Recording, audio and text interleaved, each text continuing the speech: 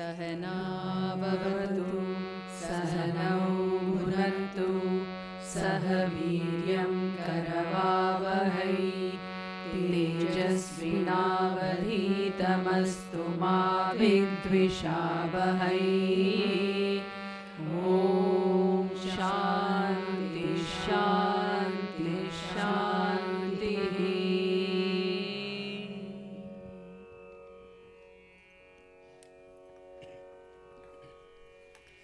Welcome to the second day of a 3-day extravaganza, Chinmaya Bharat Utsav, in commemoration of the temple and ashram's 10th anniversary.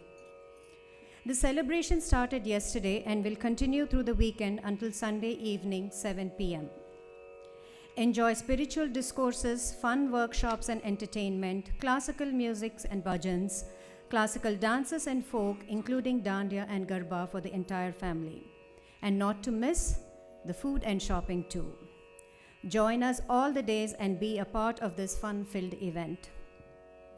Please note an important house rule: kindly switch off your mobiles or put them in vibrate mode while you are inside the tent as well as the main hall. We will start our program today with melodious bhajans from our very own Bhajan Sandhya group. What is the easiest way to reach God in this Kali Yuga? Chanting the name of the Lord. And what better way than singing simple bhajans? Bhajan Sandhya, Chinmaya Vrindavan's adults bhajan group, provides an opportunity to learn divine songs and simple bhajans rendered melodiously by music professionals, resonating the glory of God. Bhajan Sandhya meets online on Sundays from 6:45 to 7:15 p.m. It started 2 years ago. They have 211 bhajan lovers from many states and countries learning and enjoying online bhajans. There is no need for a musical background to join this group. All you need is a passion for singing. If you would like to join, please contact our coordinator Vaijayanti after this presentation. Now it's time for Sangeeta Seva. Let's welcome the Bhajan Sandhya local group and our music leads to present bhajans on several deities. Enjoy the Bhajanamrit and sing the glory of God. Gajananam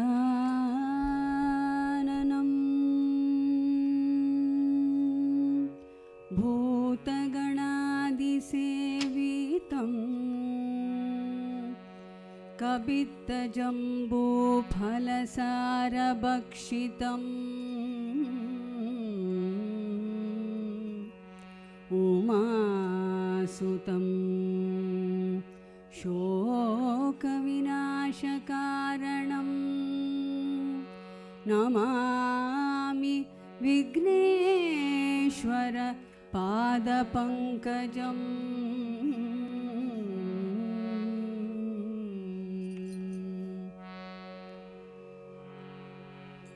Gurur Brahma, Gurur Vishnu, Guru Devo Maheshwaraha, Gurur Sakshat Param Brahma, Tasmai Shri Gurave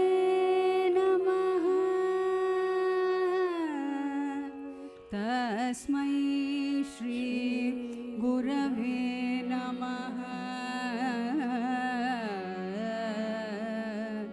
Tasmai Shri Gurave Namaha.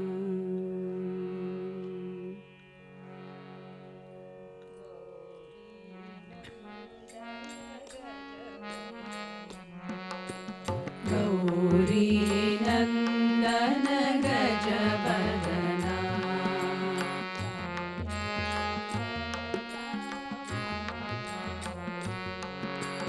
Ganesha Varada Maam Pahi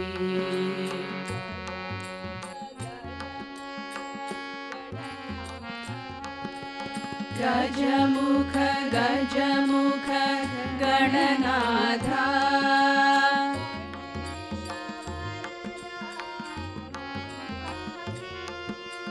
Ganesha Varada Maam Pahi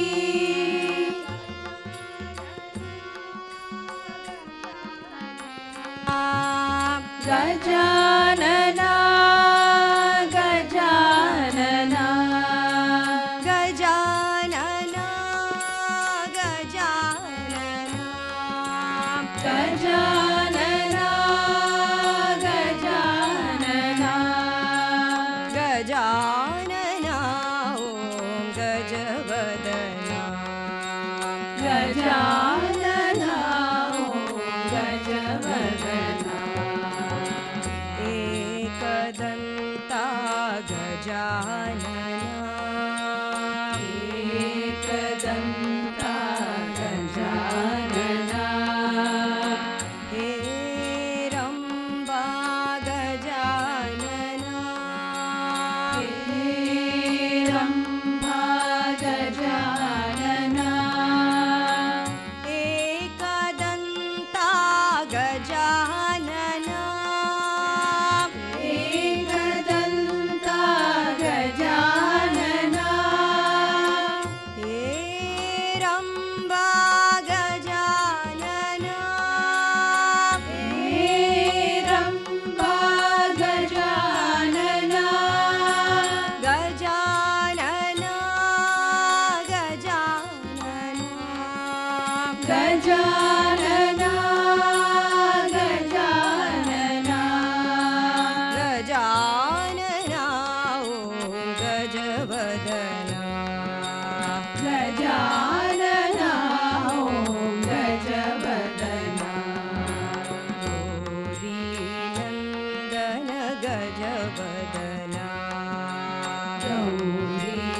गौरीनन्दन गजवदना गौरीनन्दन गजवदना गौरीनन्दन गजवदना जय बोलो गणेश भगवान की जय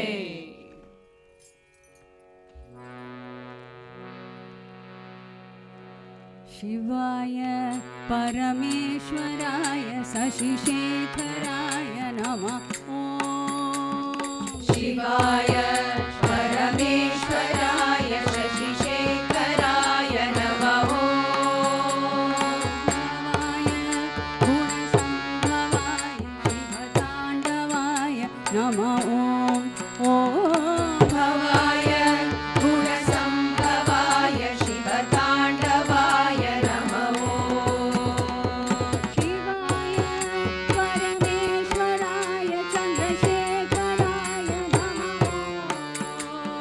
शिवाय परमेश्वराय चन्द्रशेखराय नमः भवाय गुणसम्भवाय शिवताण्डवाय नमः भवाय गुणसम्भवाय शिवताण्डवाय नमः शिवाय परमेश्वराय शशिशेखराय नमः शिवाय परमेश्वराय शशिशेखराय नमः भवाय गुणसम्भवाय शिवताण्डवाय नमः भवाय गुणसम्भवाय शिवताण्डवाय नमः शिवाय परमेश्वराय चन्द्रशेखराय नमः शिवाय परमेश्वराय चन्द्रशेखराय नमः भवाय गुणसम्भवाय शिवताण्डवाय नमः भवाय गुणसम्भवाय शिवताण्डवाय नमः भवाय गुणसम्भवाय शिवताण्डवाय नमः भवाय गुणसम्भवाय शिवताण्डवाय नमः शिवताण्डवाय नमः शिवताण्डवाय नमः पार्वती पतये हर हर हर महादेव। अम्ब परमेश्वरी अखिलाण्डेश्वरी आदि पालय अम्ब परमेश्वरी अखिलाण्डेश्वरी आदि पराशक्ति पालय माम्। अम्ब परमेश्वरी अखिलाण्डेश्वरी आदि पराशक्ति पालय माम्। अम्ब परमेश्वरी अखिलाण्डेश्वरी आदि पराशक्ति पालय माम्। त्रिपुर सुन्दरि राजराजेश्वरी त्रिभुवनेश्वरी पालय माम्। त्रिपुर सुन्दरि राजराजेश्वरी त्रिभुवनेश्वरी पालय माम्। त्रिपुर सुन्दरि राजराजेश्वरी त्रिभुवनेश्वरी पालय माम्। त्रिपुर सुन्दरि राजराजेश्वरी त्रिभुवनेश्वरी पालय माम्। अम्ब परमेश्वरी अखिलाण्डेश्वरी आदि पराशक्ति पालय माम्। अम्ब परमेश्वरी अखिलाण्डेश्वरी आदि पराशक्ति पालय माम्। काञ्ची कामाक्षी मधुरै मीनाक्षी काशी विशालाक्षी पालय माम्। काञ्ची कामाक्षी मधुरै मीनाक्षी काशी विशालाक्षी पालय माम्। काशी कामाक्षी मधुरै मीनाक्षी काशी विशालाक्षी पालय माम्। काशी कामाक्षी मधुरै मीनाक्षी काशी विशालाक्षी पालय माम्। मञ्जुभाषिणि मन्दहासिनि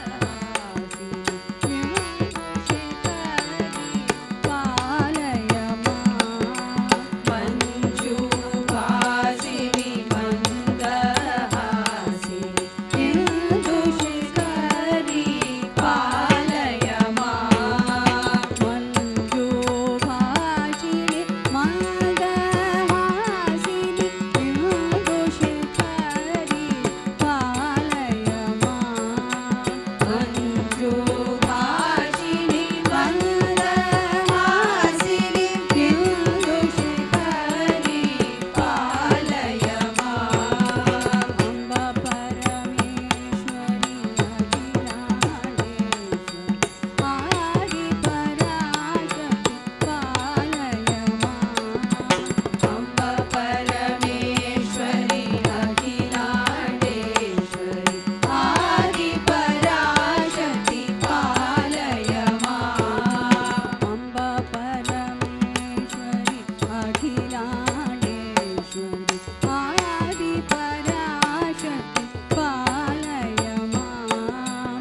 अम्ब परमेश्वरी अखिलाण्डेश्वरी आदि पराशक्ति पालय माम्। आदि पराशक्ति पालय माम्। आदि पराशक्ति पालय माम्। जय बोलो अम्बे मात की। जय। जग में सुंदर है दो नाम, चाहे कृष्ण कहो या राम। जग में सुंदर है दो नाम, चाहे कृष्ण कहो या राम। बोलो राम राम राम, बोलो श्याम श्याम श्याम। बोलो राम राम राम, बोलो श्याम श्याम श्याम। माखन ब्रिज में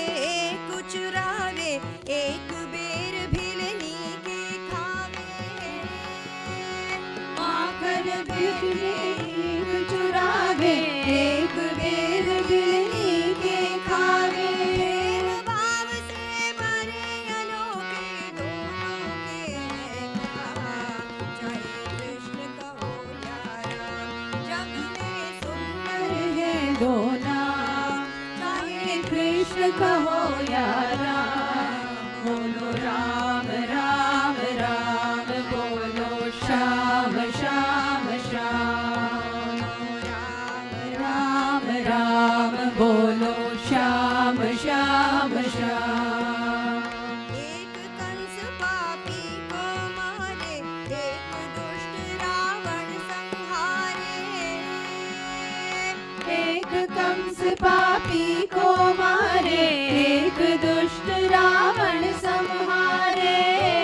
दीन के दुख हरते, दोनों बल के धाम। दोनों दीन के दुख हरते, दोनों बल के धाम। चाहे कृष्ण कहो या राम, जग में सुंदर है दो नाम, चाहे कृष्ण कहो या राम। बोलो राम राम राम, बोलो श्याम श्याम श्याम। एक राधिका के संग राजे, एक जानकी संग विराजे। एक राधिका के संग राजे, एक जानकी संग विराजे। चाहे सीता राम कहो या बोलो राधे श्याम, चाहे सीता राम कहो या बोलो राधे श्याम। चाहे कृष्ण कहो या राम, जग में सुंदर है दो नाम, चाहे कृष्ण कहो या राम। बोलो राम राम राम, बोलो श्याम श्याम श्याम।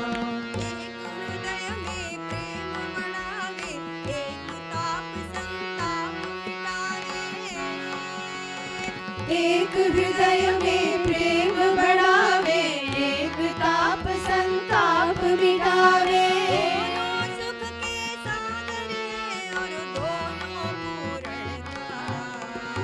दोनों सुख के सागर है और दोनों पूर्ण काम, चाहे कृष्ण कहो या राम, जग में सुंदर है दो नाम, चाहे कृष्ण कहो या राम। बोलो राम राम राम, बोलो श्याम श्याम श्याम। राम राम राम, बोलो श्याम श्याम श्याम। जय बोलो कन्हैया लाल की जय। जय बोलो सियावर रामचंद्र की जय। मेरी झोपड़ी के बाग आज खुल जाएंगे, राम आएंगे। मेरी झोपड़ी के भाग आज खुल जाएंगे, राम आएंगे। राम आएंगे, राम आएंगे, राम आएंगे। राम आएंगे, आएंगे, राम आएंगे। मेरी झोपड़ी के बाग आज खुल जाएंगे, राम आएंगे। मेरी झोपड़ी के भाग आज खुल जाएंगे, राम आएंगे। राम आएंगे तो अंगना सजाऊंगी, राम आएंगे तो अंगना सजाऊंगी। दीप जला के दिवाली दीप जला के दिवाली मैं मनाऊंगी। मैं मनाऊंगी। मेरे जन्मों के सारे पाप मिट जाएंगे, राम आएंगे। मेरे जन्मों के सारे पाप मिट जाएंगे, राम आएंगे।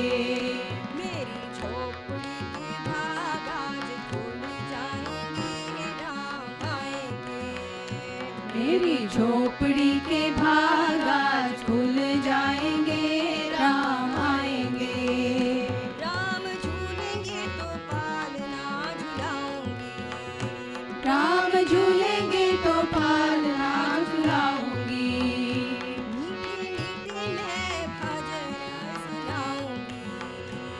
मीठे मीठे मैं भजन सुनाऊंगी। मेरी जिंदगी के सारे दुख मिट जाएंगे, राम आएंगे। मेरी जिंदगी के सारे दुख मिट जाएंगे, राम आएंगे। मेरी झोपड़ी के बाग आज खुल जाएंगे, राम आएंगे। मेरी झोपड़ी के बाग आज खुल जाएंगे, राम आएंगे। मैं तो रुचि रुचि भोग लगाऊंगी।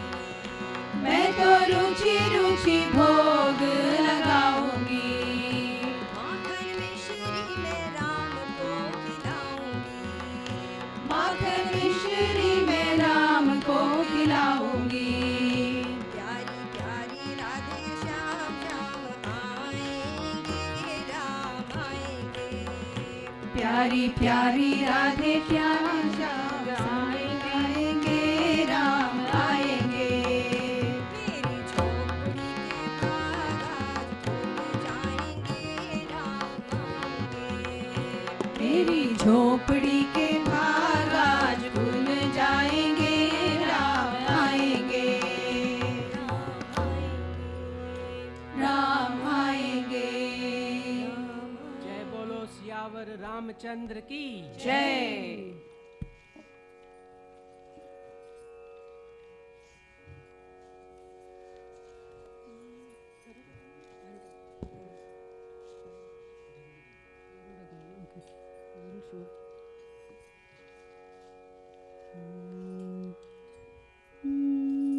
गरुडगमन तव चरणकमलमिह मनसि लसतु मम नित्यम्।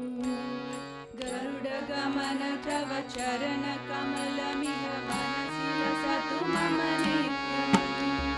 गरुडगमन तव चरणकमलमिह मनसि लसतु मम नित्यम्। गरुडगमन तव चरणकमलमिह मनसि लसतु मम नित्यम्। मनसि लसतु मम नित्यम्। मनसि लसतु मम नित्यम्। मम तापमपा गुरुदेव, मम पापमपा गुरुदेव, मम तापमपा गुरुदेव, मम पापमपा गुरुदेव। जल जनयन विधिनं शिहरणं विबुधविनुत पदपद्म। जल जनयन विधिनमुचिहरणमुख विबुध विनुत पदपद्म। विबुध विनुत पदपद्म। पापमपा गुरुदेव, मम पापमपा गुरुदेव, मम तापमपा गुरुदेव, मम पापमपा गुरुदेव। भुजगशयन भव मदन जनक मम जनन मरण भयहारी। भुजगशयन भव मदन जनक मम जनन मरण भयहारी। जनन मरण भयहारी। मम तापमपा गुरुदेव, मम पापमपा गुरुदेव, मम तापमपा गुरुदेव, मम पापमपा गुरुदेव। शङ्खचक्रधर दुष्टदैत्य हर सर्वलोक शरणा। शङ्खचक्रधर दुष्टदैत्य हर सर्वलोक शरणा। सर्वलोक शरणा। मम तापमपा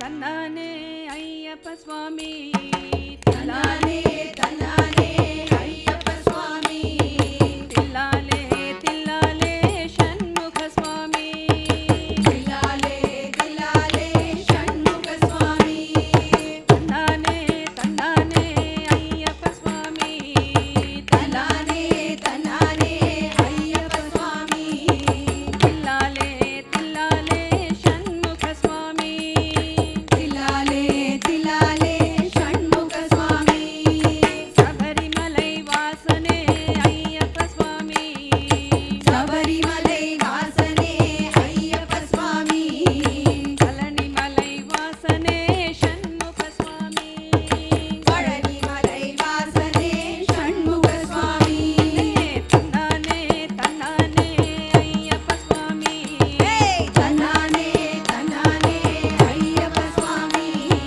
தில்லாலே தில்லாலே ஷண்முக சுவாமி தில்லாலே தில்லாலே ஷண்முக சுவாமி மயில் வாகனனே ஷண்முக சுவாமி மயில் வாகனனே ஷண்முக சுவாமி புலி வாகனனே ஐயப்ப சுவாமி புலி வாகனனே ஐயப்ப சுவாமி தன்னானே தன்னானே ஐயப்ப சுவாமி தன்னானே தன்னானே ஐயப்ப சுவாமி தில்லாலே தில்லாலே ஷண்முக சுவாமி தில்லாலே தில்லாலே ஷண்முக சுவாமி வேல் முருகா ஹரோஹரா ஷண்முக சுவாமி வேல் முருகா ஹரோஹரா ஷண்முக சுவாமி திண்டகதோம் திண்டகதோம் ஐயப்ப சுவாமி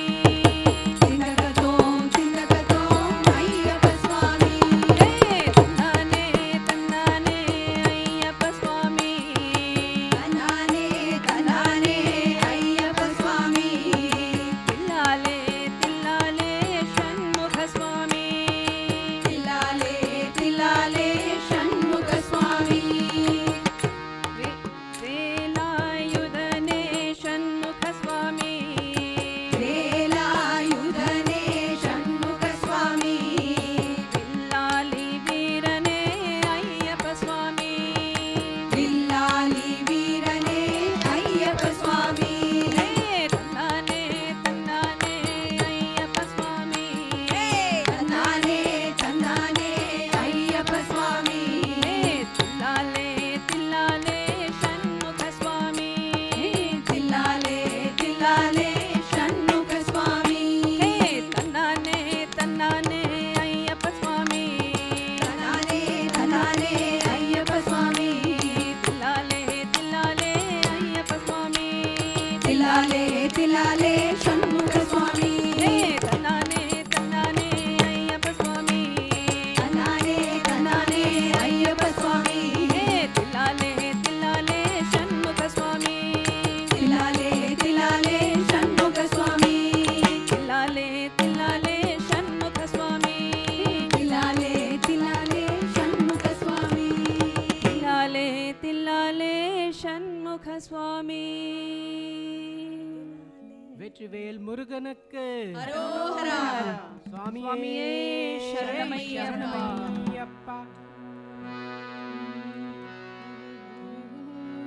हनुमान जी मिलेंगे राम राम बोल हनुमान जी मिलेंगे राम राम बोल राम राम बोल ना लगे है कोई मोल राम राम बोल ना लगे है कोई मोल हनुमान जी मिलेंगे राम राम बोल हनुमान जी मिलेंगे राम राम बोल हनुमत के सीने में बसते हैं राम जी हनुमत के सीने में बसते हैं राम जी हनुमत के सीने में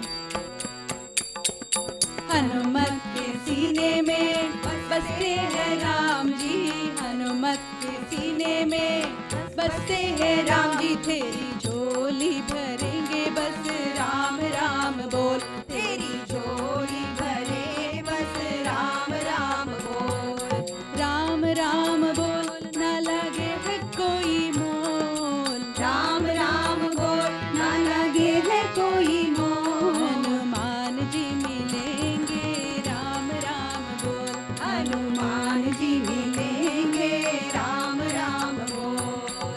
लाल लंगोटा सोहे हाथ में सोटा, लाल लंगोटा सोहे हाथ में सोटा, लाल लंगोटा सोहे, लाल लंगोटा सोहे हाथ में सोटा, लाल लंगोटा सोहे हाथ में सोटा। तेरी रक्षा करेंगे बस राम राम बोल, तेरी रक्षा करेंगे बस राम राम बोल, राम राम बोल ना लगे कोई मोल, राम राम बोल न लगे कोई मोल, हनुमान जी मिलेंगे राम राम बोल, हनुमान जी मिलेंगे राम राम बोल। भक्त शिरोमणि हनुमत कहाते, भक्त शिरोमणि हनुमत कहाते, भक्त शिरोमणि, भक्त शिरोमणि हनुमत कहाते, भक्त शिरोमणि हनुमत कहाते। भय शोक मिटेंगे बस राम राम बोल, भय शोक मिटेंगे बस राम राम बोल, राम राम बोल ना लगे है कोई मोल, राम राम बोल न लगे है कोई मोल, हनुमान जी मिलेंगे राम राम बोल, हनुमान जी मिलेंगे राम राम बोल, राम राम बोल, राम राम बोल। पवन पुत्र हनुमान की जय।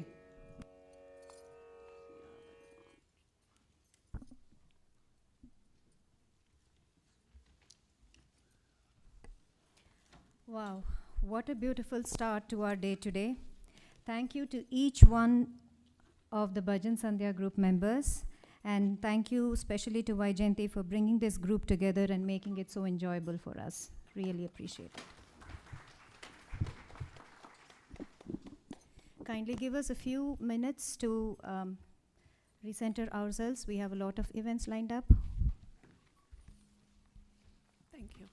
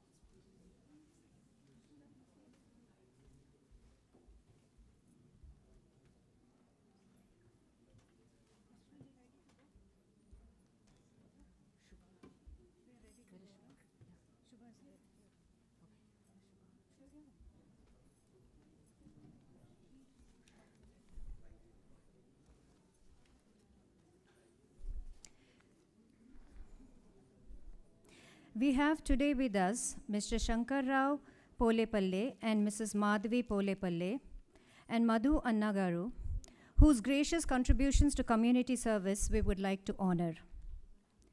May I request Swamiji, our guests, Mr. and Mrs. Polepalle and Madhu Annagaru to come to stage for felicitations.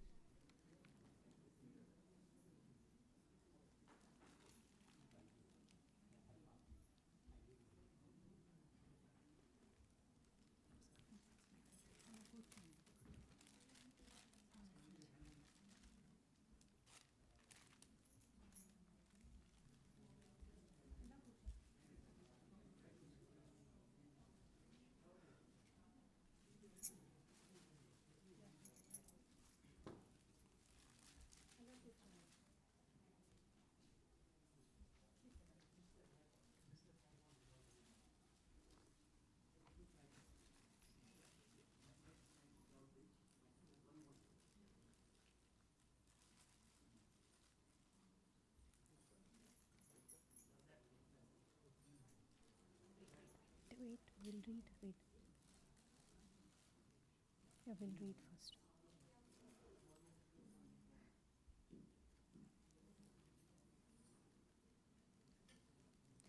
Mr. and Mrs. Polepalle founded Help Foundation in 1994 by supporting 10 children at Chinmaya Vrindavan in Andhra Pradesh, India. Over 30 years, this has grown to supporting 500 children in 7 different orphanages across India.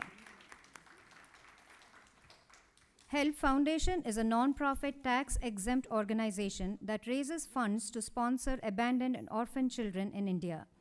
The purpose of the Help Foundation is to undertake or support programs dealing with the education, vocational training, foster care of orphan or destitute children.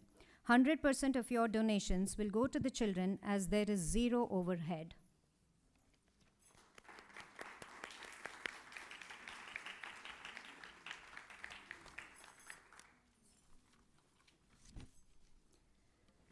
The Telugu Fine Arts Society TFAS was established in 1984 to unite and support the cultural, social, and literary needs of Telugu-speaking people who had moved from India to the United States. TFAS brings Telugu families together and organizes events to celebrate major Telugu festivals such as Sankranti, Ugadi, and Deepavali. The Society also arranges an annual summer picnic and special cultural events, including music concerts by renowned artists from India. TFAS works to preserve and promote the traditional arts and values of the Telugu community.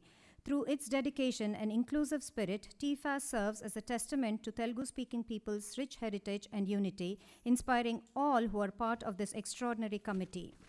TFAS welcomes and encourages participation from all interested individuals and families in the area. Madhu Annagaru is the president of TFAS.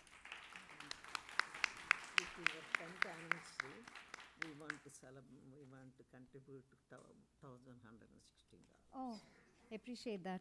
So, Polepalli's Mr. and Mrs. Polepalli have generously donated $1,116 to Chinmaya Vrindavan in celebration of our 10th anniversary.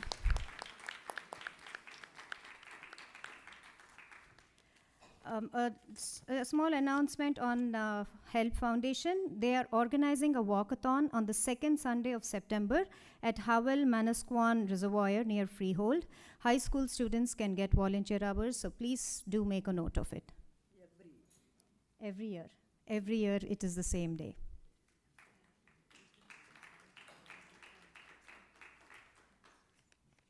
Yes, may I now request our guest of honor, Mr. Shankar Rao ji, to say a few words.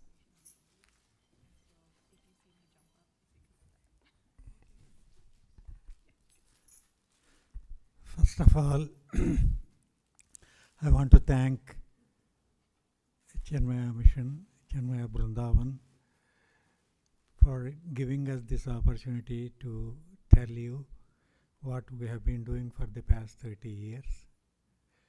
In 1994, when we started the Help Foundation with 10 children, our starting point was at Chinmaya Aranyam in Kadapa district in Andhra Pradesh, India. So our association goes almost 30 years with the Chinmaya mission. After initiating this organization, I also visited this place and took the blessings from Swami Shantananji, and he blessed us to continue to do this work to help the children in India. And Swamiji, with your blessing, today we are a vibrant organization supporting 500 orphan and destitute children every year. And all the donations what we get, 100% of the donations are used to benefit the children. I want to thank all of you for supporting the cause, and please come forward to support us in the future also. As mentioned, in September 8th, the second Sunday, we are going to conduct the 30th annual walkathon in Manasquan Reservoir Park. Please send your children to support us. I want to thank once again for giving us this opportunity. Each child for 10 and 5 fixed basis, endowment. Yeah, so far, we have created an endowment for each child slot with $10,000, so that it is a continuation to support one child and perennially.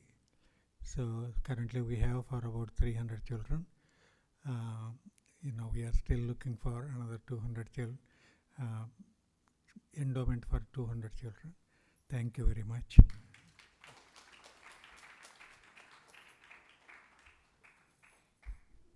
Thank you, Shankarji. If you can please take your seat.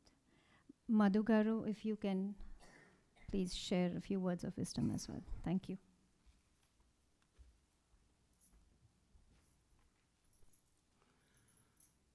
Namaskaram. My name is Madhu Anna. As I was introduced, I am the president for the Telugu Fine Arts Society. We also support Help Foundation. Help Foundation is an international organization established in USA and supports the candidates, needy people in India, like he said, 500 beneficiaries. TFAS is completely different. Telugu Fine Arts Society, the name indicates it is focused on arts and science, and its values are to promote the Telugu language also.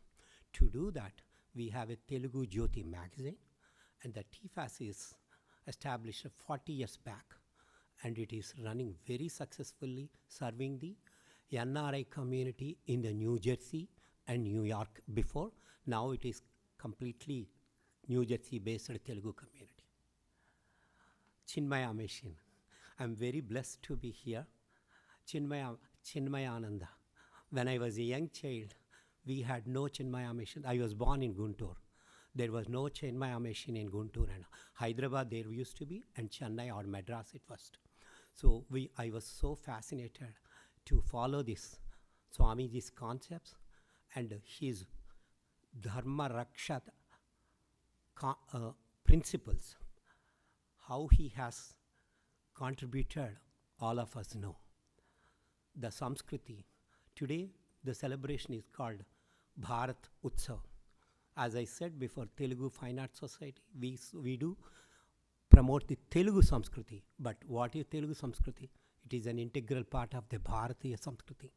I am very happy to be here and be a part of the Bharatiya Samskriti and get blessed by the Swamiji, get felicitated by this mission organization. This is the first time I am coming here.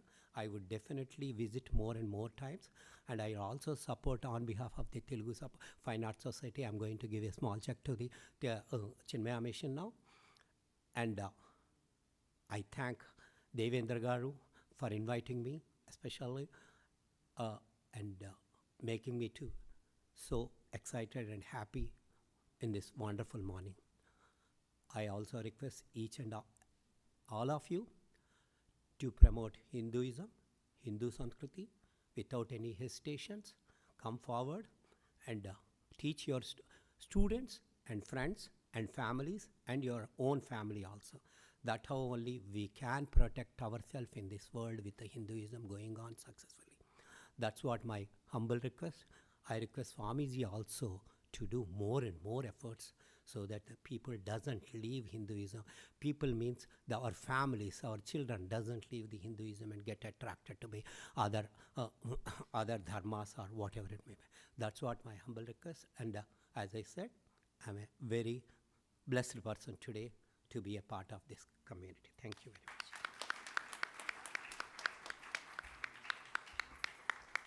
Thank you, Madhugaru, for that beautiful message. If you will, if you can please,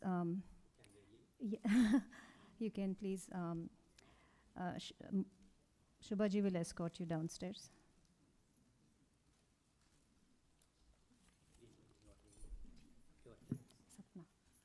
I also thank Swapna for introducing me nicely. Thank you very much.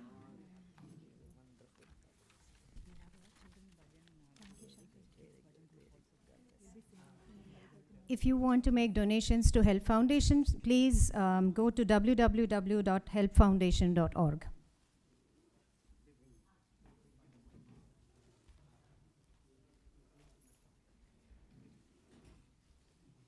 Just want to say, Dr. Devendra Akula also is part of Help Foundation, helping us. He is one of the trustees there.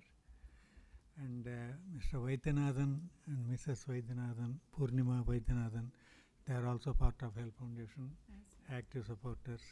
They are also here to help. Thank you.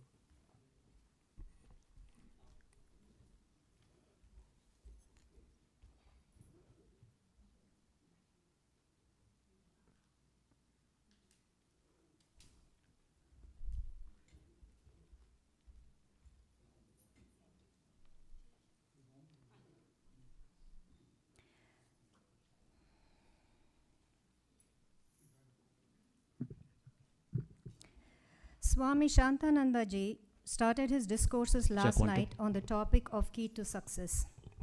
It is a discourse that will be completed by the end of Sunday. In yesterday's discourse, Swamiji touched upon several characters from Ramayana and Mahabharata, highlighting their strengths and weaknesses.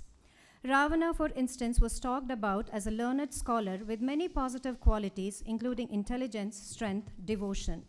However, his lobha, greed, moha, delusion, and amhankara, arrogance, brought about his destruction by Rama, who was an ideal man with physical, mental, and spiritual strength, and one who was known for upholding dharma. Swamiji talked about how one can define happiness. Material happiness cannot be discounted, however, it is transient. Regardless of caste, creed, religion, everyone is looking for permanent happiness. That permanent happiness is what is called Rama. This is not something to be sought after, but that Rama is your antaratma, your own self. Discovery of one's own source of joy is called Ramayana. We cannot wait to learn more from him today. Without further ado, let's hear part 2 of the discourse, Key to Success.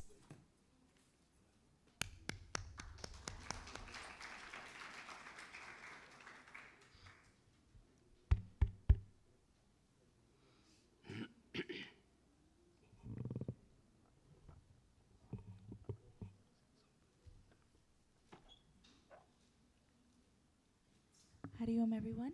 You can follow along and chant Shri Ram Jai Ram.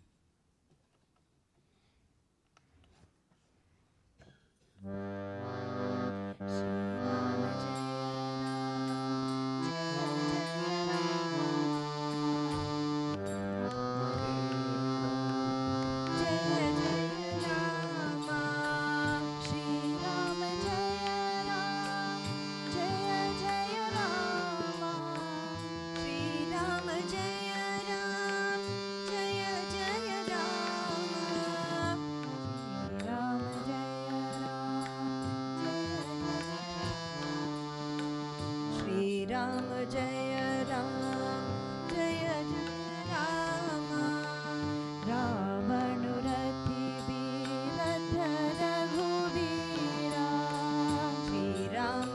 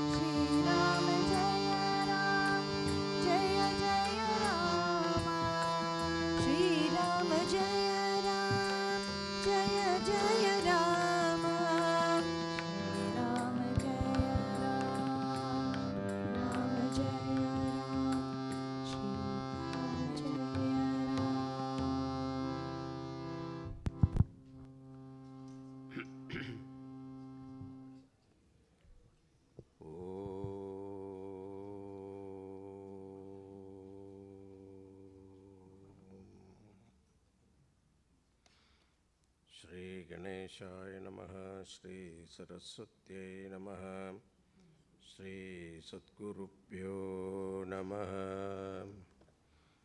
समस्तजनकल्याणे निरतं करुणामयं Namami चिन्मयं देवं सद्गुरुं ब्रह्मविद्वरम् मनोजवं मारुततुल्यवेगं जितेन्द्रियं बुद्धिमतां वरिष्ठं वातात्मजं वानरयूतमुख्यं श्रीरामदूतं शिरसा नमामि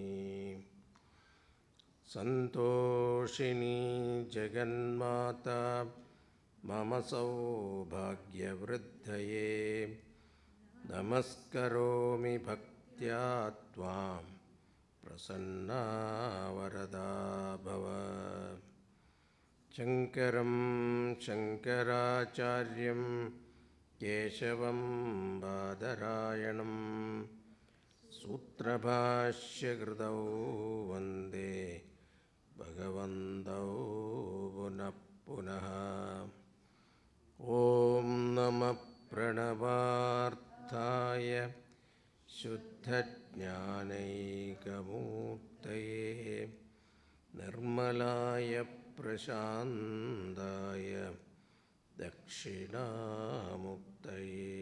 नमः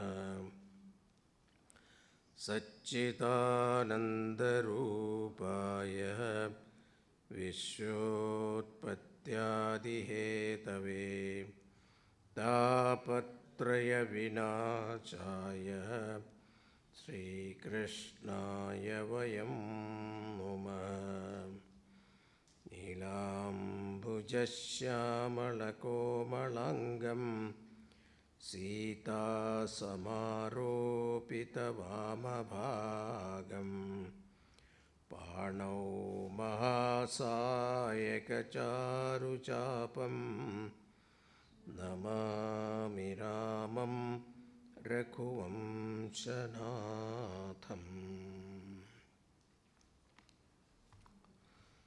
So what we discussed yesterday, she briefed it very nicely. So I don't have to go back on that. So Tulsidas ji says, Bhagavan Ramchandra ji is Raghuvira and Ravana is Ati Balavan. These are the two terms he uses here. So Virata is always considered valorous in the battlefield.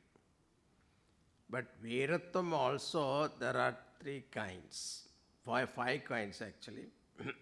One is called Ranavira. So, who is very good in the battlefield, Ranavira.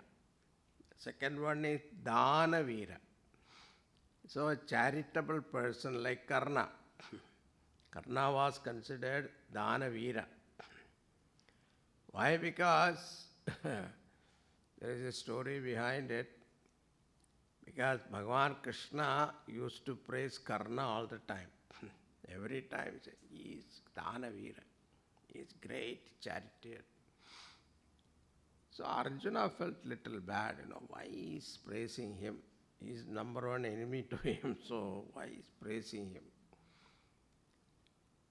Then Arjuna said, Danavira, Karna is, why? Because he doesn't have children and family and all that, he is single. That is why whatever comes, he gives, he doesn't have to look that backward, frontward, he doesn't have to look anywhere. So why that is so great about him? When I look at me, I had to take care of my family, that and this, he said, he lamented like that. But it is not like that. It is the heart. That is important. How do you prove it? Then okay, I will prove it for you. So Bhagavan made two mountains. One is silver mountain, another is gold mountain. And they distribute this by evening. Oh, that is very easy. Then this Arjuna started chipping off, one portion from the silver mountain, another gold, both put in one basket and gave it to Brahmanas. And by evening, Bhagavan came and asked, what happened now? Half mountain is still there. So, what Bhagavan, it is too big a mountain, how can I distribute? Then you see now, he called Karna. He said, you distribute this by evening, rest of the evening, you distribute this to half mountain. Karna said, that is very easy. He called two Brahmanas, you take this, finished. So this is the nature. It is the heart that is important. It is not that, you keep giving little bit. No, you should be able to give plenty. The large-heartedness, that is called Karna, Dana Viraha. Daya Viraha. Bhagavan was compassionate even towards his enemies. That is the greatness of Bhagavan Ramchandraji. There is a story in Ramayana, especially Yuddhakand. After the Ravana was killed, and when Ravana was killed, Indra Bhagavan was very happy. And until then, he was hesitant to come and help Ramchandraji. He never came forward. Everybody else came, but Indra was afraid because of Ravana. So when Ravana was killed, he was very happy. And then he came to Ramchandraji, Bhagavan, I was not able to help you during your struggle, but now I want to offer my help. So Bhagavan said, okay, do one thing. These monkeys, they came with me. And I am not related to them, I have no connection with them, but still they gave up their life for me. So I want to bring them back to life. So you go and bring some amrit from heaven and sprinkle. Now Indra Bhagavan brought this amrit and looked at the battlefield. And in the battlefield, what happened? The monkey's dead body is there, Rakshasa's dead body is also there. If I sprinkle amrit, everybody will come out. So it will be a waste because Rakshasa come back again is a problem. So he hesitated. And that time, Bhagavan said, don't worry, you just sprinkle. Then when he sprinkled the amrit, only the monkeys came back. The Rakshasas did not come back to life. Why it is so? Tulsidas Ji gives a beautiful explanation. He says, because when the Rakshasas died, they are on the opposite side, isn't it? Opposite party. So while dying, they had the darshan of Ramchandraji. So because they saw Ramchandraji and looking at him, they died. So Bhagavan gave them Sayujya, moksha. So this is the greatness of Ramchandraji. Shukadev, Shuka Maharshi in Bhagavatam gives that Ramavatara is such that if anybody looked at him, or Ramchandraji by chance looked at him, or even a mosquito came and bit him, that mosquito had the touch of Ramchandraji. He got moksha, he says. That was the compassion of Ramchandraji. So that is the Daya Viraha. Then Vidya Viraha. So Ravana had plenty of religious and secular knowledge, but it was used for selfish purposes. But Bhagavan's knowledge was used for Loka Kalyanartham, for the welfare of the society. Then the fifth one is called Tyaga Viraha, Dharma Viraha or Tyaga Viraha. So Bhagavan, see, one day he was told he is going to be the king of this country. And next day he was told, you go to the forest. So giving up the kingdom, it is not that easy. So he had all the 5 types of Veeratam. Therefore, he is considered Raghuviraha, Mahaviraha. So this is the greatness of Ramchandraji. Now yesterday we saw this Vibhishana looking at Ramchandraji and looking at Ravana. Ravana was well equipped with all military weapons. Not only that, he had a very powerful personality and very well equipped and prepared for the war he came. Now, looking at Bhagavan Ramchandraji, he is standing on the earth without even a padaraksha, and there is no armor, there is no chariot. His weapon is only the bow and arrow. Looking at him, Vibhishana was overwhelmed with devotion and concern for Ramchandraji. And he asked this question, Hey Bhagavan, that Ravana is Mahabalavan, Ati Balavan, and he is equipped with all these equipment, missiles, different missiles. He has got the blessing from Bhagavan Brahmaji also. So therefore, how are you going to win this war? So this doubt was asked. Now an answer to that is called the key to success. These are the keys. Now Bhagavan says there are 2 types of Ratha. Ratha means chariot. One is called Yuddha Ratha, another is called Dharma Ratha. Now the word Dharma is also very important word because the whole Bhagavad Gita is Dharma Shastra, Dharma. So Gita starts with the word Dharma. Dharma Kshetre Kurukshetre Samaveta Utsavaha Mamaka Pandavaschaiva Kim Akurvata Sanjaya. So Dharma Shabda is used first. Last is also what is that? Mama. Yatra Yogeshwara Krishnaha Yatra Patro Dhanudharaha Tatra Shri Vijayor Bhutir Dhruva Nitir Matir Mama. So you put together Mama and Dharma. What is that? Mama Dharma.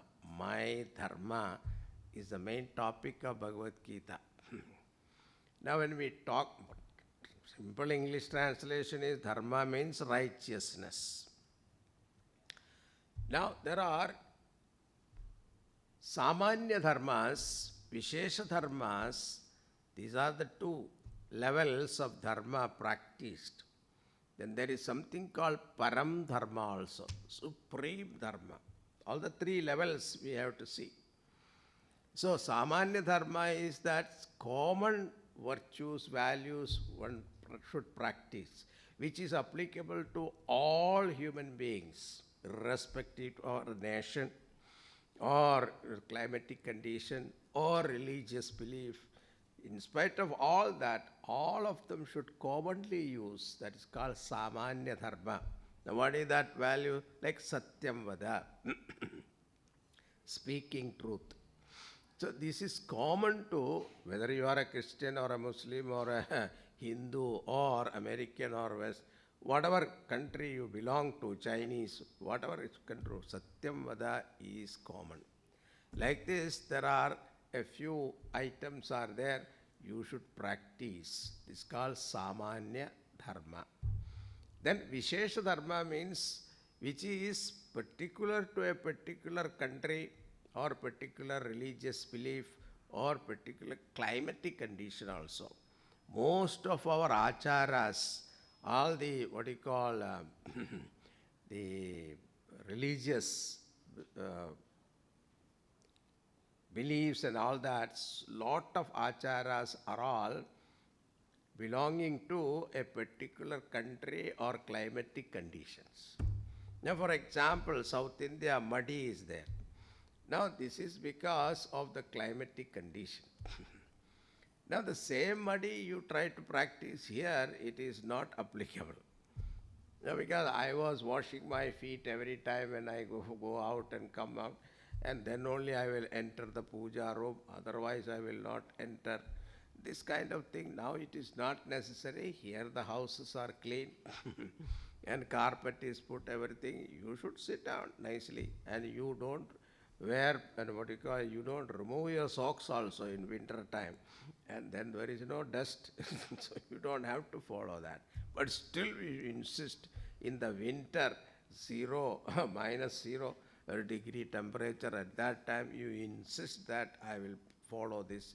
It is not correct. So there are even food habits are also according to the climatic condition. So these changes, different places. That's why people take non-essential as essential and consider it is my religious belief that I have to hold on to it. If you do this, then what happened? That religion will not last. That was the greatness of Hinduism. It has got the elasticity to understand what is essential and what is not essential, and according to the time, they were able to, Mahatmas come and corrected us and modified us and given them proper direction to follow. That is the Vishesha Dharma. Vishesha Dharma keep changing, but Samanya Dharma never changes. And then the third one is called Param Dharma. What is our supreme dharma? The supreme dharma is to seek Lord, attain mukti.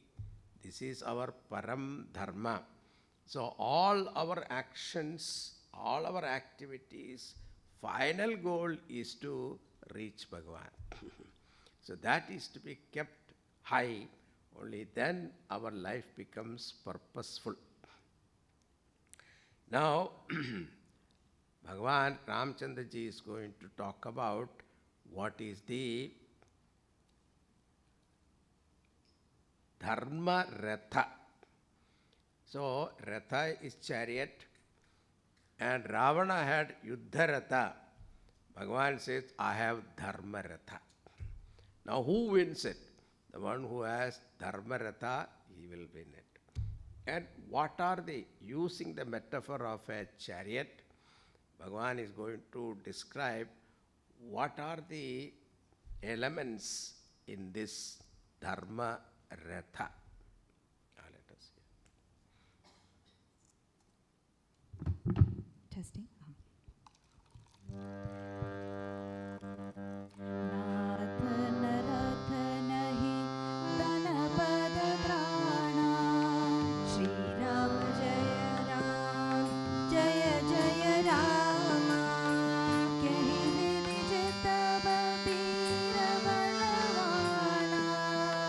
Shri Ram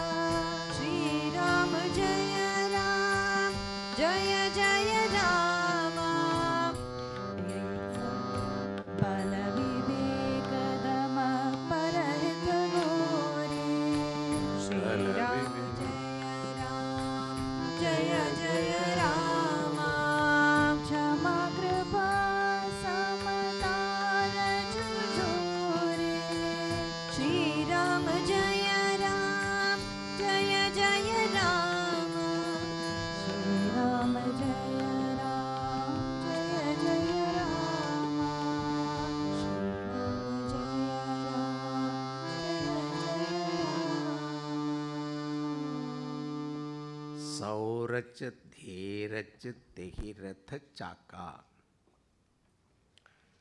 This is an Awadhi dialect. Awadhi dialect is what Ramchandraji used in Ayodhya. So that language is used, that dialect is used. It is a dialect of Hindi. So if you look at it, all the words are derived from Sanskrit. So, but how you look at it, it's a little twist is there, that is all. But otherwise you will understand. Sauraj, Dhiraj, Tehi Ratha Chaka. Chaka means wheels. So, a chariot has got wheels. But this chariot has got only 2 wheels. Because there are some chariots got 4 wheels. But here, this chariot has got only 2 persons. One is the charioteer, another is the soldier. So only 2 people are there. So it can balance very well. So wheels are necessary for movement. So what move people in life, that is what is indicated here. In life, we have to keep moving. And what makes us move is what is Bhagavan says here, though the chaka means wheels, tehi ratha means this chariot. One wheel is called sauraj. Sauraj means shauryam in Sanskrit. That shauryam becomes sauraj in dialect. Sauraj means valor. The next second one is called dhiraj. Dhiraj means fortitude. So these are the 2 wheels that is necessary for moving forward in our life. Now this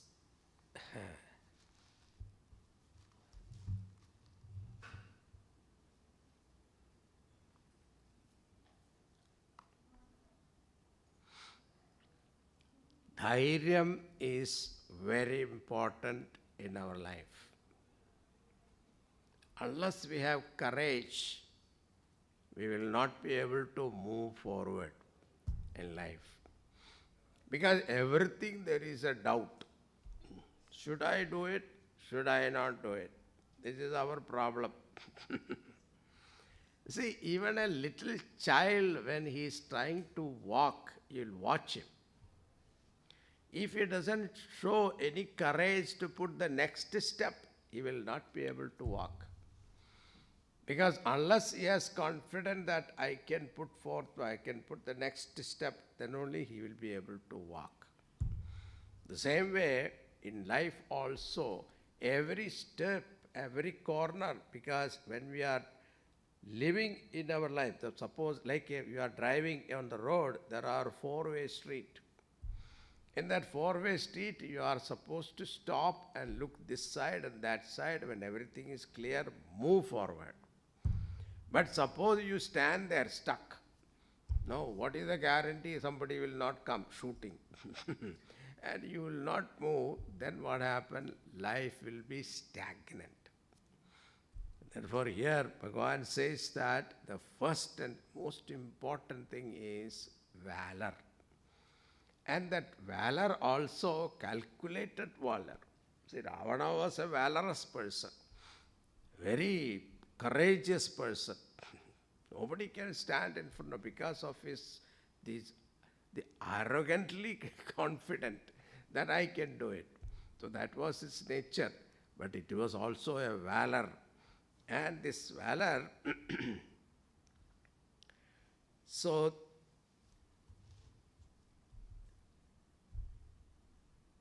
people have courage at the wrong place. The courage also should be shown properly at the appropriate time and for a good cause. That's called the Bhagavan Krishna says, Balam Balavatam Chaham Kama Raga Vivarjitam Balam. That is me. So, this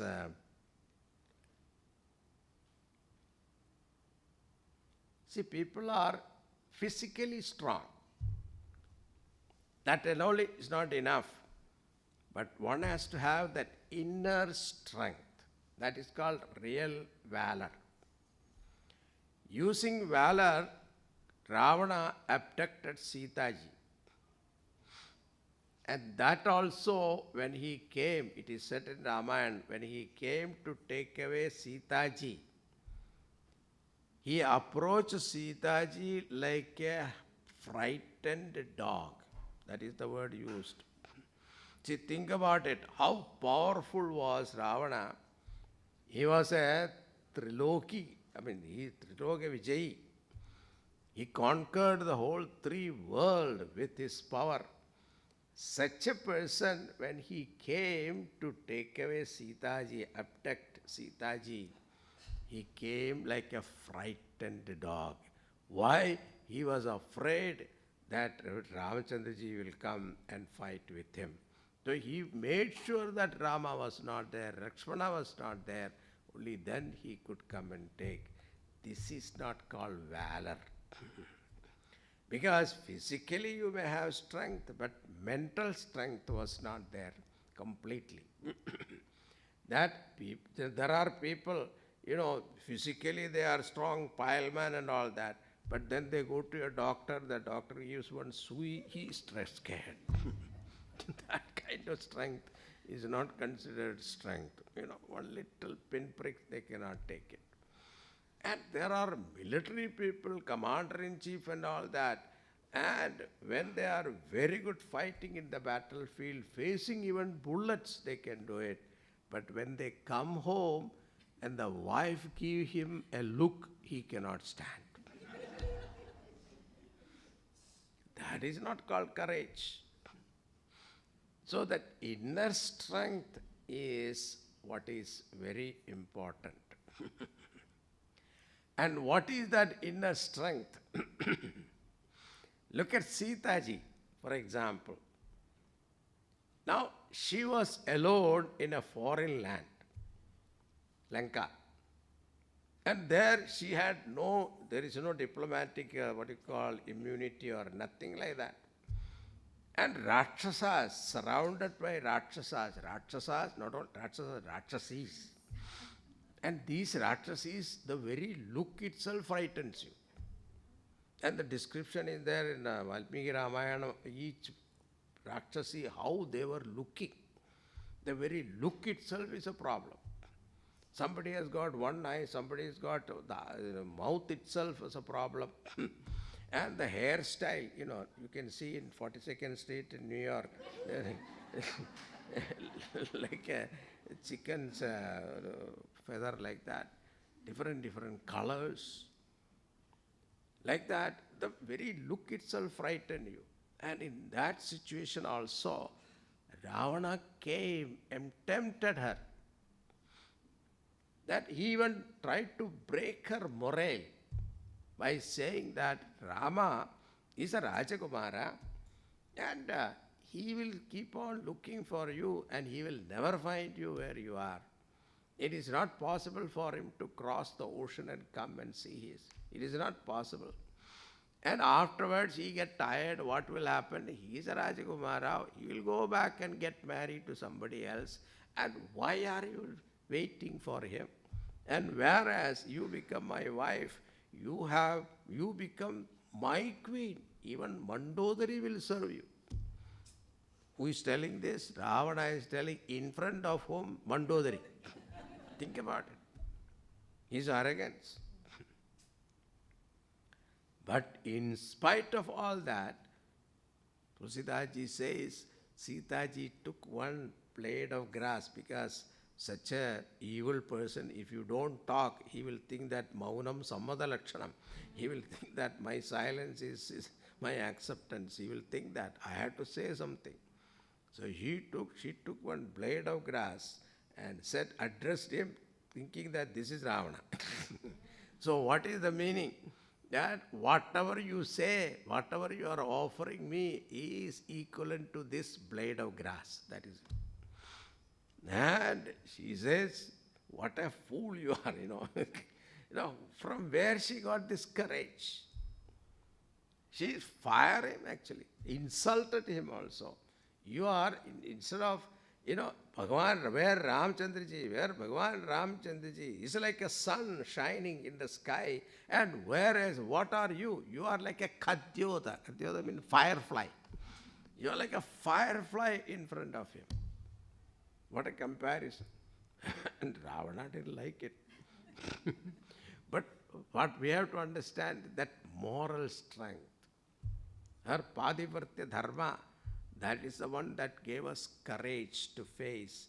And she decided that even what is that ultimate thing, what will happen to me, is that he will kill me. It doesn't matter. I am ready to die. If that decision is made, then you see courage comes. So this is called real valor. And that is the first wheel, Shauryam. So valor in Sanskrit is Shauryam, the ability to face all the external challenges and difficulties of life.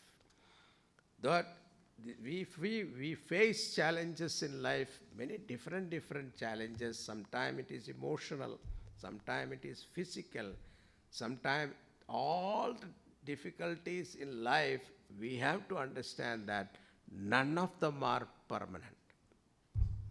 You yourself is not permanent, then how can problem will be permanent? So this understanding is there, you never get carried away with it.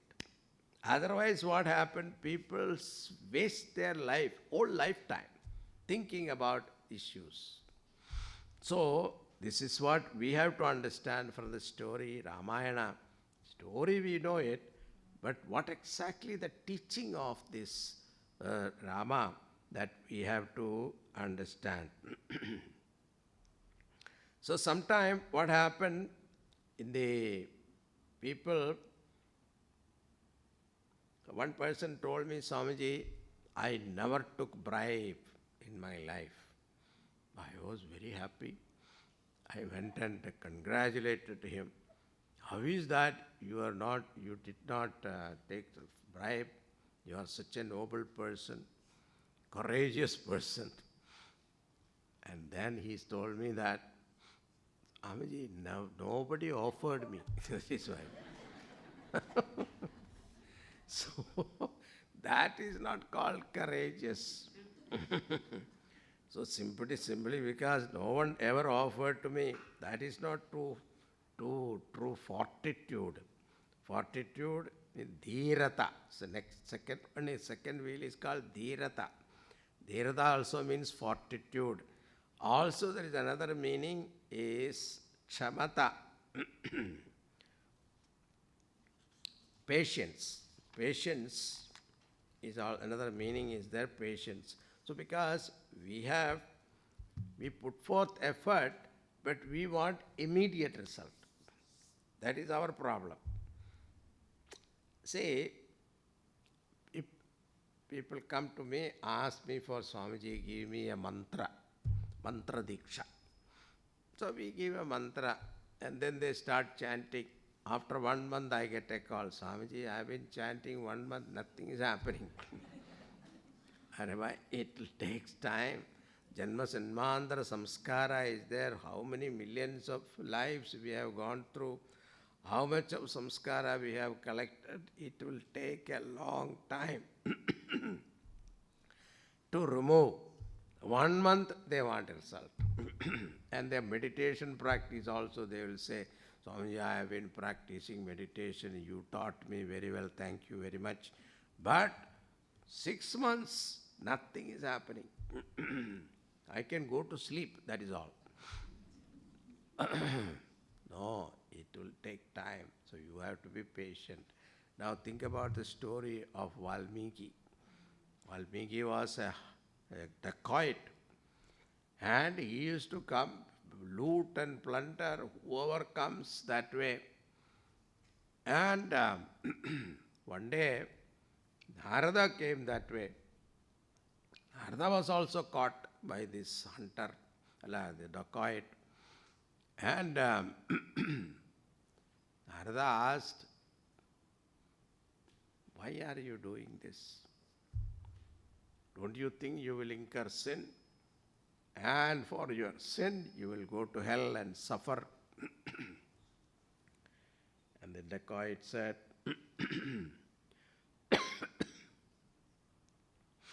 I am doing this for taking care of my family. Naturally, they will share my papas.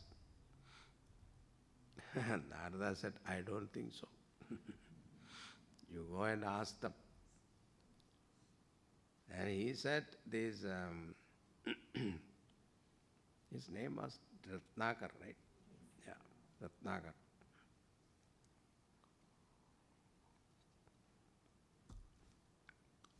He said, you are telling me to escape, right? Go and ask my wife, then, I will go there and you go run away. No. I am not going anywhere. And if you are not sure, you can tie me. So Ratnakar tied Narada.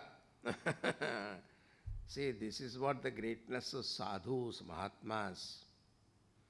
To release somebody from bandha, they themselves accept bandhanam,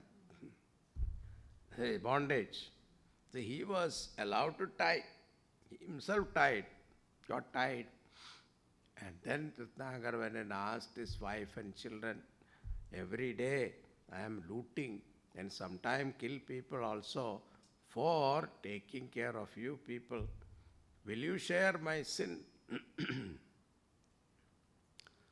They said, no way, why should we? Who asked you to marry me? Number one. And it is you who wanted. Therefore, whatever you do it is your doing. We have no share in that. When he heard that, he came back. He was a completely changed person. Now I understand what you say. Now tell me how to get out of this papa. Then this Ratnakar was uneducated. He can't even say Rama. So Narada showed him, this is what is that? This is Mara. This is Mara. So keep on saying Mara, Mara, Mara, Mara, Mara, Mara, Mara, Mara, Mara, Mara. And he sat there. The magic of that mantra was so great. He completely forgot himself and immersed in that japa. And finally it is said an ant hill came and covered him completely. And Narada, after a long time, when he passed through that way, he remembered. I told one person to do Rama Japa. And what happened to him? Then he could hear the mantra japa through the ant hills. And he realized, now this is the Mahatma. And look at it, he removed the ant hill and brought him out. And since he came out of ant hill, he named as Valmiki. So that is called patience. One has to have that patience. So, dhirata is patience. Our patience generally wears out very quickly. Even in our spiritual practices, I am doing puja every day. But Swamiji, nothing is happening. Bhagavan is not listening to my prayer. You have to be sincere and consistently practice for a long time. Only then result will come.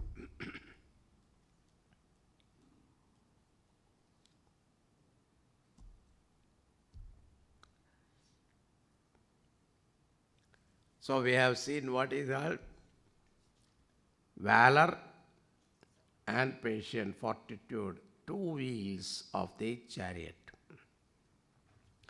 I think I have to stop here. We'll see in the afternoon the rest of it. Okay? Sri Ram.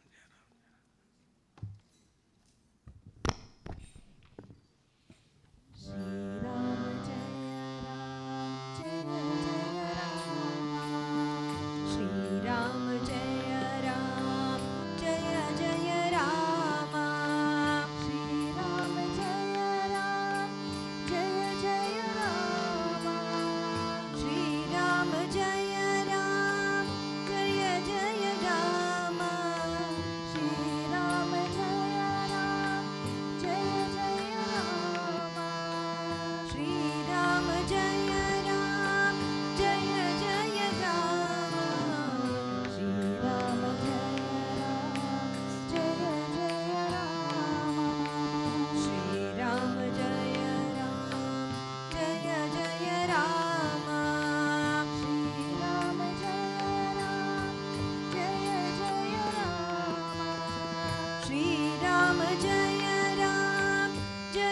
जय राम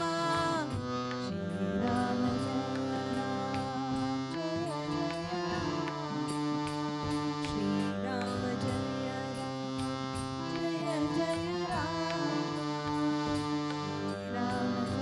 जय जय राम श्री राम जय राम जय जय राम सियावर रामचंद्र की जय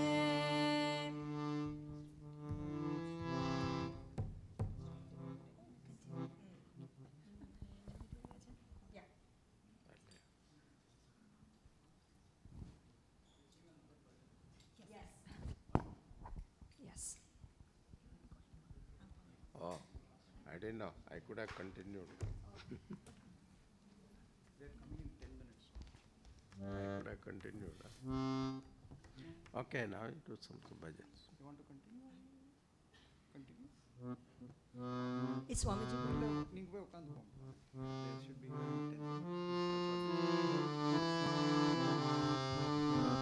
हरिओम बंदो चरण कमल रघुनंदन बंदो चरण कमल रघुनंदन बंदो चरण कमल रघुनंदन बंदो चरण कमल रघुनंदन जनक कृपा सकल सुख संपत्ति जनक कृपा सकल सुख संपत्ति जनक कृपा सकल सुख संपत्ति जिनकी कृपा सकल सुख संपत्ति पावत जन भक्तन और चंदन पावत जन भक्तन और चंदन पावत जन भक्तन और चंदन पावत जन भक्तन और चंदन बंदो चरण कमल रघुनंदन बंदो चरण कमल रघुनंदन बंदो चरण कमल रघुनंदन बंदो चरण कमल रघुनंदन अवधपुरी प्रभु नित्य विराजत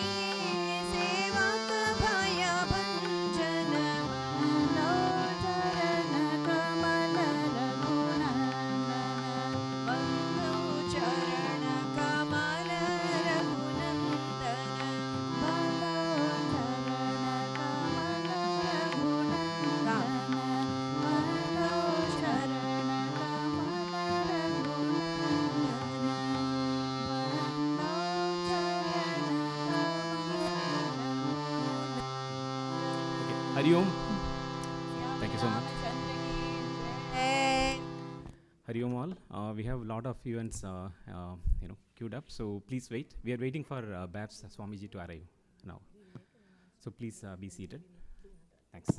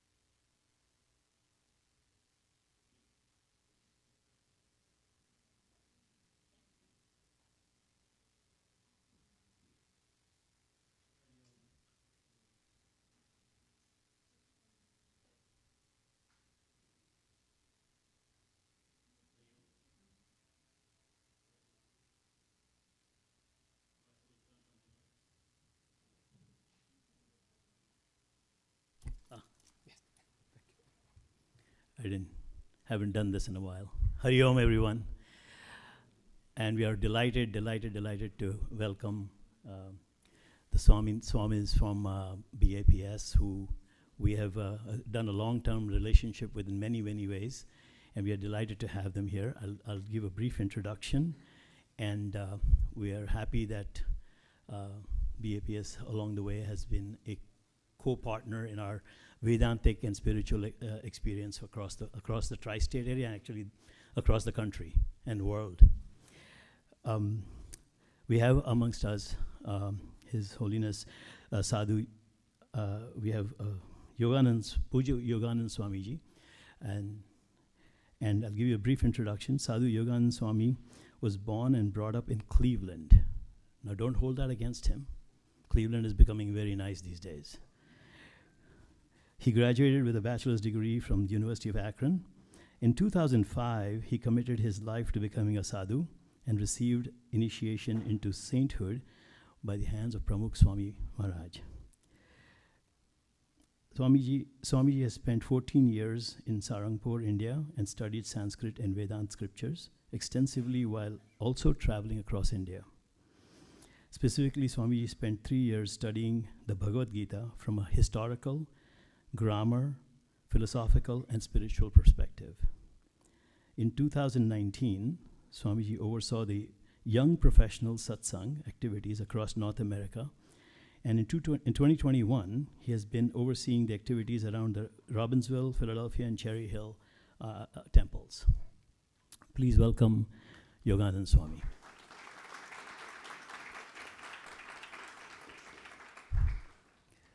Puja Anand Charit Swami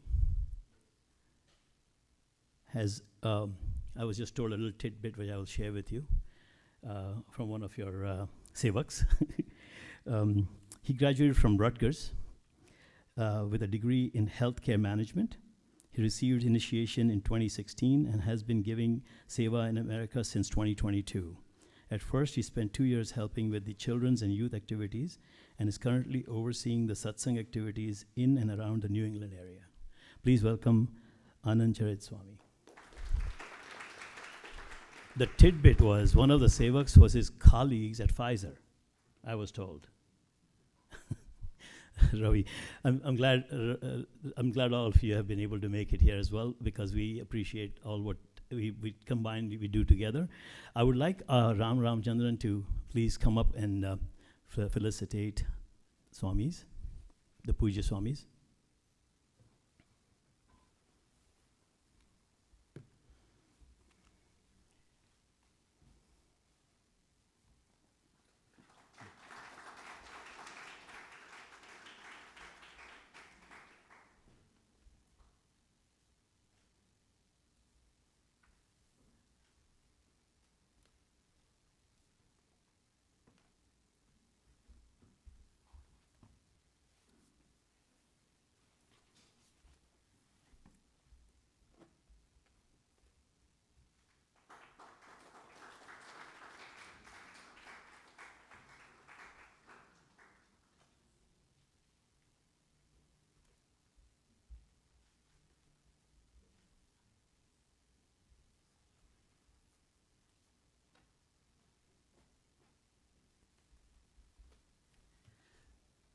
May I ask Ravi, if you, may I ask if it's okay, Puja Yoganand Swami can address us for a few minutes, yes?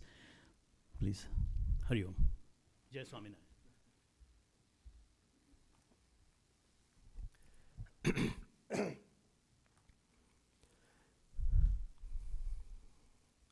Hari Om Tat Sat. As representatives of BAPS Swaminarayan Akshardham, let me say on behalf of all of the Swamis, all of the volunteers, and all of the devotees, that we're honored to be here as part of your convention today.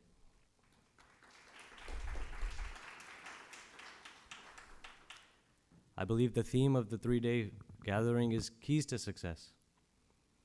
Now, in success, if we can just go a little bit deeper into the fundamentals of success, true success is what gives us peace and happiness. Only then have we become truly successful in our endeavors. not money. Because what is the purpose of money if not for the happiness which it brings? But where is absolute pure success? Bhagwan Swaminarayan, in his scripture, the Vachnamrit, in one chapter explains, and I'll say just in paraphrasing, that real eternal happiness lies not in how many people love you, but in how many people you love. It's a very different concept from what the world teaches us.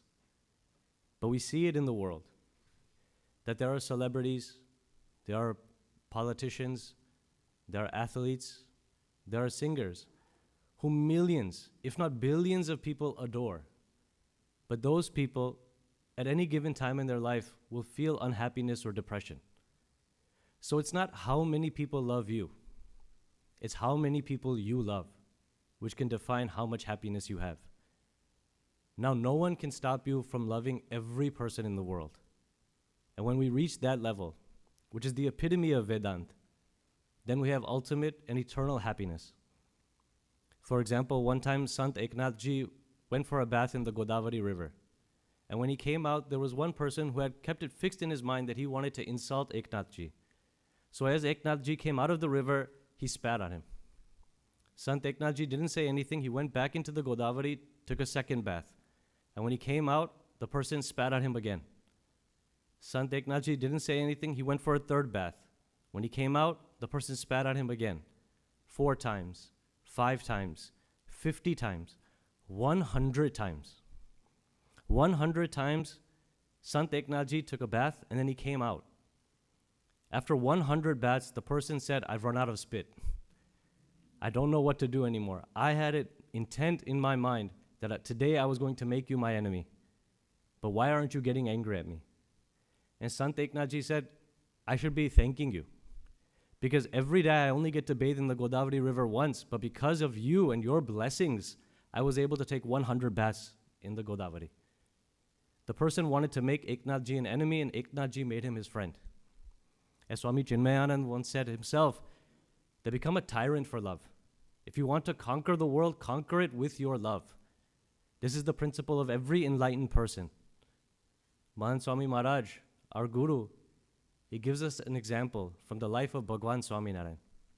He said once, there were a group of devotees who wanted to go for darshan, to meet Bhagwan Swaminarayan. And as the group was going, one small child, he stepped on a rock and twisted his ankle. The other group, the rest of the people, they felt that we're going to be late, so they told the boy to just suck it up and walk it off. But he was small and he was unable to do that, so one adult stayed back. He took off his headdress and he tied a band-aid around the ankle of the child and he lifted him on his shoulders. And then he started to carry the child to the rest of Bhagwan Swaminarayan into the group. The group had already left, so the group reached before the one devotee reached at the end. When the group arrived, the large group, Bhagwan Swaminarayan didn't even acknowledge their presence. And when the last person arrived carrying the child on his shoulder, that's when Bhagwan Swaminarayan said, Sangaha agataha. Now the group has arrived. Mahan Swami Maharaj tells this story and he explains that in our mind, just being together is unity. But in God's mind, carrying each other forward is unity. Right now, our unity is bronze, but they want us to have unity that is gold.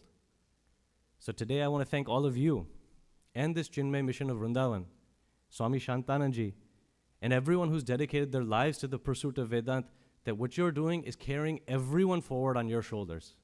The service that you're providing is invaluable. As Vyasji says in the Bhagavad, Jiva abhaya pradhanasya na kurviran kalamapi. There is nothing greater that you can do in this world than to make your life pure and to give that nirbhaita, give that confidence and fearlessness to other people who come in your association. So once again, from the bottom of my heart and from all the volunteers and Swamis at BAPS, thank you for having us in your function today.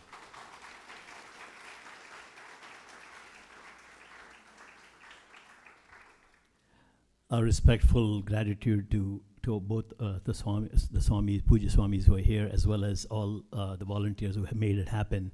And we are indeed very grateful for your message. And just for a background, I'm sure many of you heard it, Gurudev and Pramukh Swami Maharaj were contemporaries at way back when in the Himalayas and studying, and they know each other.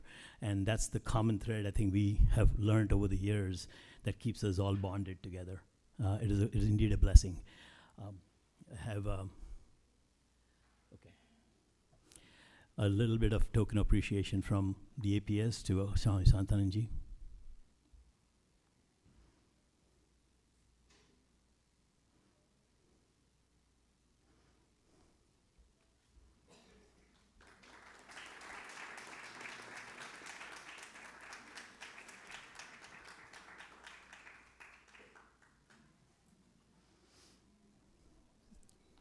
And the mandir.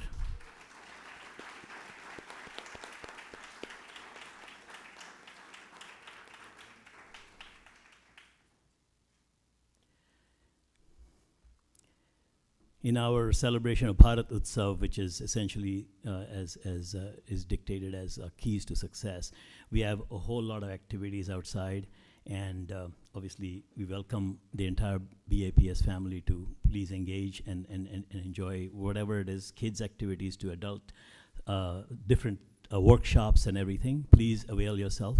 I know Puja Swamis have a schedule, so I don't want to hold much of your time here, but please, we welcome you all. Please do come. Please consider this your other home. Hari Om.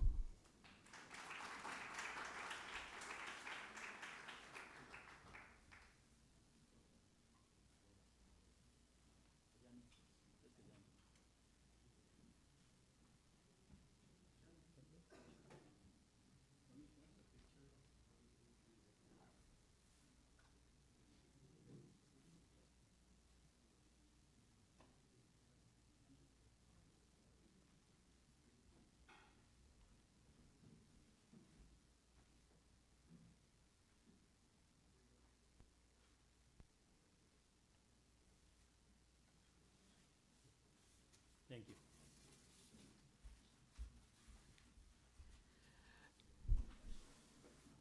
Hari Om and Jai Swaminarayan.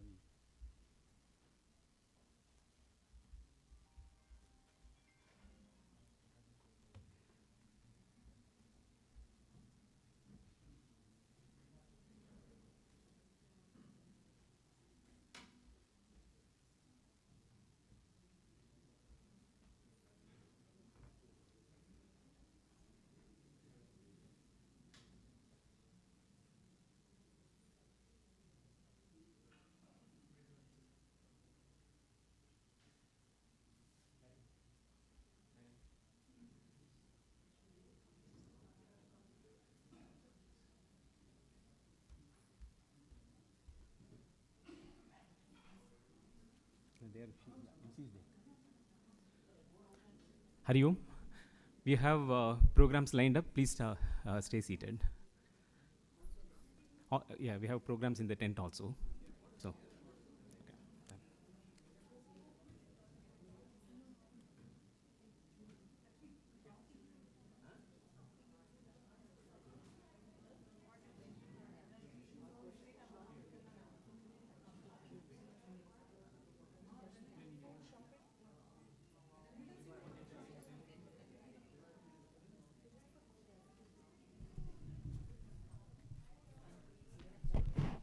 Hari Om everyone.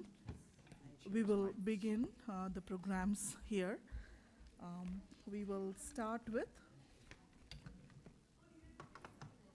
Balavihar Middle School Workshop, Art of Focus. This is going to be interactive and it's going to be with a lot of fun. And this will be conducted by Brahmacharni Shubhaniji and Brahmacharni Akalkaji. And A word about the raffle tickets. You may drop off your raffle tickets in the box in the registration desk in the lobby. And there are 3 times we will draw today: 2 p.m., 4 p.m., and 6 p.m., and this will be repeated tomorrow as well.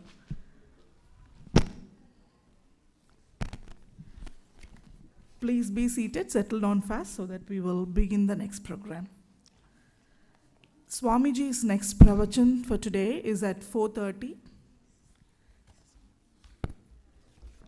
And we have an interesting Garba workshop this evening before the Garba begins. So you can quickly step into the dancing shoes and you can, warm up before as well. And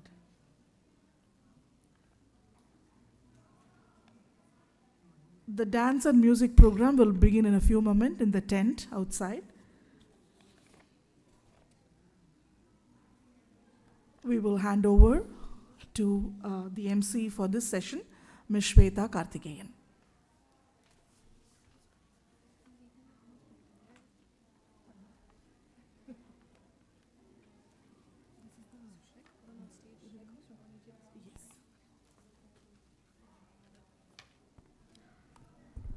Hari Om everyone. So our next program will be the Art of Focus workshop presented by Shubhani ji and Akalka ji.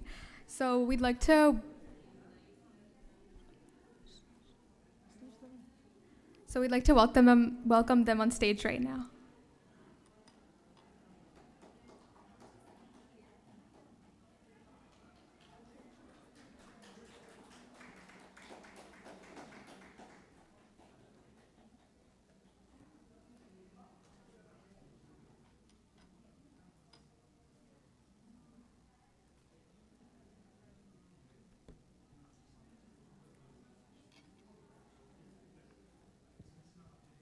Hari Om.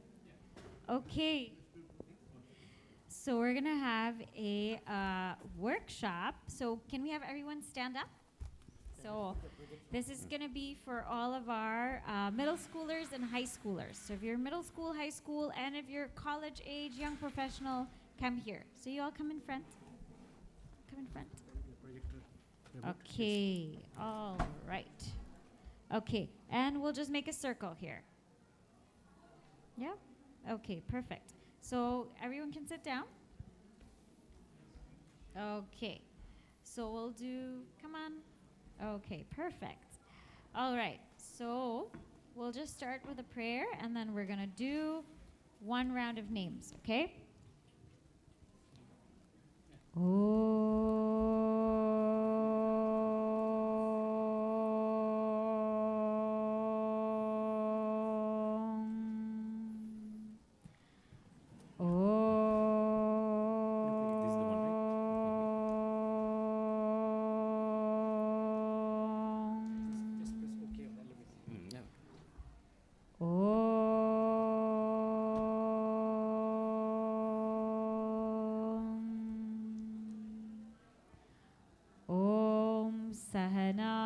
Vavatu Sahanao Bhunaktu Saha Viryam Karavavahe Tejasvinavadhitamastu ma vidvishavahe. Om Shanti Shanti Shanti Samasta Jana Kalyane Niratam Karunamaya Namami Chinmayam Devam Satgurum Brahma Vidvaram. Okay, so can I get you all to move the chair slightly back so that everybody can be on the floor? So just move the chair slightly back.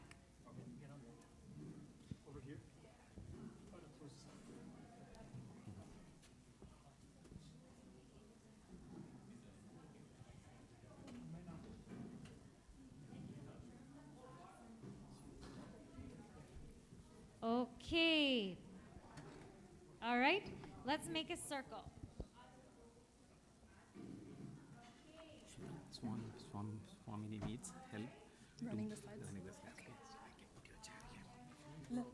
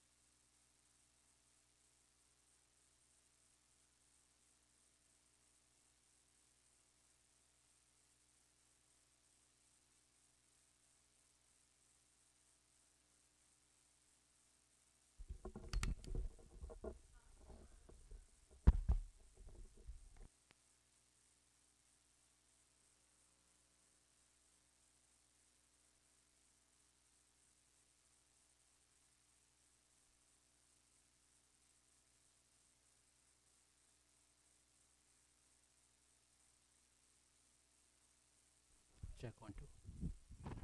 Hari Om check.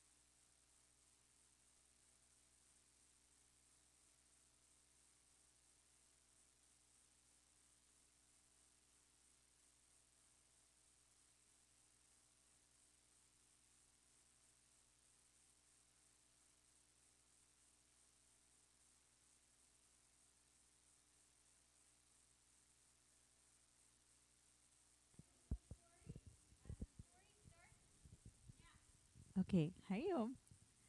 So, once there was a young girl, her name was Meenal. And Meenal was born in 2005 in India. She was born in Gujarat. Now, Meenal was a very happy child.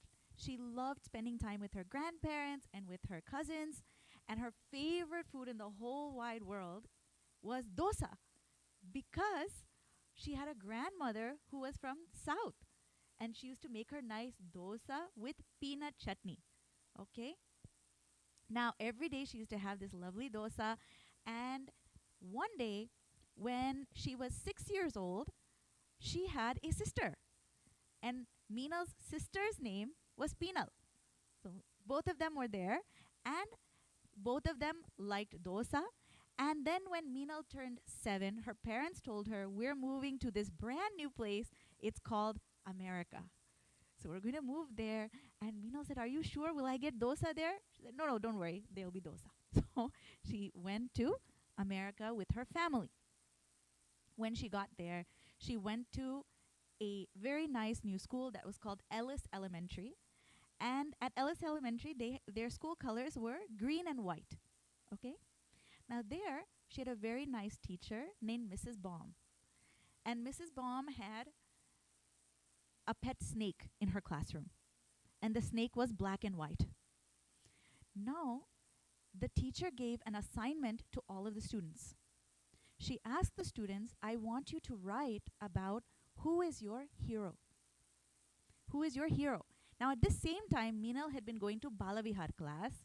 And in Balavihar, she was studying superhero Hanuman. And she loved Hanumanji so much. And there in class, she learned that Hanuman means one who has a prominent chin. Okay? He was always first, prominent chin. Okay? This is the meaning of the name Hanuman. Now, why did she love Hanumanji very much? Because Hanumanji always had love for the bhaktas of Bhagwan Ram. Now, the teacher, remember, she learned this in Balavihar, and now her teacher asked her a question. She gave an assignment to the whole class. The class's assignment was, I want you to give a presentation on who is your hero in life. Now, all of her friends, they chose different historical figures, or they chose people that they know in their family. Most of them chose family members. But Meenal wanted to give a presentation on Lord Ram. Okay? Now, on that day that she had to give her presentation, she stood in the front and she gave her whole presentation. And at the end, she was feeling very nervous because nobody there even knows who Lord Rama is. She has to talk to all of these new people. But she was very brave. She gave her presentation. She noticed that someone was sitting in the very back. That person was small and would not catch her eye, but she noticed was listening very carefully. At the end of that presentation, that small child came up and gave her a huge hug and said, you did a very good job. Then said, Jai Shri Ram. She was very spooked. She didn't know who this person was. Later on, she went to that seat where they were sitting and she found that there were some empty fruit peels and a few long animal hairs. She's very curious now. Okay. All right. So you all have to kind of figure out who was that one listening to the story of hero Lord Rama. Okay. All right. So this is the end of our story. You all have to think about it now. I had to give you an original story because nobody should get benefit, from knowing facts beforehand. Okay. All right. So now we're going to get some questions based on this story. So I hope you are all listening.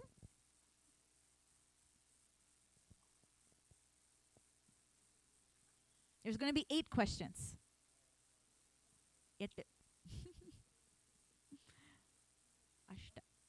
All right. Everybody ready?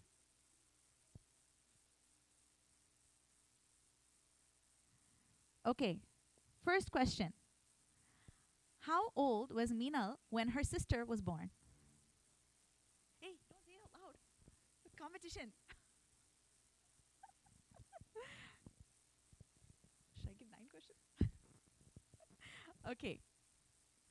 Why was Meenal's favorite food dosa? How come that became her favorite food?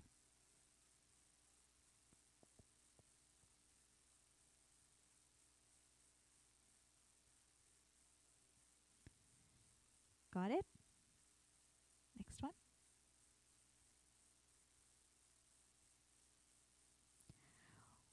What was the name of her school? So I have to make sure I have all the facts correctly.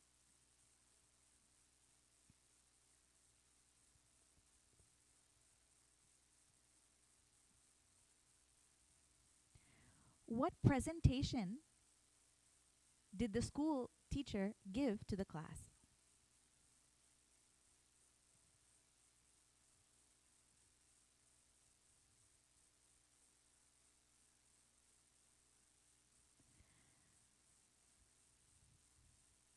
What kind of pet did the teacher have, and what colors?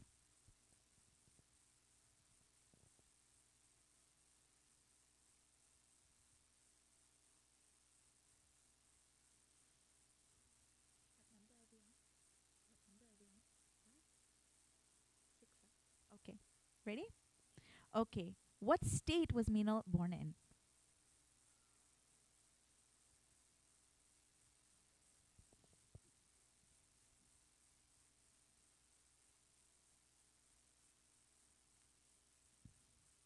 Last one, ready? Two more, huh? Six, seven. Seven, so you need two more. Okay, I didn't know the first one counted. All right. Then, what was the name of her teacher?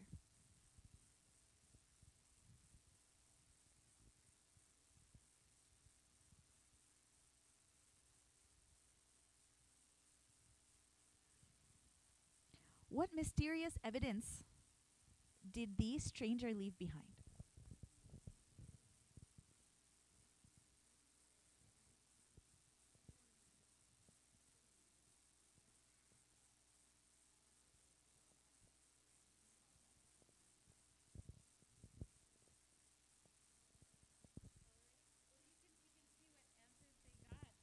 So the chicks are going to be around. Well, keep your papers, and the chicks are around. Be honest, okay? Be honest. So let's go question by question to make sure. Okay, so we can see what they got. Okay. We'll maybe go each group. How do we do that?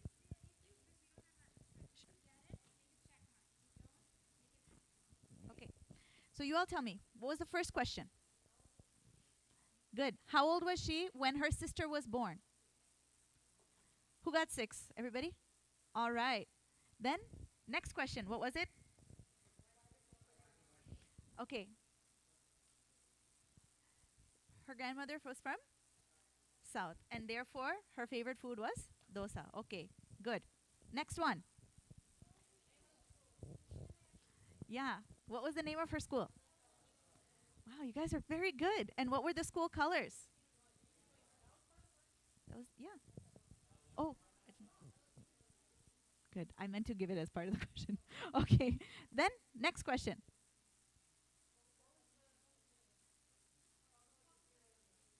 Talk about your hero in life. Very good. Then, everyone got that? All right. What pet did her teacher have, and what were the colors? Good. Then? Good. She was born in Gujarat. Then?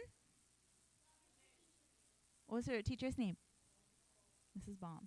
Very good. Then? What mysterious evidence did the stranger leave behind? Yeah, very good. Okay, I think, so who got all 8 correct? Very good. See, this is why.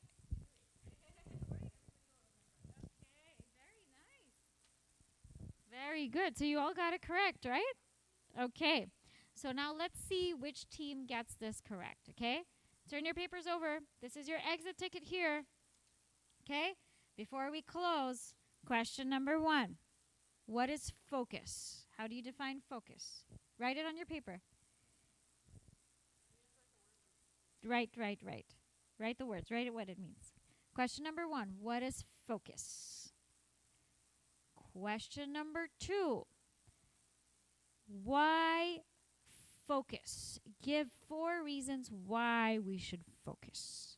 We talked about 4 reasons. What were those 4 reasons? What were those 4 reasons? And the team who gets those 4 reasons, that's the team that wins.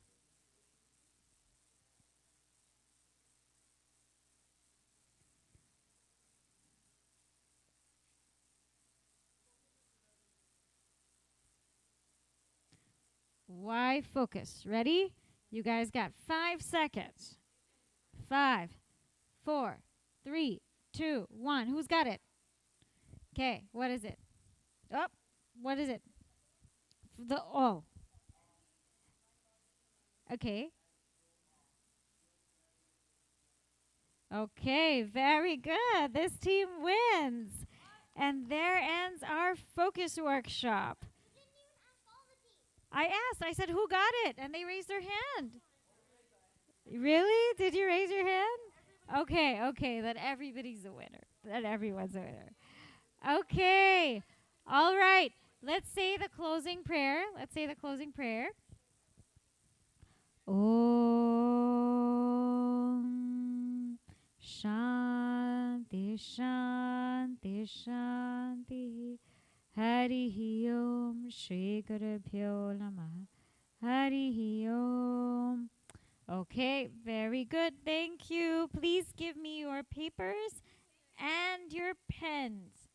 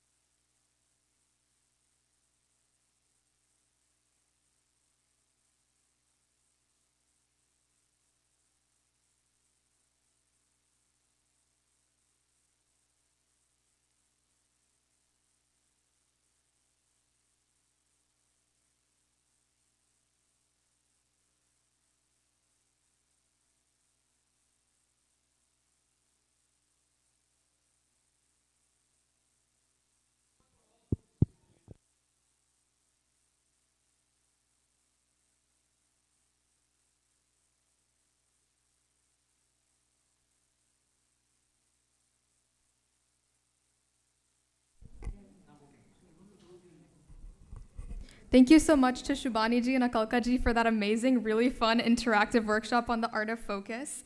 That was really fun for all of us, and we were able to learn a lot. Next will be our Sattvic cooking workshop.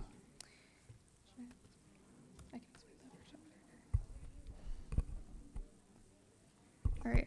So the food we ate plays a huge role in our health and wellness of our mind, body, and spirit. So a sattvic diet includes the purest, lightest, and most easily digestible food that a person can eat.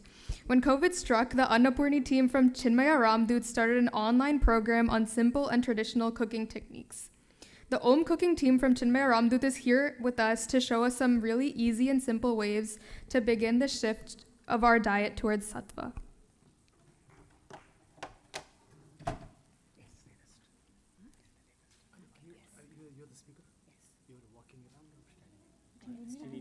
She needs a hand mic.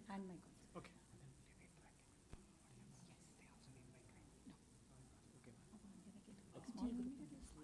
Yes. Oh, you're going to do that? I can do that if you want. Look here and then talk, right? Is there a slide? Switch. Check. Yes. I'll switch. Is it on? Or can you check it?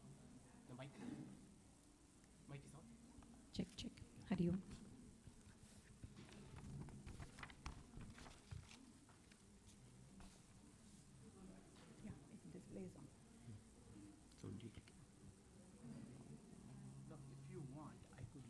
This light on. Aman, can you please? Yes. That way it is visible. See, that's what I did, Yes, but somebody thank wants the other way.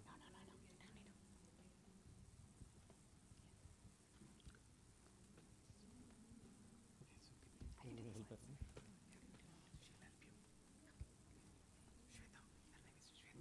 Amita? Shweta. Hari Om, everyone. Thank you for joining this afternoon for the Sattvic cooking workshop.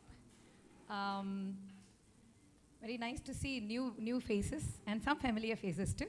Very nice to see you all. Okay, when our Vrindavan volunteers, the Yajna group, reached out and said, can you do a workshop on Sattvic cooking? And we were like, what? How are you going to do a workshop in the main hall? Like, don't we need a kitchen and all that? So we went back and we thought through how to put this together and make it more interesting as well as interactive also. So here we are presenting you the Sattvic cooking workshop for all of you. And very happy to be here part of this Chinmaya Bharat Utsav and celebrating our Vrindavan's 10th anniversary together and making everyone think Sattvic too. So let's proceed with it. All right, let's learn what the ABCs of Sattvic food is. You all, our Chinmaya mission where we learn Bhagavad Gita. And, Lord Krishna very well clearly says what type of food we should eat. And in one of the chapter 3:14, he clearly says, Annad bhavanti bhutani, right? It says all living creatures originate from food, right? So when Bhagavan himself says, we don't argue, right? So we just follow. So in this case, what it says is invigorating the body. How the food helps you, energize your body is one thing. And when you go to a doctor, like, obese people, I have seen it. When they go to a doctor, the doctor first things they look at you and say, oh, what goes in your mouth is who you are. So watch what goes in your mouth. If you're eating a lot of cookies, that goes into your body as fat, right? So you start putting weight. So that's exactly what even an allopathic doctor says, that you don't have to go to an Ayurvedic to think through that. So Bhagavan himself said that too. The food we eat is going to be invigorating the body. Also, mind, elevating the mind. How, when Swamiji talks about, the body, mind, the intellect, and how to keep the samatha, like the uniform without any agitation and, wavering mind. So how you elevate yourself above that waves and glide through. So that the Sattvic food helps on that. So how you elevate your mind on that. And also longevity, promote a long life. So sticking with the Sattvic food helps you with, less, you won't have much of a cholesterol or diabetes or all that type of ailments. So promoting long life and realization of the spiritual path, which our Gurudev always says, right? The body, mind, the intellect, align yourself, and there you go, reach the Om, right? So that is where the first step to Sattvic food is. Let's move on. Okay, in Bhagavad Gita chapter 17, again Krishna reiterates, what type of food an individual should stick to. There, he gives a comparison of what are the 3 gunas that play an important role. Like every human being is born with the gunas, right? Like anyone. Like when you go to sleep, it is tamasic guna, you have to sleep well. Morning you get up, you are more fresh, energized, so it is sattva guna. And then the daytime when you go to work, you have to have the rajoguna. So what is predominant in your life is who you are. So how to have that sattva guna more predominant even in your day-to-day activities is the food we eat in, the anna that goes into you. So chapter 17, Bhagavan again says that Aharastvapi sarvasya trivido bhavati priyaha yajñas tapas tadadhanam tesham vedam imam shrunu. Krishna explains to Arjuna here, the food preference is mainly of 3 types, okay? The sattva, that means purity, healthy, harmony, as well as the well-being, we just covered in the previous slide too. But the rajoguna, right? The rajasic means stress, anger, activity, and restlessness. But you should have some kind of rajoguna too, okay? You cannot be totally sattvic and go to a meeting and, you don't want to steamroll by your boss also. So have that little rajoguna, that's fine. But then, this is what that food that contributes in you, the rajoguna, that is the rajasic, which means it invigorates a lot of stress and anger also. And tamasic, which means, the tamasic means dullness, laziness and lethargic. If you see, doctors always say, right, watch what goes in, Watch your potato chips, the children, they love the potato chips. They call themselves couch potatoes too. Why? Because they sit in the couch and start eating potatoes, right? So that's where makes them very tamasic, dull. So they don't have the impulse, they don't react soon. Even if you ask a question, they look at you up and down. Do I have to really answer? Why should I talk now? I want to go to sleep. Out of 24 hours, I like to sleep 14 hours. I'll try to talk to you 2 hours, something like that. Even to go to school, you have to push the kids in the morning, get them ready and all that.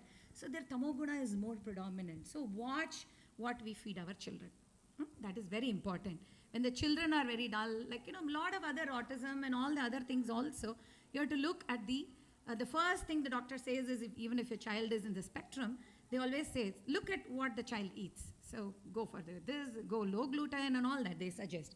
So the food is a very essential part in our life. So let's go again, dig deep into what is a rajasic diet. We talked about what rajasic gives, right? Stress, anger and all that. So what is a food? Okay, nice hearing it, but I'd like to know what food constitutes the rajasic diet, which I know now, and I'll try to cut down on that. Mainly, it consists of foods that contain spices and rich in taste, such as onion, garlic, and deep fried foods. Coffee, tea. I'm smiling. Okay, I'm coming back to you, all of you on that. Refined food items, sugary foods, and chocolates. Right? When somebody is very down, they keep on munching on chocolates. They say, "Oh, I'm getting that, kick in that." No, those are all the rajasic food, right? So Bhagavan doesn't say totally cut it out and become sattvic. No, you need that also. But anything with moderation is what Bhagavan says. So in this, these are all the rajasic diet food. What happens when you take these foods? These foods give instant energy. Like if you're low in sugar, take a bunch of chocolates and your energy goes up. But then only for a brief period it stays with you. But then suddenly after that, after some time, energy drops down. And your everything, the whole body goes through a downward spiral. So that ultimately we get an experience and energy low as well as stress too. So the rajasic diet causes that. A dominantly rajasic quality diet disturbs the mind-body equilibrium. So what happens when your energy level is suddenly the rajasic food causes that downward spiral? You cannot think straight, right? When anger comes, what happens? The veil in front of you, right? You can't see who is in front of you, and anger is the one that blocks your vision. So the words you spit out at that time, it goes for a long time and it hurts someone, right? So those are the things we want to avoid. As even for children we talk about, right? Anger is one thing for children we say, try to, control it, or, how to avoid even that situation. We teach the children in Bal Vihar. So that the first step is try to avoid the rajasic food. And the rajasic person, okay, what are the qualities of a rajasic person? Now you all will be able to find out also how to identify a rajasic person. What are the qualities? They have weak digestive system. Anything you take, I have bloated stomach. I have, digestion is an issue. My gut needs, it's full. I don't know. I don't feel hungry. All that, no? These are all stress symptoms. When someone says, I'm not hungry, I'm going to skip my lunch, dinner, tomorrow morning I'll see. That means they are stressed. You won't see it physically, but internally they have it. So those are all the rajasic food that causes it. Always, go back. Okay. And also when eating, okay, if someone is having in the dining table you sit in a family, right? They say, every food, say thank you, and then chew it nicely. And the saliva you produce, that increases your digestion. But the rajasic diet or the rajasic people who are eating that type of a food, they keep on they are very fast eaters. So the digestion doesn't even kick in. Before that, the food is already into your stomach, right? So they love the rich foods, creamy and rich in cheese, all that. So these are all the rich food, the fried foods. They always like to munch on something crunchy all the time. So those are the foods we need to avoid. So this is the rajasic diet. Now you know what type of food you should avoid and what type of personality the rajasic person develops. We want to keep it low. You cannot 100% avoid it, but keep it low. Let's move on. Let's see what a tamasic diet is. Okay, the first slide I did mention three gunas, right? Rajoguna, Tamoguna, and Sattva-guna. So let's see what this tamasic diet is. Mostly it consists of reheated foods, chemically processed food, and such as eggs, meat, alcohol, cigarettes, etc. Right? So reheated food is, well, that is a way of life. When I landed in this country in 1994, the common term they said was, oh, for vegetarians, America is so hard, so you have to find alternates. If you go to college, you won't find anything, so learn to eat meat. They came on enticing. People come and talk to you like that. So it was, at time 1994, I was very scared, in fact. Oh, really? Is America that scary place to come and study or, to work? But then, one thing I learned is people also prep for the whole week, put it in the refrigerator and color code it also. Pink, blue, yellow, violet. And they put a calendar saying that, oh, pink, go heat it on Monday. Pink, yellow, go heat it on Tuesday. Something like that. Those dabbas go in the microwave to get reheated. So those are all tamasic foods. At that time I was not aware. Now I'm a little educated because of thanks to Chinmaya Mission as well as Balvihar teaching also. So we learn as we go. But the children, when they are all listening here, we don't want them to develop that habit. Eating fresh food, even if it is a small portion, eat healthy. And don't reheat and reheat and reheat and eat it. It's not a good idea. It becomes poison at one point, which we won't know it, but internally it becomes carcinogenic. We want to avoid all that. And also eggs. A lot of people say, I'm a vegetarian, but an eggitarian, they say. Okay, they think it is cool to say, I'm an eggitarian. It sounds more like vegetarian. So I used to ask, excuse me, what is it? So they say, I'm an eggitarian. So only eggs I eat, but I'm a vegetarian. No. If you eat eggs, you're not a vegetarian, you're an eggitarian, but then that is a tamasic diet too. So remember that. And meat and alcohol, cigarettes, all that a no-no would say, right? The dare says, dare to say no to it. These are all that you all have to say, dare to say no to this tamasic food. There you go. And the tamasic person, how does a tamasic person look like? They become very dull, unimaginative. Even if you give a topic to talk, they'll be wondering, oh, what comes next? How do I put this in place? They cannot coherently think. It dulls their mind. And unmotivated also. Literally you have to push them to get things done. If you see somebody, literally you have to keep on pushing. Oh, come on, get it done. You have things to finish up. They're not moving. That means their tamasic guna is very predominant. Then go back and look what they ate. You will identify it very well. So that is unmotivated they are. They are very careless also, unaware and lethargic. Right? Children who are here, make a note of it. We don't want lethargic children. We want to be upbeat and, very quick in thinking and, who can respond very well. So that all comes only with a good food you eat. What goes in your mouth is. Okay, also the tamasic food will result in illness such as diabetes, obesity, liver diseases also. So these are the things which Krishna Bhagavan already mentioned this in chapter 17, what type of the gunas. Now we talked about Rajoguna and the Tamoguna. So now let's dig in deep into what is the Sattva-guna, what type of food. Let's move on next. The Sattvic food, right? So that is the topic for today, right? The Sattvic food workshop it is.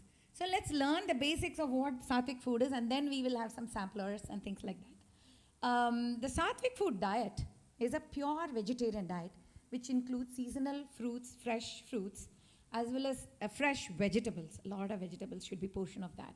And the whole grain, pulses, sprouts, the dried nuts, seeds, and honey, fresh herbs, dairy products, as well as free of animal rennet. That is one important thing, in here, everything has rennet in it. You have to watch when you buy it. Look at the label and purchase it.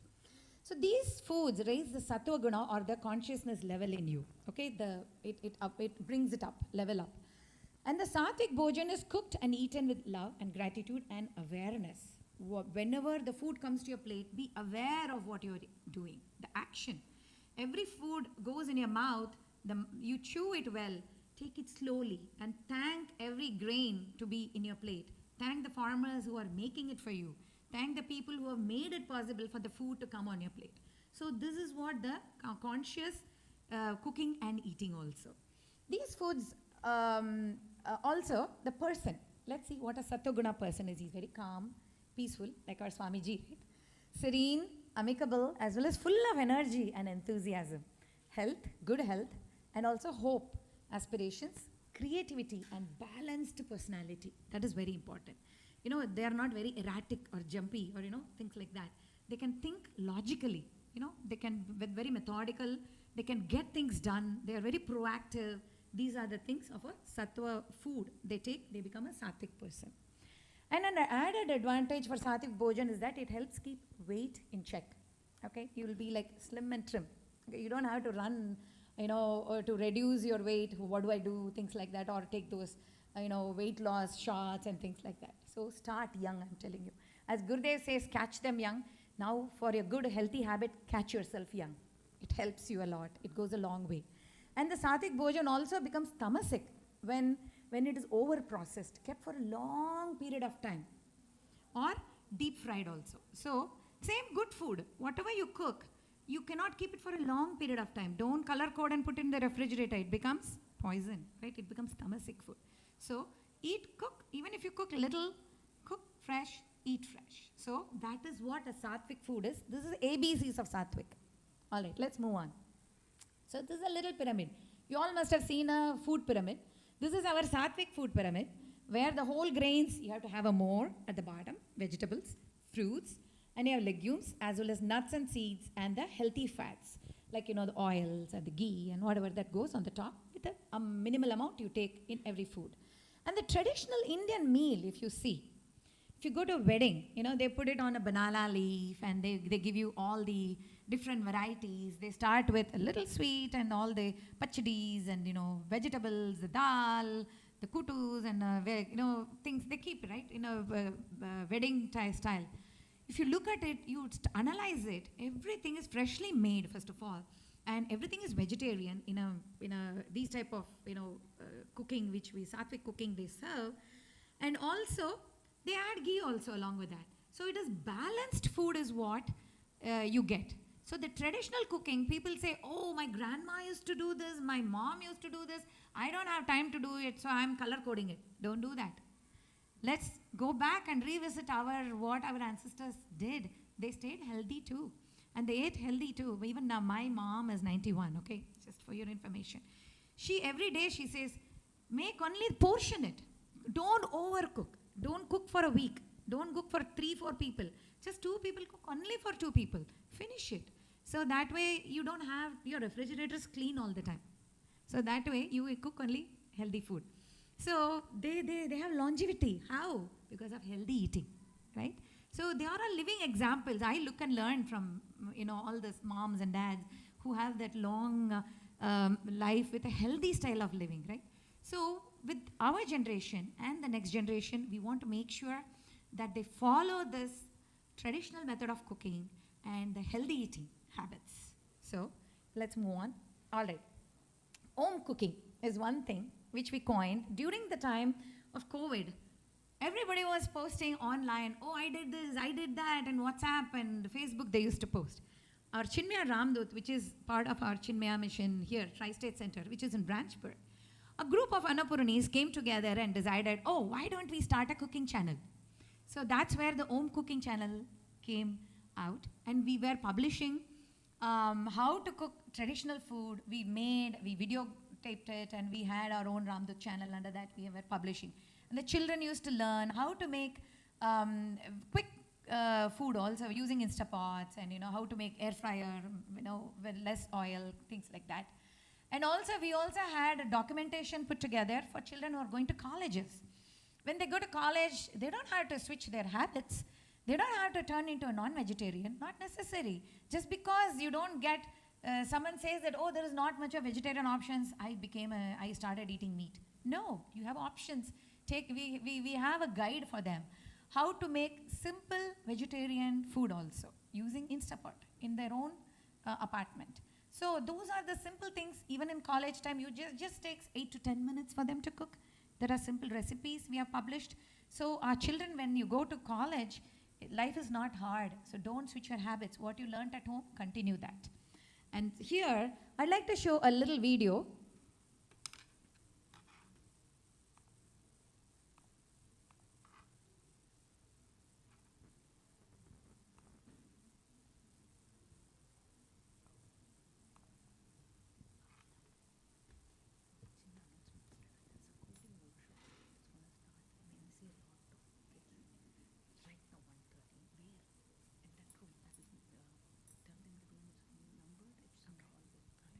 while the video is getting ready. For the children here, there is a coding workshop that is starting. If you're interested in that, the coordinator just came and said it's going to start in a few minutes. If you have registered for the coding workshop.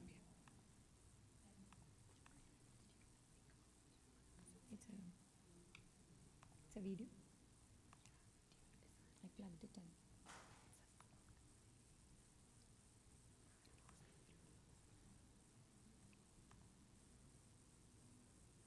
It's not playing. If you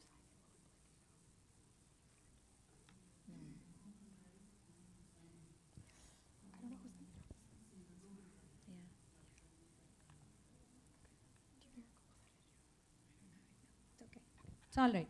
A little technical glitch. It's okay. It's a little video put together by our Balvia children, and it has a nice audio also. We will try to share it later. We are unable to play it here. Probably the technical experts can work on it. But then traditional, mindful and nourishing, the cooking is what the Sattvic home cooking is all about.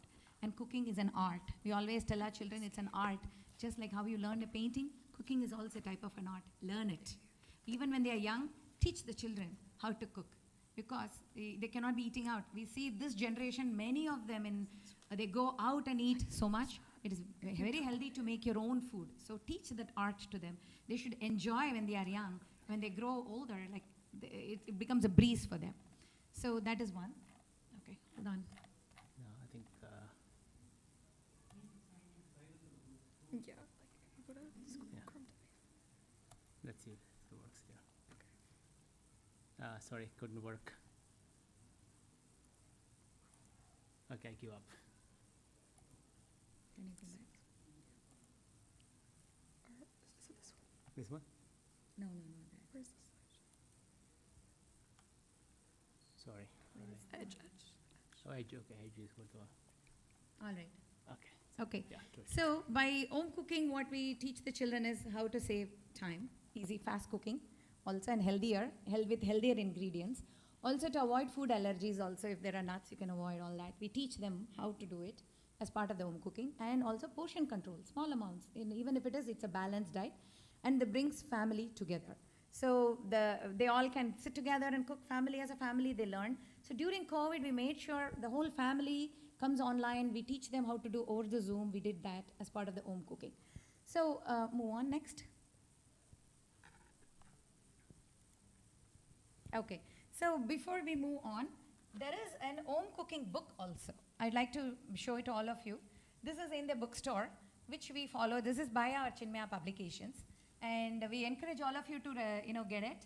And this gives recipes which fits more of the Western world, more of how easily you can make a healthy pizza, quesadillas and things like that. But for traditional cooking, come to Home Cooking channel. We'll teach you the more traditional grandma style cooking also. And also to complement it, we have nice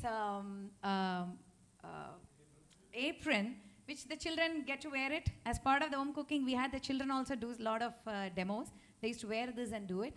So it gives our Brahmarpanam, right? So we just want to inculcate our Vedanta into the children's mind while cooking. So we just want them to be thankful for who they are and for what their body constitutes. So these are the things we want to promote with our children, as well as for the adults also while cooking. Learn to use these aprons, so that will, give the spirituality while cooking too. So home cooking, another question, one of our Sevika, when we named it home cooking, they asked, so Amita, what do you do when you cook, when you are displaying this? So do you chant Om when you cook? I said, yeah, why not? Chant, sing, do your mantra, whatever it is, cook. All that good energy goes into that food. So those are the things we teach our children also as part of the Bal Vihar. Okay, today the easy recipes for the Chinmaya Bharat Utsav workshop, for the Sattvic workshop, is sabudana vada.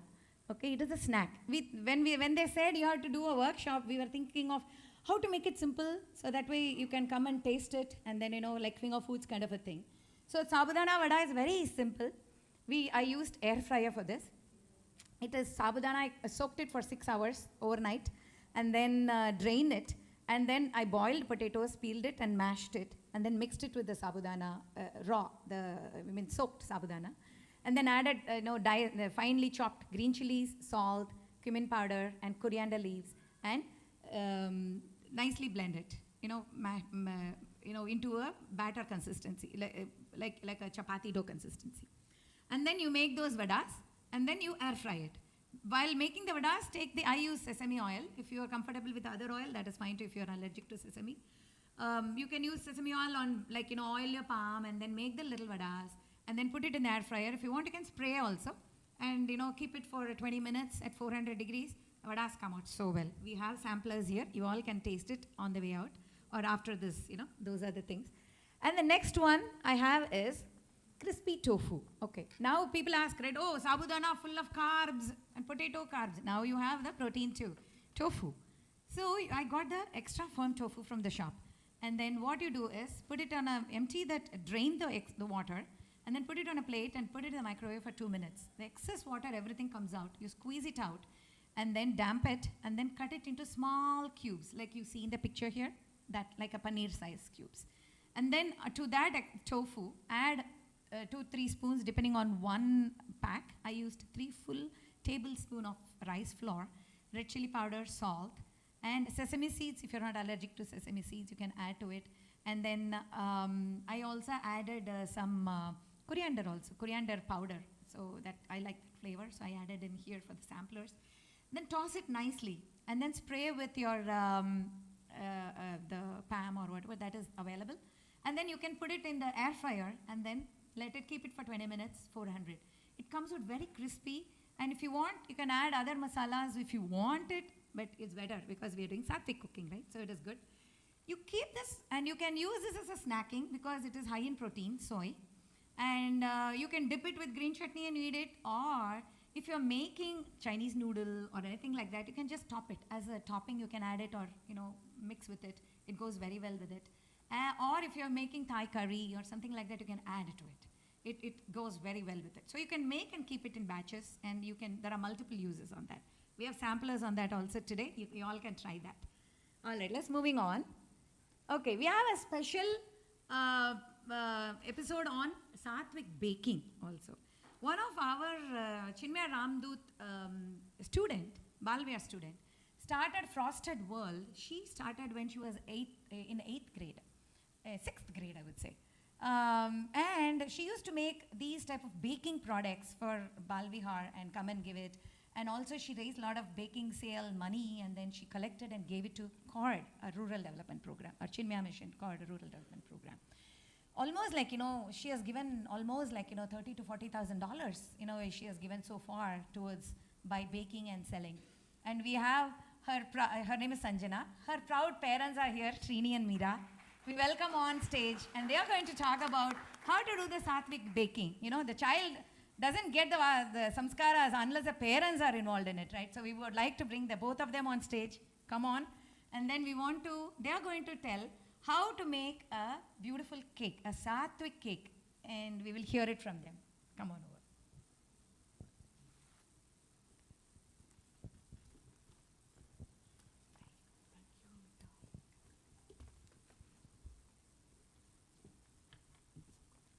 Hari Om, everybody.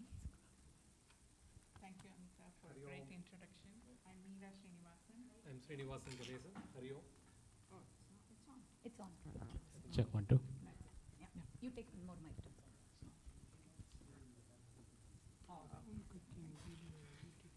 Hello. Yeah, I'm not feeling well, so I brought my husband here to talk for me if I get too tired. I'm Meera Srinivasan. As Amita was saying, Sanjana was the Frosted World Bakery owner, and most of what we are going to be presenting here today is what we have learned from her. She used to bake eggless cakes, and what we are going to be presenting is when she went through the process of learning about eggless baking, that's what we are going to present. Yeah. So what are the main ingredients in... Oh, sorry, that should be one. Yeah. Yeah, so what are the main ingredients in a traditional baking, right? Like what do we do when we go out and get a cake from a store or whatever? The main ingredients are flour, eggs, leaveners, fat, sweeteners, and salt, right? So as Amita was talking about tamasic, rajasic, and sattvic food, we all can identify the ingredient which will not make it sattvic. Okay. Which will not make it sattvic. So can you all identify what is the tamasic ingredient here in this list? Eggs. So yeah, so the sattvic baking or the eggless baking that we've been doing is mostly without eggs. So if you go to the next slide. So we are keeping the flour, leaveners, fat, sweeteners, and salt, but we don't have the eggs in this. So I just want to stay here for some time. I just want to talk a few things about the other ingredients that we have for baking, right? Like it looks very simple. Sorry, it looks very simple. Flour. Flour is the most important ingredient in baking. So flour gives the structure for the cake. So there are two main important characteristics in a flour, which is starch and gluten. Starch gives the structure for the cake.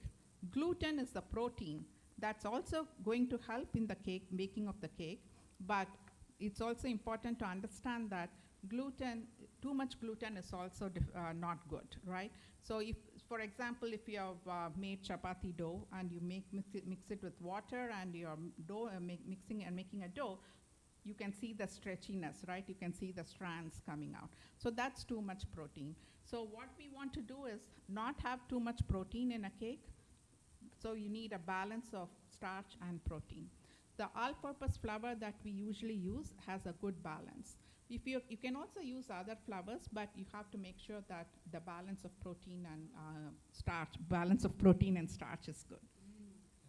I mean, for example, if you use wheat in a cake, right? If you use wheat in a cake, it will be very dense because it has more gluten compared to all-purpose flour, right? I mean, if you beat the all-purpose flour too much, it will develop gluten.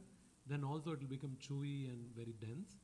So you should not, when you're making cake batter, you should not beat it a lot. So that's one of the things, right? So if you can do it, test it also if you want to. If you want to waste your batter, we have done that. So if you keep on beating the batter a lot, it develops gluten, and then the cake becomes very dense. So you have to slightly mix the batter. You shouldn't really beat it.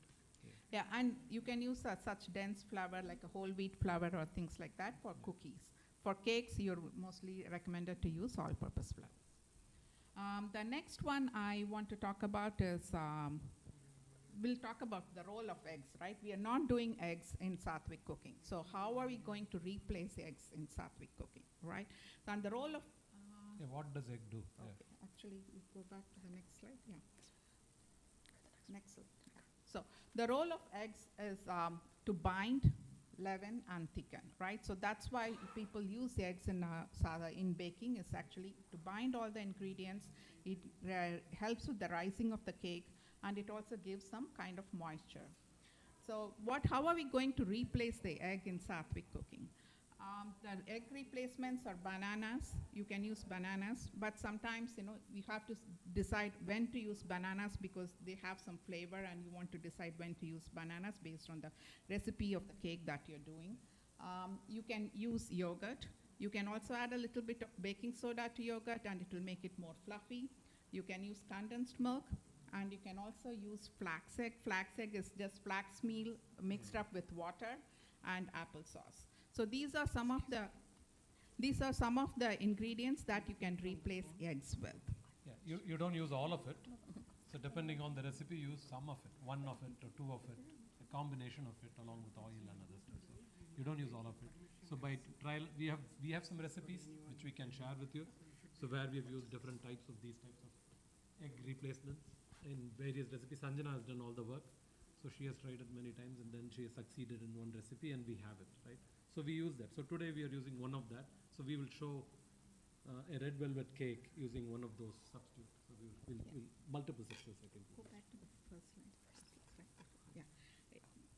Yeah. Yeah, so the next one I want to talk about is leaveners, right? The leaveners that we use in what is a leavener, first of all? Leaveners are ingredients that are going to help the cake rise, make it light, and it will increase the size of the cake. So leaveners that we use in Sattvic cooking are baking soda and baking powder, mostly. Baking soda, you use it when you have more acidic ingredients like lemon juice or pineapple or chocolate, things like that. And baking soda in conjunction with apple cider vinegar acid makes the cake really rise up. You can also use baking powder. Baking powder is another kind of leavener. It is nothing but baking soda plus acid, which is already built in. The next one is the fat. Fat we will use is usually butter, oil, things like that. I mean, there's no change between traditional and Sattvic cooking. You continue to use butter and oil. Sweeteners, it's up to us. You can use castor sugar, regular sugar, brown sugar, maple syrup, honey, whatever you can do, work with the recipe, you can use those. Condensed milk. Condensed milk, yes. And salt. Oh, sure. Oh, okay. Sorry about that. Sorry about that. So and finally salt. Salt, you all know why we need it. Which one? Which one? So you got the fat, right? Fat is pretty straightforward. The sweeteners, we have many options.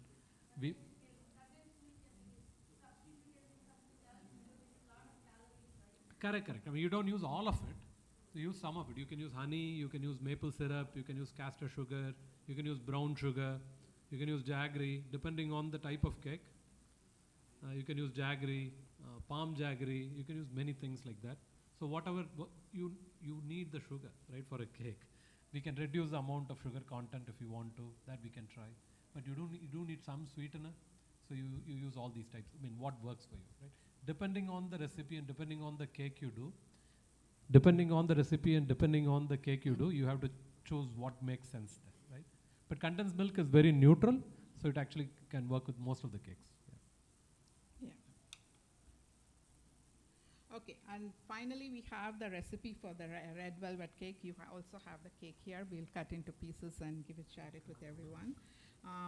The way we are doing the red velvet, right? The important thing we have to think about is the coloring, right? The red color that we get is actually from beetle, a crushed beetle or something Beetroot. like that. Oh, yeah. Yeah, crushed beetle. So you don't want to use the red food coloring. Any food coloring for that matter, you might want to avoid. Especially the red color, you have to be very careful because the red color generally comes from some type of insects. So you have to be careful about the red color. So we don't want to use the red color. I mean, there are non-animal colors available, but you need to specifically go and get that. Right? If you generally go and get a red color, then perhaps it's not vegetarian. Right? So you have to be careful about that. And that's one of the main reasons why we are replacing it with beetroot powder. Yeah. So you get beetroot powder, organic beetroot powder is available in the market. You can get that and you replace that with the for the red color. Yeah. So that's how you get the red color in the red velvet. And it also tastes better. So actually in the traditional red velvet cake, they use something called as red emulsion. They use something called as red emulsion. It's full of chemicals. It's full of chemicals and it's very easy to do. It gives bright red color, but beetroot is much more healthier, tastier, and it doesn't give you that red color, but it's still much better option. I hope it works. Yeah. So what we did is we made the cake yesterday and she made the cake. I took a video and the cake is there actually. Okay, she'll play the Chinmaya Ramdut video. Oh yeah, and then thank you. Yeah, be here. Okay. So this is the little video we put together for home cooking. Volume.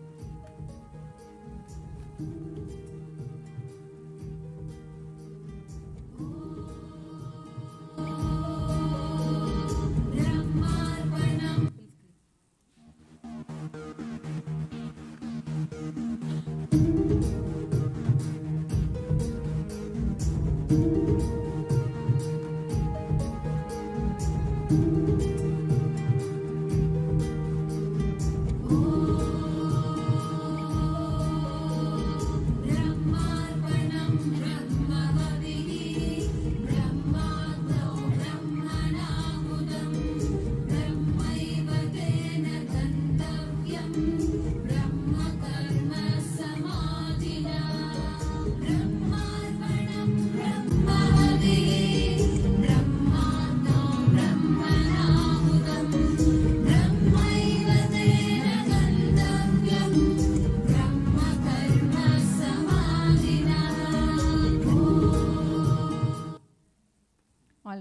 So that was our, we used that for the promo video, I would say. And let's go into the beetroot making video. Just quickly go through the back. Beetroot, where is it? The last one, right? The last slide. This one. No, no. There should be one more. Oh, yes. Okay, got it.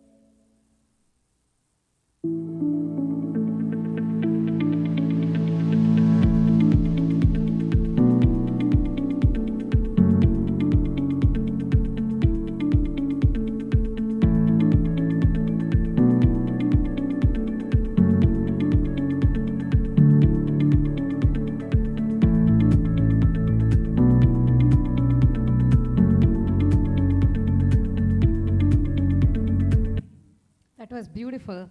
Thank you. Thank you, Meera and Srini. That was beautiful. And that same cake is right here for tasting for all of you.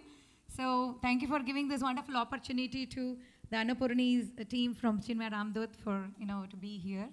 And we have all the three items which we just spoke about, the sabudana vada and the crispy tofu as well as the red velvet cake, the sattvic version of everything. So let's, you all can come forward and, we'll serve you the samplers. And if you have any questions before that, feel free to ask right now.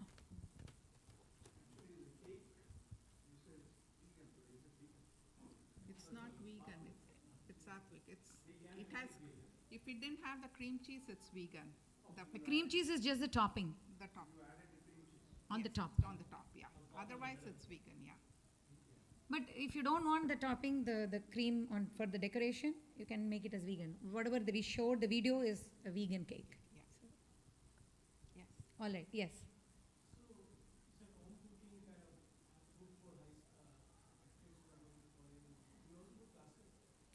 We do, but as part of we do classes for the Parivar members. If you are a Chinmaya Parivar member, we have classes for them too. In Chinmaya Vrindavan, we can always open it to all, yeah. For under Chinmaya Vrindavan, there's a channel. You can go and look at so far what we have done, the workshops. But it's an ongoing process, so we do that. We'll publish that also. It is, yeah.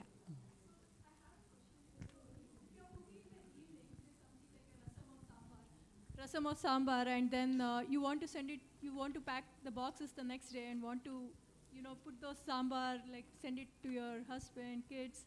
So does it make it tamasic because it's been in the fridge for more few than hours? 8 hours, anything. More than 8 8 hours, so you clock it. So mostly, if you see in the olden days, grandmas, our grandmas always say, keep that. It is already salt is in that. Keep it outside. If it is overnight, they don't bring it even into the kitchen. So it had a meaning behind it. We never knew about it. I used to fight with my grandma all the time. Why do you have to keep the food? You touch this, you don't let me touch this. What is going on? All that, Forward thinkers, we think. But there is a reason behind it, because it is more than 8 hours. They don't even keep it in the kitchen because you put salt in it. So, but if you take out the salt, that's a preservative. The food spoils in 4 hours. And So bread keep also that that in way. mind. Bread bun which has been for some If time. you make it, yeah, that's true. If you make fresh bread, use it. Make it. That'd be the best. Rotis and all that, make it fresh. Any questions?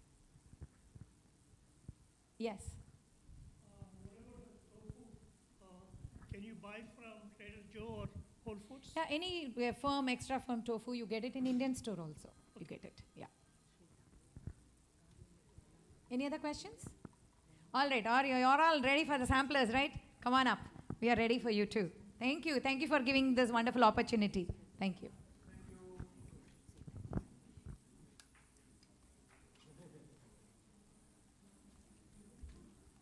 And as a reminder, the home cooking book is available in the bookstore. Please stop by, make your purchase. Yes, there you go. The home cooking book is here. But this is more, fun cooking actually. With your children, you can do it. Holiday time. Grab one, follow the recipes. It works. We have tried every one of it. So it works. So try it. And the aprons are universal size. Yeah, aprons are universal size. Pick up your favorite color apron and, use it. Thank you.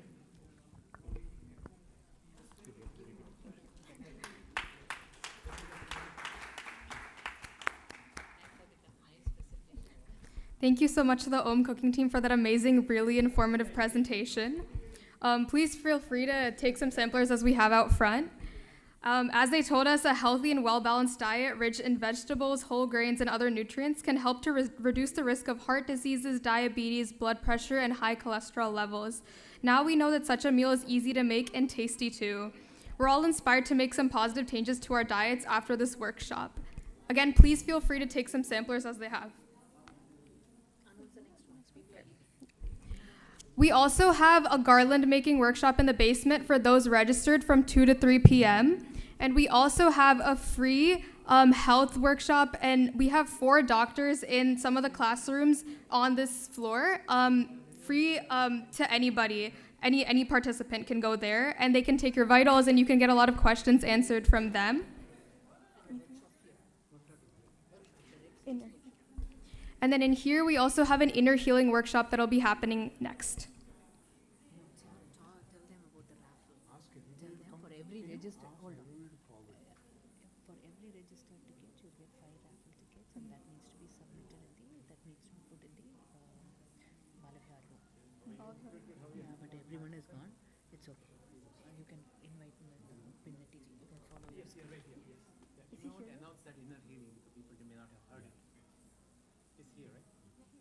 It's here. Yeah. Just make an announcement again.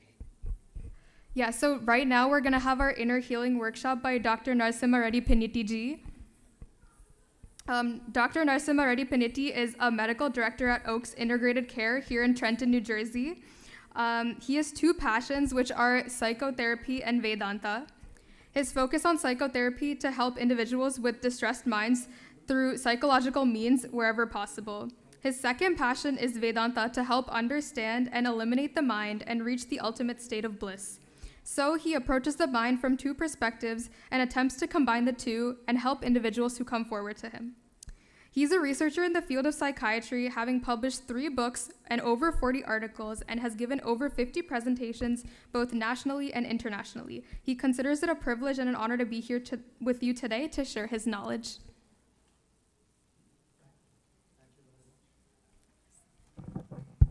Check 1, 2.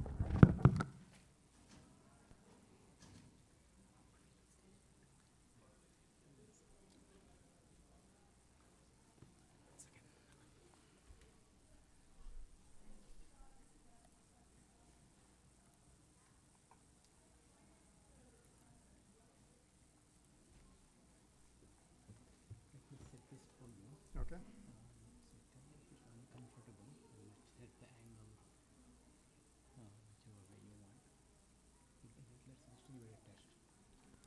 Hello. It looks good. Let me clip it on.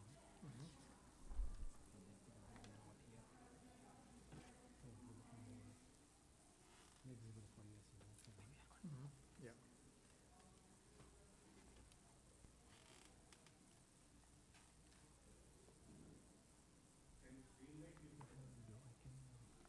So I can, okay, one second. Yeah, that's fine.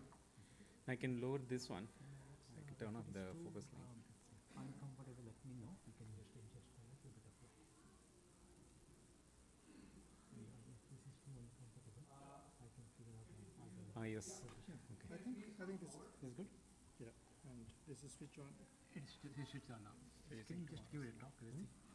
Hello.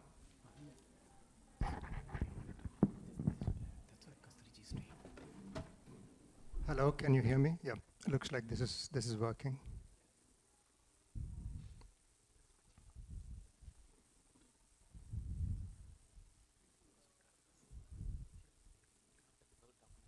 Mm-hmm.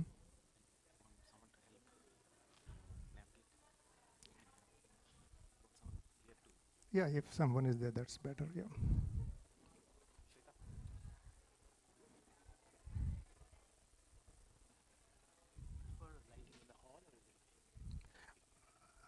I prefer lighting, and I would like to see people face. Yeah. Okay. Yeah. Yeah.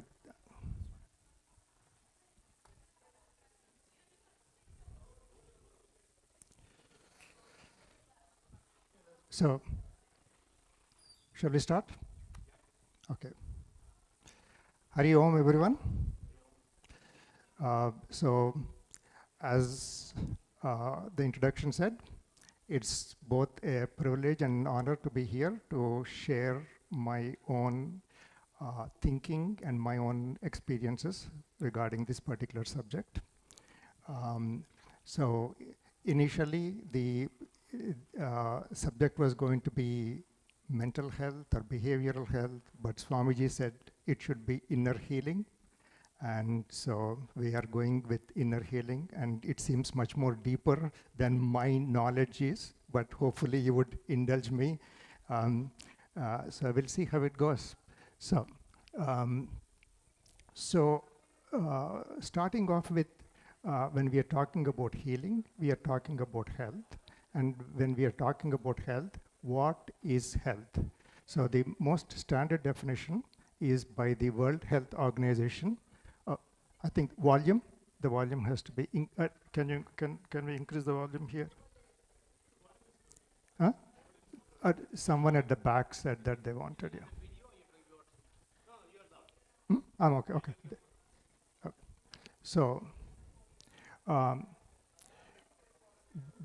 So the World Health Organization's definition of health is physical, psychological, and social well-being, and not just the absence of disease of infirmity, meaning that health is a positive attribute, and that is what we should be looking at in terms of health. And this was the definition given in 1948, and it continues to be the definition that we use till now. So, as the introduction said, I come from two different perspectives. My day job is being a psychiatrist, and as a psychiatrist, we talk about the best way to help people handle their mind and manage their mind. And my evening, and when I'm not at work, my second passion is Vedanta. And in Vedanta, we talk about mind, right? So as the next slide shows, good, okay. No, we'll go to the next one further. Okay, the difference between Vedanta and psychology. So you all heard that in Vedanta, there is a important saying, mana eva manushyanam bandha moksha karanam, which means that the mind alone is the cause of bondage, and mind also can be the solution to the bondage and can set you free. That's what Vedanta says. What does psychology says? What psychology, particularly if you're looking at the cognitive behavior therapy, which is the most studied therapy, is that the thoughts that people have, some of those thoughts are dysfunctional thoughts. By changing those thoughts and by healthy thoughts, you can change how you feel and how you function in the society. So you can see how close they are. Now, Vedanta considers mind to be an instrument. It is, just like we have so many instruments, mind is an instrument. However, in psychology, it is I think, therefore I am. So it is that mind, you identify with the mind. You can see the difference between the two. So how do I kind of try to integrate the two? One other thing, Vedanta always talks about the mind which is running outwards, turning it inwards so that you better understand yourself. While the psychology, it is about how the mind interacts with the world outside. It has nothing to do with more going inside. Okay? But still, those two can be kind of integrated. If we go to the previous slide. So, when we are looking at the whole spectrum of health, look at it as a spectrum. One end of the spectrum is the disease. The somewhere neutral is kind of no problems. But on the extreme left side is wellness, positive, where health, both in terms of your body, mind, and spirit, are thriving. It's not just you're managing things, you're thriving. So wellness aspect. So if you look at how our healthcare is, we only focus on this. You have a problem, we'll find a diagnosis, we will treat you, and then you will be better, and that's it. And it is kind of more, it breaks down the health into small parts. I'm going to look at I'm a psychiatrist, so I'm going to look at the mind. My wife is a neurologist, she's going to look at the brain. Someone is going to look at the GI system. So there is no integration of everything. It's all bits and pieces. However, in Vedanta, it is kind of looking at everything as a big picture, as a holistic thing. So these are some of the kind of differences between those. And the whole idea about health in Vedanta is that your instrument, which is the instruments that we have, the body, mind, intellect, these are all the instruments that we have, are functioning optimally so that you can reach whatever goals that you are setting for yourself. Very simple. So moving on. Okay. So we all are very familiar with anytime we chant and we end a chanting, we end with 3 Shanti, Shanti, Shanti, right? Because there are 3 sources of suffering for all of us. One is Adi Daivika, natural calamities, death, disease, so many things coming through act of God. Second one is Adi Bhautika, which is environmental factors which are happening. So a typical example could be, okay, we have all this today and there is heavy rain, so there is a disruption. So something that is coming from environmental. Adhyatmika is something coming from within. Okay. Now we know that as far as the activities which come or the suffering which comes through acts of God or environmental, we are not going to touch them. We are going to more focus on what comes from within us. Okay. So none of us are an island. We are living in a world which is changing very fast. In fact, the world today is very different than the world 5 years ago, leave alone when we were kids, right? It's a completely different world. So on one hand, each one of us are living in such a technologically advanced world that we are living better than any king in the world has ever lived in the past. Okay, for example, your parents are 8,000 miles away in India. Okay, if you're a king, you have someone very far away. What do you do? How do you find out about them? Send someone over there. Now all you have to do is that FaceTime and see them, right? So the technology advances are so great that we all should be so happy. We should be happier than any king in the past. Unfortunately, we are not. Why? Because the world also, along with the technological advances, there are a lot of things that are coming into our lives which are making it difficult for us to be our true selves. So some of the things you all are familiar with. We have 24/7 news cycle, okay? And anyone who has heard news, what do you hear? You see when you start hearing the news at the end of the news cycle, whether it is 15 minutes, 20 minutes, I would challenge you to take your pulse before and your pulse later. You may not feel it, but all that what you're hearing is impacting you physiologically. Yeah? That's number one. Number two, you have social media. So social media is supposed to be helping us to connect with each other. However, what it does also divide people much more than what it should, and it takes away from personal, interpersonal time. So that's another thing.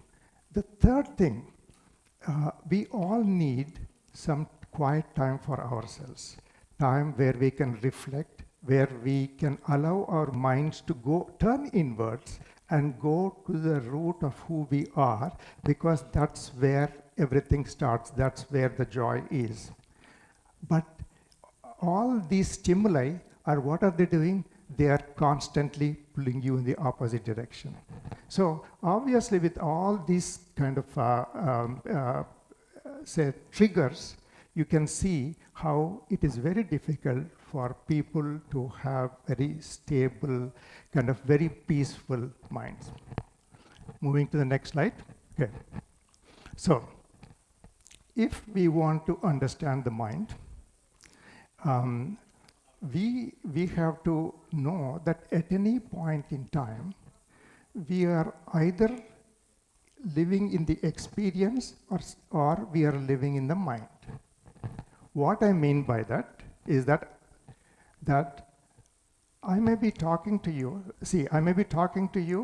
but I have something else on my mind and I'm thinking about that. So my attention is not with you. I'm not even interacting at that level with you because I'm thinking somewhere else. So I'm living in my mind, but not in the experience. Okay. So what I'm going to ask you all to do right now is I'm going to just pause. I'm going to ask you to just allow your mind to go inwards. Okay. And as you turn inwards, what you would notice is that you are becoming more aware of your breath. You become more aware of your body and the sensations within.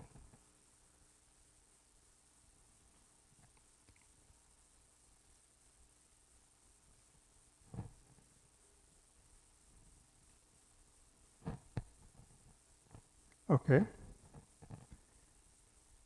Do you see the difference? As I was talking, and how were you experiencing? And when I paused, you just reflected within. What was your experience? Does anyone want to share?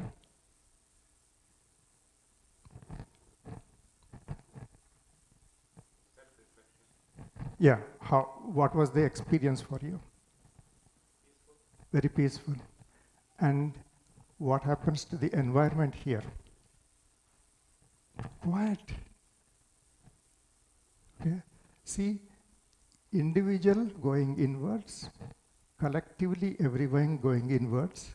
So the individual experience is kind of more peaceful. The collective environment becomes peaceful.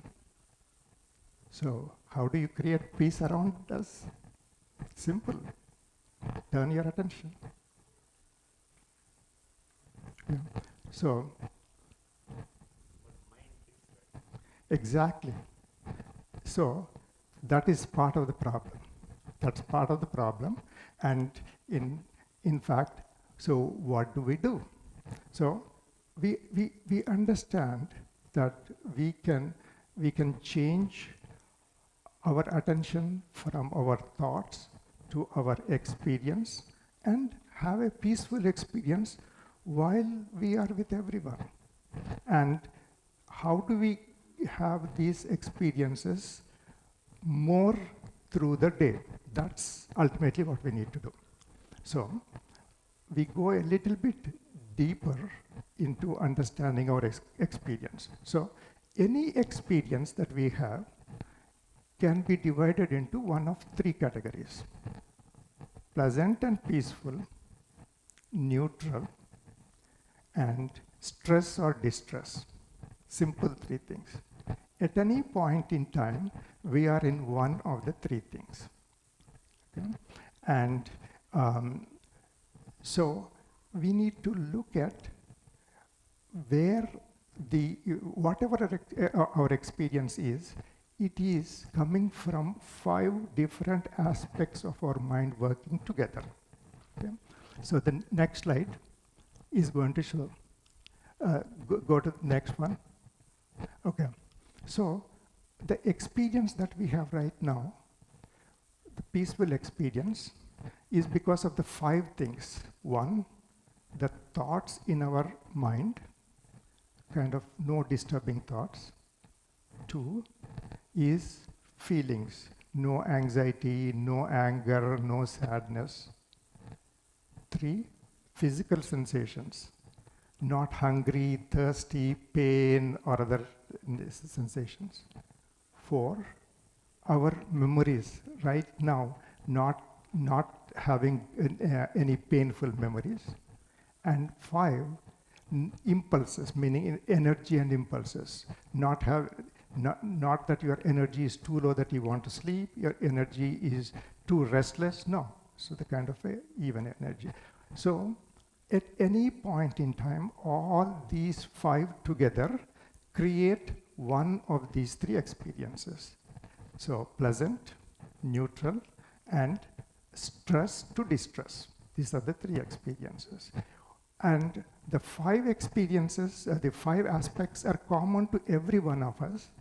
But if we look at ourselves, which one is more for me is different than what it might be for Swami, it might be for someone else, Kasturi. So this is where understanding your mind is so important, because I don't know.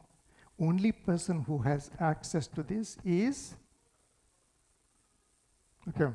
And that's why when people come up with this and say, hey, use this particular app, all 100 of you are going to be wonderful, I am always very skeptical, because they don't have the data, you have the data.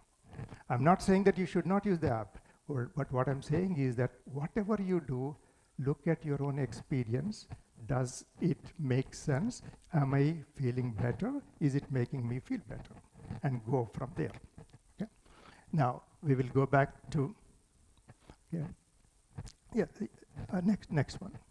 Yeah, so our minds are in one of 3 modes. So this is a working, in a working week.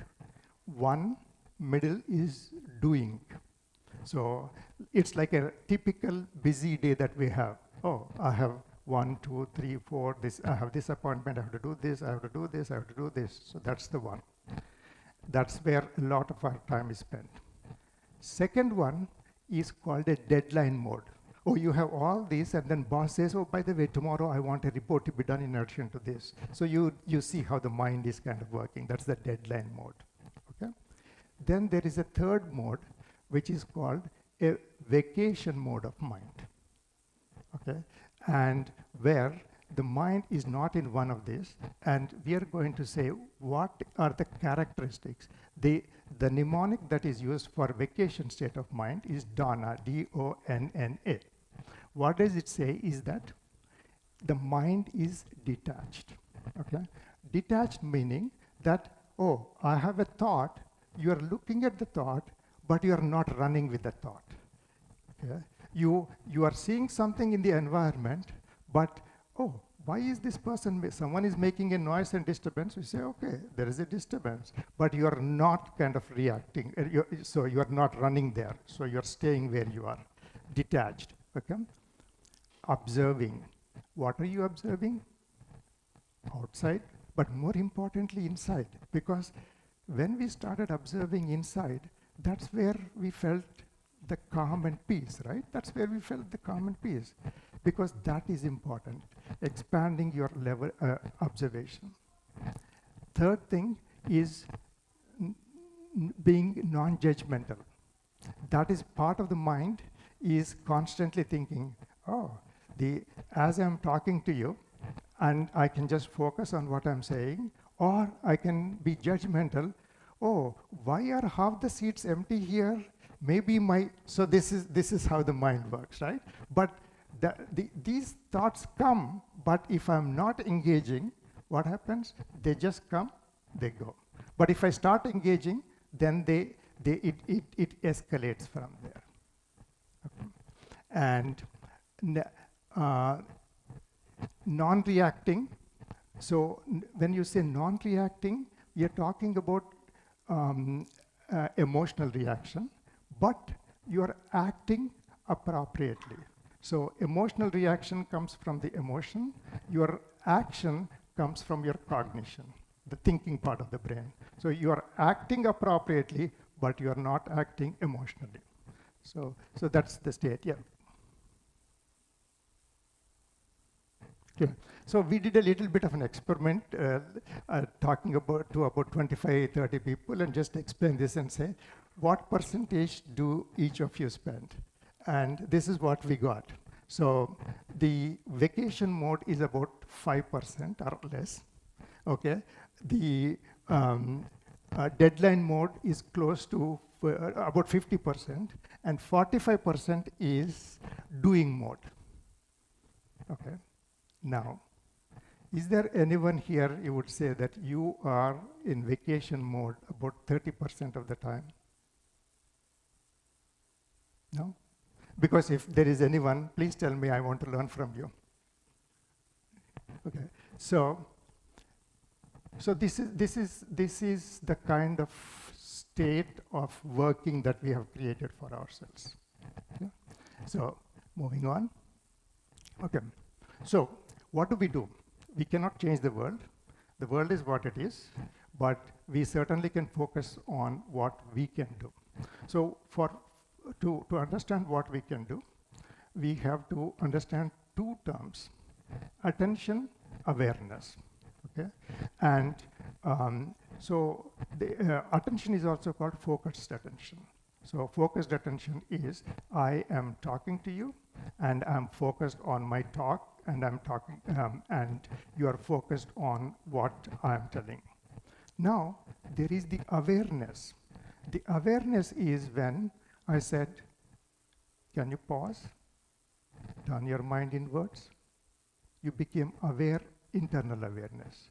Right now, we all have external awareness. Suddenly, if something flies by, we know that's happening. I'm talking to you, but we know the external.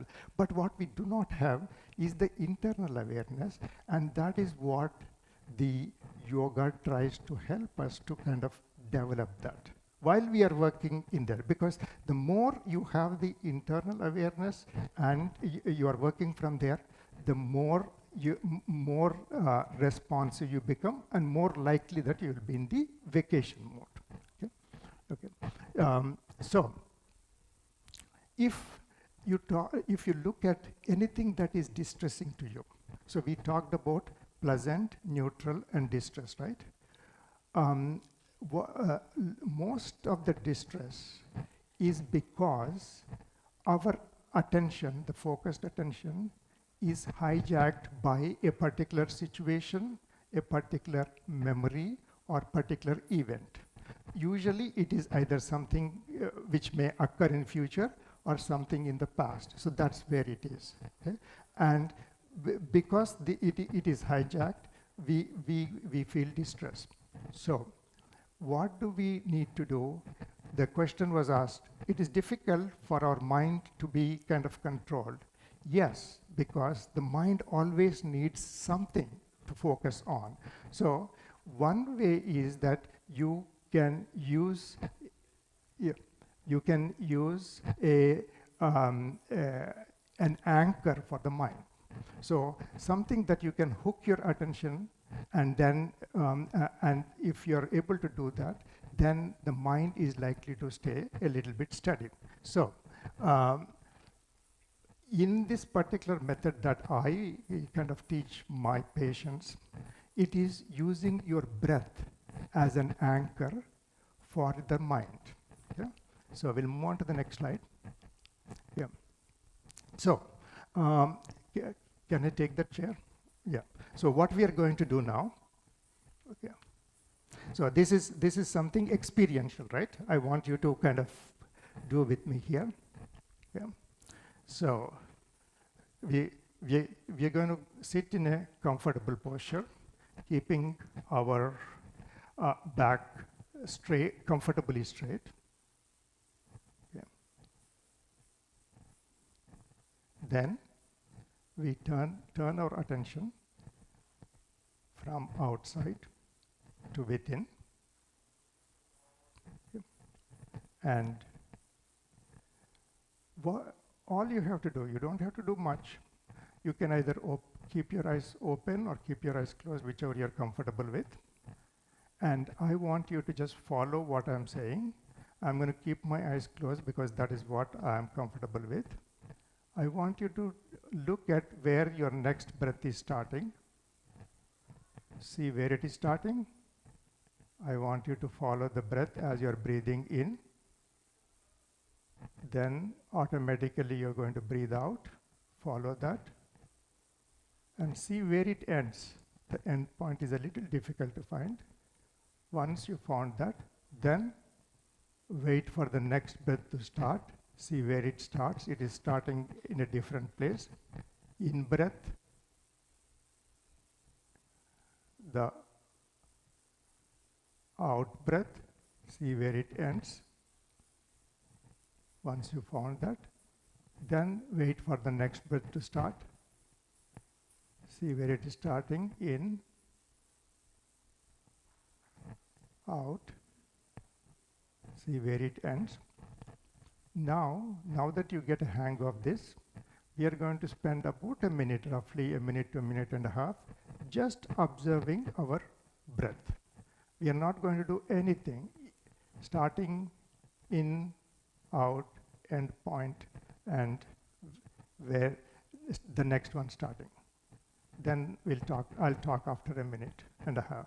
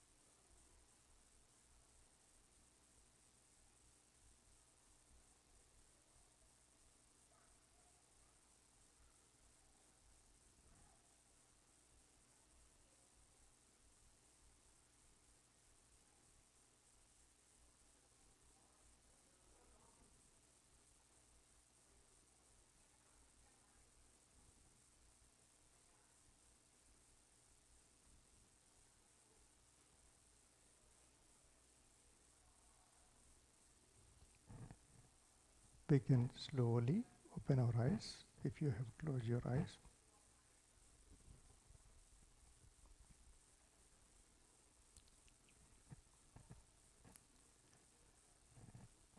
I want you to continue to pay attention to your breath while I am talking.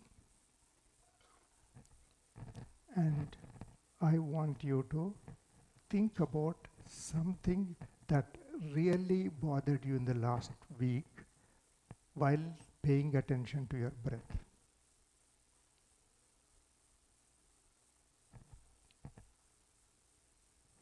Continue with your attention to your breath.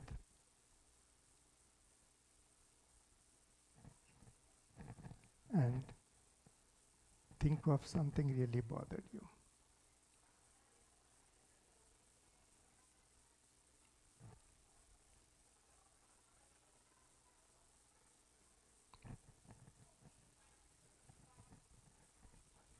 Okay, now, does someone want to say what it was when you were just watching your breath?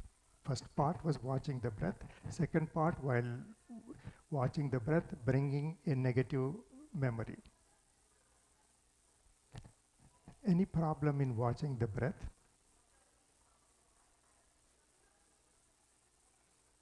No? And what can sometimes happen is that sometimes the mind wanders. It can be wandering to the thought, emotion, it can be to the memory or so. If it does, just mentally remind yourself, it's a thought, just label it as a thought, emotion, sensation, memory, impulse, and come back to here. Okay. Now, when you are observing the breath and trying to bring a painful or a disturbing thing to mind, what do you notice?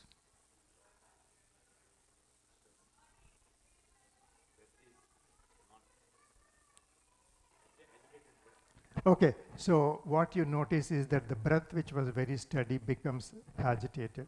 So whatever you notice is the very first sign of stress in your system. Lot of times what happens is that when the stress starts in one of the 5 aspects of the mind, and we don't pay attention to the stress until it builds up, and then we say, I'm too stressed out, okay, now I have to go and have a drink, I have to have coffee, so behavior, it is showing it, okay? If we are able to identify stress as it is starting, that is where you can intervene. And what you can do to intervene is what we just did. Pause what you're doing and observe your breath about 5 breaths, 7 breaths till things calm down and you start. So if you're starting early on, that's what you're able to kind of do. Okay? So the whole idea is that you catch the stress as it is building and stop it right there. And any questions here? Yes. Oh, okay. So this depends. So the stress might be, for example, for me, the earliest thing I notice is that thoughts are racing. So when the thoughts are racing, I'd say these are thoughts. Then I'll say, okay, where is my next breath starting? Okay, oh, it's starting there. Let me follow the breath, in breath, out breath, where is it ending?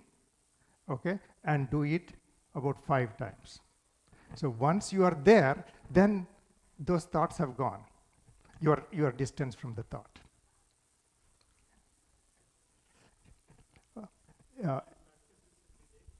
Okay, but a wonderful question. Do you practice it every day? Okay, this has to be practiced. There are 2 types of practice. Regular practice, which is done, I recommend that first thing in the morning, do it for a few minutes. Before going to bed, do it for a few minutes, maybe ideally 10 minutes if you can. But I think the 10 minutes is worth the time, because if you're doing it and going to bed, you're going to sleep a little bit more peacefully than otherwise. Okay, that's one.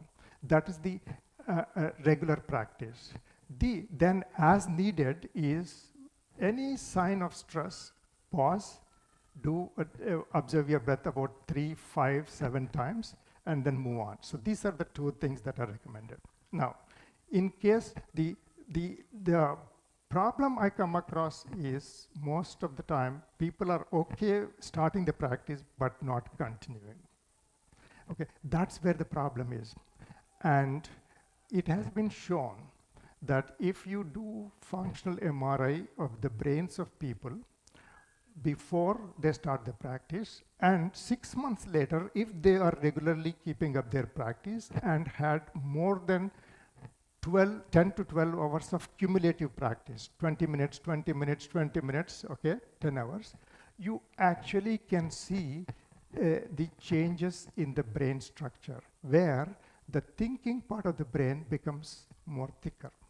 This is demonstrated. This is okay. So the issue is not whether it works. The issue is how do we motivate people to stay with this?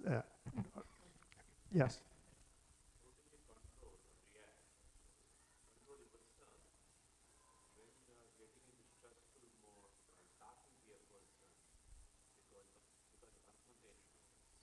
Okay. So the thing is that initially, the more, say right now, this is your like this is how you are stressed out in a particular situation. If you are able to stay with your breath, okay, try this. You are able stay with your breath, and then talk to the person. So you don't get into I need to fight. You get into I need to respond. So when you get into I need to respond, then there is no emotion, it is action. Okay, and that's why I asked you to stay with the breath while you are bringing something negative and see what happens, right? Okay, but you just started, you just did this, but if you're doing it as a practice for some time, you would automatically see that sometimes even before you react, you're pausing. Because see, whatever we train our mind to be, that's the state the mind goes into. So if the mind gets used to the peaceful state, guess what? If it is getting disturbed, it says, no, I need peaceful state. I need some pause, and I need to kind of observe my breathing. Okay, so basically what it is that this is, we use the term breathing meditation to describe this. So while you're focused on the breath, that is your focused attention that is being trained, and when things are happening, you are learning not to react to that. So that is the non-reactive awareness and focused attention. These 2 together are the meditative state of mind. Okay. Moving on. Okay, so these are the, you are probably aware of this. This comes from Patanjali Yoga, the 8 steps of yogic practice. Step 1 and 2, lifestyle changes. Okay, step 3, posture. So so when you're doing it, the right kind of posture. Step 4, see the observing the breath. 4 and 5, see, is indrawing of the senses automatically happens when you keep observing the breath. Okay, then step 6 is continue to stay focused on the breath, and 7 and 8 is the state as we go up. You are able to stay focused. You are able to non-react. Ultimately, in advance, you reach to the 8th state. So you still the body, transition from the body to the mind, and still the mind. Those are the phases. Next. Yeah. Okay. So all this, what we talked about, is the wellness part. How do we maintain the best state of mind, and how do we go around in the world with the least amount of stress for ourselves. Then with everything that we do, sometimes people end up having anxiety, some sadness, other psychiatric symptoms. So the illness part of it, so the next few slides are more about this. And so one of the problems people have is that when do I actually get help for my loved one? When do I should I take them to a psychiatrist, psychologist? Those are the things sometimes when you have. So a couple of things to keep in mind. If all the self-help things are not working, your support is not working, there are two things that we look at. Persistent psychological distress, number one. Number two, there is inability to function in one of the three areas. What is self-care, managing themselves, number one, interpersonal relationships, and vocation. So if there is functioning impairment and distress, these are the two things. And in those instances, what you do is that my recommendation, I'm a psychiatrist, is to see a psychiatrist, because they can look at any medical problems and see if there are medical conditions for that and address those things. So the medical conditions like thyroid can cause depression. So there are other things. So that is to be done. And any individual you're going has to have a comprehensive assessment of looking at the biological, psychological, as well as social aspects, and trying to give you advice on all the three. Okay.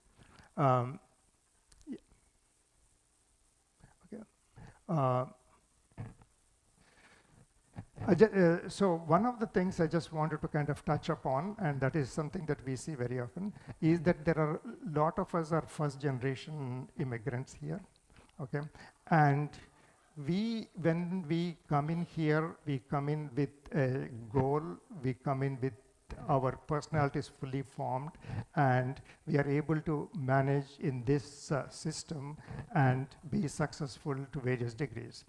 What we expect is the second generation, they actually have it easier than us.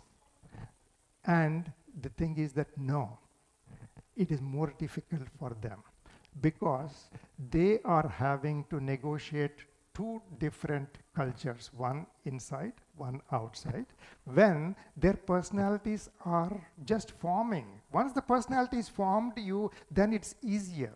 So it has been shown in various studies that if you look at the psychological distress and any problems, first generation have less, second generation have more, and then when it comes to third generation, it comes down. Okay, by third generation, because the second generation having gone through, they know how to kind of better deal with the third generation, and the third generation has completely integrated. So, a couple of things for the first generation for all of us is that to be able to recognize that our thinking and our mindset is going to be different than our kids, because our minds were okay for the world that is currently. Their minds are preparing for the world 20 years from now. Okay, that's number one. So in some aspects, they know things more, and we have to be a little bit more humble in knowing that, hey, we don't, number one. And number two is reducing our own expectations and not putting our expectations. Those are the two things that we can do to at least help them feel supported and help them negotiate through what they're going through. Okay. Moving on.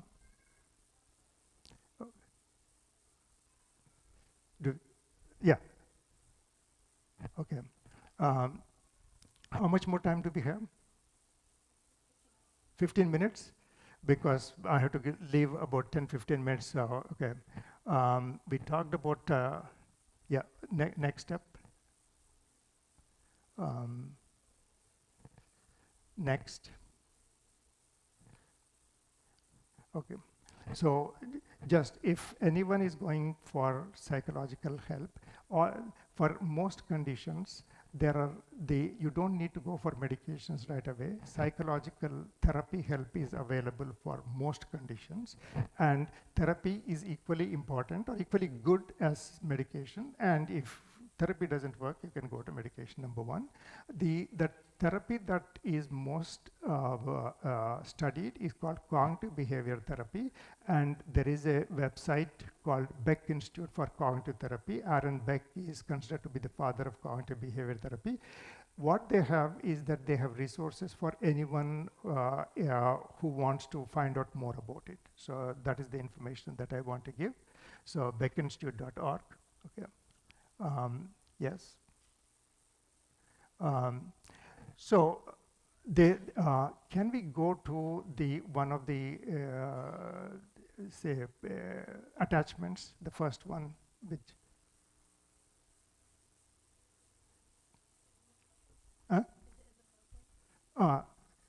not the PowerPoint, outside the PowerPoint.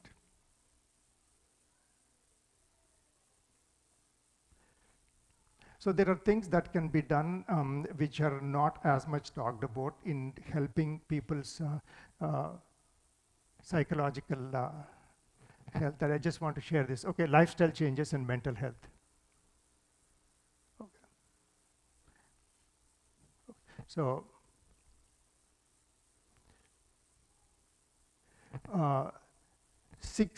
there are 6 lifestyle changes that impact eating healthier. So foods to be eaten, okay.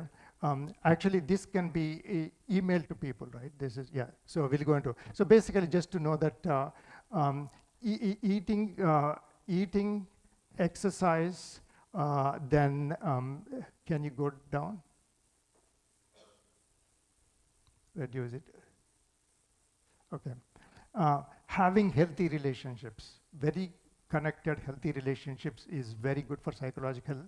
Decreasing stress, such as stress and mindfulness, and avoiding harmful substances, alcohol and drugs. These are the lifestyle changes that promote positive health. So that's one. And the other one I just want to show so that people have this. And then yeah.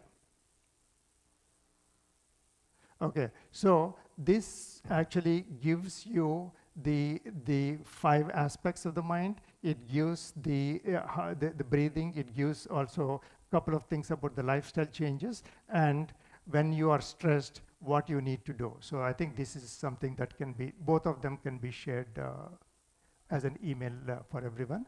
So I think I will leave it for people to ask questions at this time.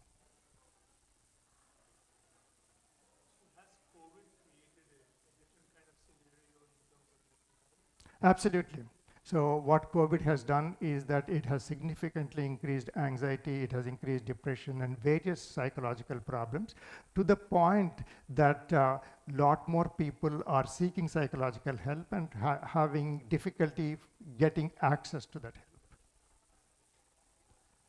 help. And so the importance of social connections in how the social connections can be a glue and reduce the stress and prevent psychological problems is shown in real life because of the COVID.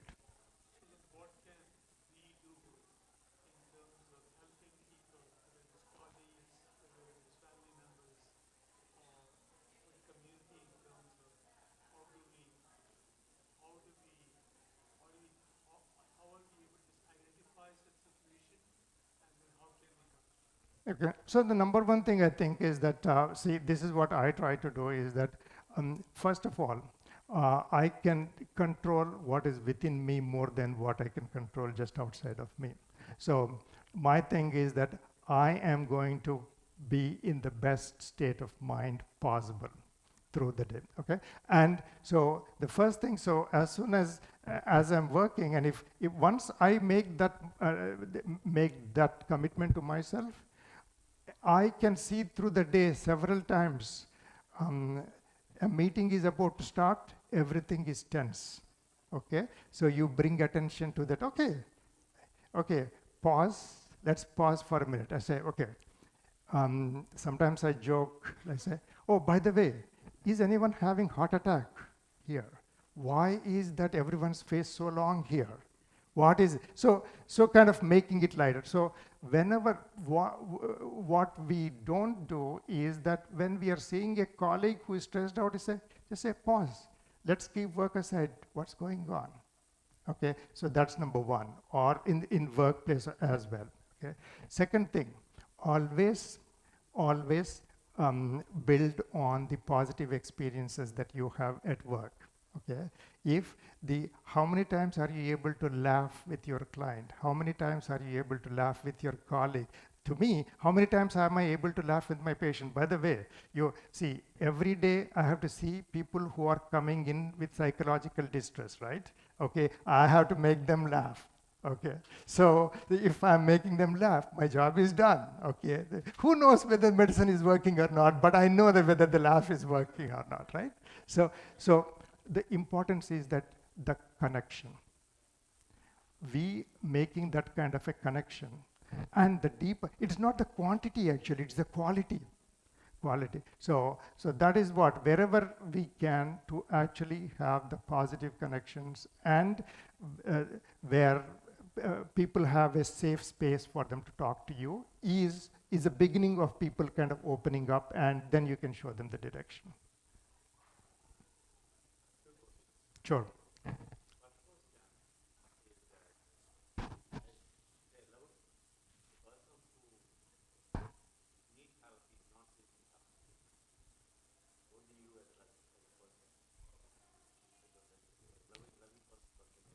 Okay, so for me, the first thing is that my question to yes, there is going. So my question is, are you having fun doing whatever you are doing? Is my question.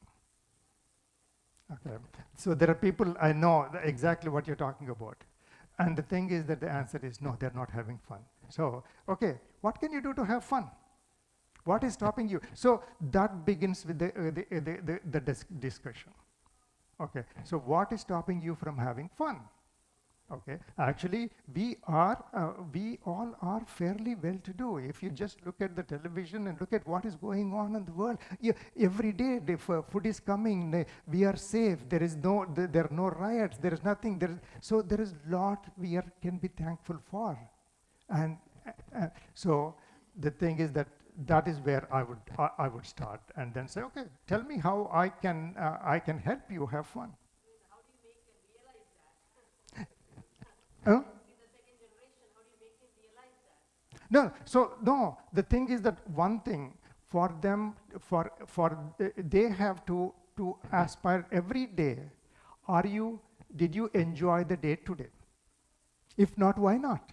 Let's talk about what it is, okay?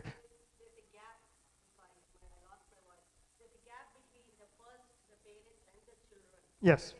Yes. They don't share everything with you. Correct. They only share with their peers. Yeah, true. Because they're very comfortable. Correct. So how do you bridge that gap to make them share no matter how much you love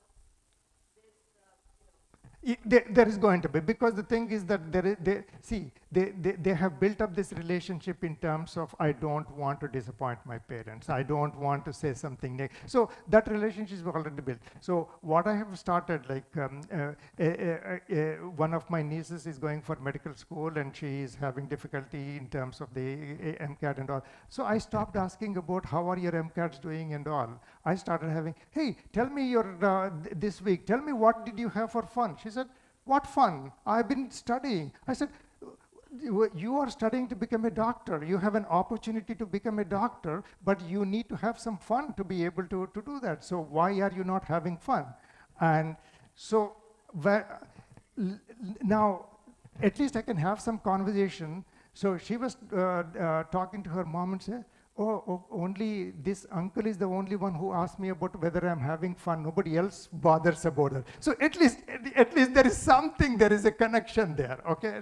So just kind of a thing is that, see, the mindset is that work has to be serious. No, work doesn't have to be serious. Work can be joyous. Study can be joyous if you're, I think part of what it is that if we have that mindset and we are inculcating that mindset to them, okay? And it takes time. It's not going to happen in a day. And there are times people are going to go through phases. All we can do is pause and say, hey, I'm here whenever you want to talk. I'm here whenever you want to talk, but that I don't want to intrude, but at the same time, I'm concerned. That would be the thing. So, certain people, they make you stressed out. I consider them toxic. So should we just avoid such people and avoid interactions, or we should say, no, the way I'm reacting is wrong, let me try to change?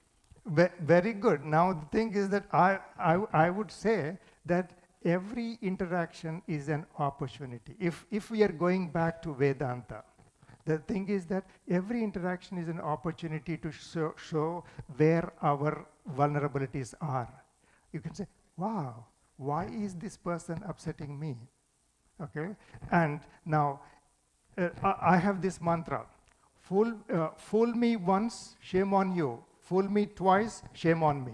Okay, if this is the very first time and I'm reacting, okay, this is totally unexpected. But once I expect that, then I should be prepared. I should be prepared to so I need to work on things. I need to work on things. And so one of my jobs is to work on people who have addictions, right? So if someone is coming to me after having been sober for several months and is relapsing and using and coming to me intoxicated, there used to be time when I used to get upset. Now I know this is what it is. People take 5, 6, 7 times before they completely give up. Once I made that mindset, and then there is no reaction. Oh, absolutely. So this is the way I say, listen, you have your healthy part, you have your addicted part. Okay? Now, as long as your healthy part is talking to me, I will talk to the healthy part. The addicted part is completely in your control. I can advise you, but I can do nothing about it. So someone came to me with say, smelling of alcohol. And people said, why did you let him in the office? I said, this is why. I said, you had a choice to just stay home, but you made the effort to come here and talk to me. There is this part of you that who still wants help, even though, so why would I not take that part and build on that? Yeah. So that's how you, whatever is the healthy part, you kind of build on that and that's go from there. Yes. That do not expect the external world to give you happiness or satisfaction. Mm-hmm. In other words, the external world expect them to mistreat you and be toxic to you. Right. The thing is that, see, exactly as said in the Gita, in Vedanta, we talk about there is the efficient cause and the instrumental cause. So the instrumental cause is the person who is criticizing me is getting upset. But the efficient cause is the one above or the one within them. So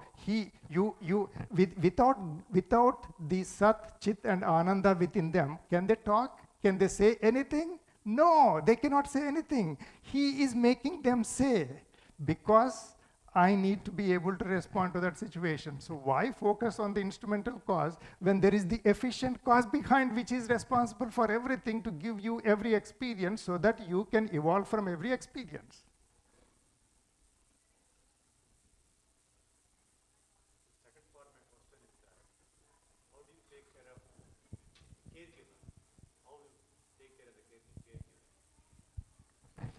So if you're taking care of a caregiver? No, as a caregiver, to the person who is not seeking help, Mhm. how do you take care of yourself? Okay. So how do you take care of yourself is, first of all, you have to make sure that you are able to work on yourself and your internal state, and try to increase the 5% meditative state to maybe 10, 15, 20%, number one. Number two is that knowing that there are things which are within your control, things outside your control, and having the mindset or developing the mindset that those that I cannot control, I have to acceptance. It's absolutely very difficult. That's why it says, right, in chapter 6, asamshayam mahabaho. It's very, absolutely correct, Arjuna. It's very difficult to control the mind. It's very difficult to do this. However, there are two things. Abhyasa is practice. Second thing is dispassion, vairagya. Okay? Because whatever the situation is, my ability to influence that situation, we get upset because there is a disconnect between our expectations and what happens.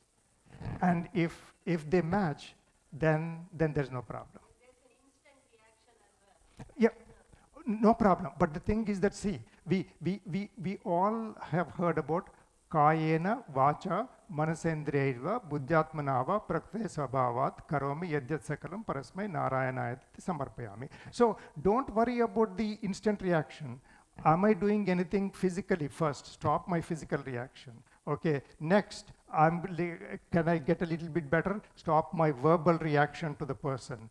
Number 3, stop my mental reaction to the person. Then comes the reaction from your inherent tendencies, which is very difficult to stop. But as long as you are aware, then you're okay there. But this is the process where you get there. Yeah, so it's almost like 2 minutes to 3 o'clock. Thank you very much. There you go.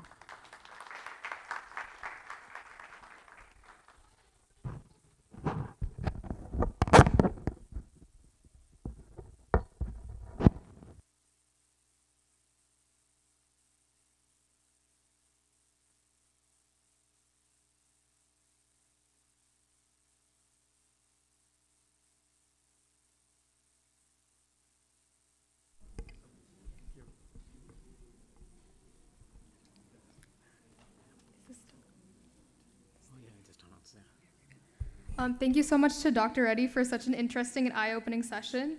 It's true that inner healing is just as important as physical healing, and we hope that the unique idea of integrating Vedanta as a mean to address some of the core issues has resonated with you guys as our audience. We also have a couple of announcements to make. If your name is Umesh or Tassar, Tassar, or Umesh, please come to the registration desk.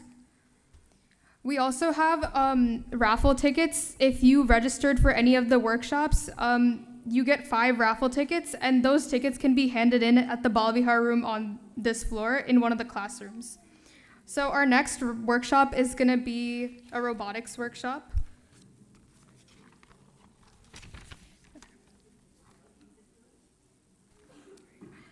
Don't Blink is a local 7-year First Tech Challenge robotics team of 15 students. They were the 2023 World Championship and 2024 League Championship winners. Their mission is to inspire young students to explore and embrace STEM through FIRST Robotics. They are known for mentoring many local LEGO League teams and sent 3 of their teams to state championships last season. They're excited to be here today to describe the first LEGO League and the First Tech Challenge robotics teams for you.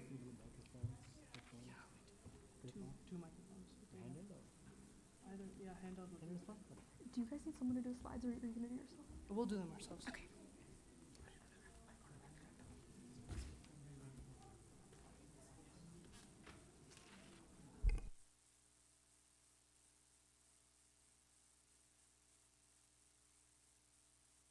Check.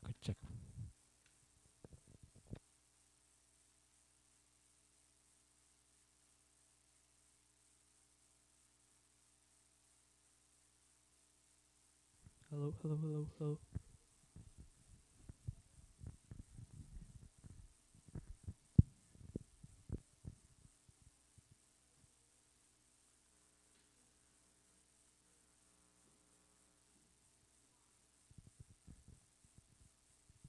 All right. Hi, everyone. I'm Neil Mitchell from Don't Blink. And I'm Shivani Mukamala from Don't Blink. We want to thank you guys all for coming out here and the organizers for giving us this amazing opportunity. Today, we're going to start off with first LEGO League and then pivot into First Tech Challenge with our partner, Mr. Vince Frashella. And let's get started. So, you might be wondering who we actually are. We are First Tech Challenge Team 14481 Don't Blink. We are a 7-year team, and we're based out of Plainsboro, New Jersey. We are currently mentoring 7 First LEGO League teams and are best known for our 2023 World Championship win. We're hoping to keep going for another strong win. So you might be wondering, what is FIRST? FIRST is an acronym that stands for Inspiration and Recognition of Science and Technology. FIRST is one of the world's biggest STEM organizations. Now let's take a quick look at our first founders. To start, we have Dean Kamen. He was the one who invented the Segway and the insulin pump. Along with him was Woody Flowers, who created the key terms of gracious professionalism and cooperation, which we'll get into a little bit later. Cool thing was, he was an MIT professor who actually taught his students through robotics competitions. So now, what is the FIRST mission? FIRST mission is to inspire and encourage youth into STEM. It's to foster some personal growth and to give kids a real-world experience in engineering. Now let's take a look at the 3 divisions of FIRST. There's First Robotics Competition, or FRC, which spans from grades 9 through 12. There's FTC, or First Tech Challenge, which we'll get into a little bit later, which is grades 7 through 12. That's us. And there's First LEGO League, which is split up into 3 different components, which spans from ages 4 through 14. And that's the focus of today's presentation. Now let's get into it. One of the discoverers of First LEGO League is First LEGO League Discover. First LEGO League Discover is for ages 4 through 6 and teaches kids through hands-on learning experiences. Next up is First LEGO League Explore. This is for students at ages 6 through 10. Here, students are also solving real-world problems, but at the same time, they're using Spike Prime Essential kits and We Do 2.0 kits to make creative solutions to problems right now.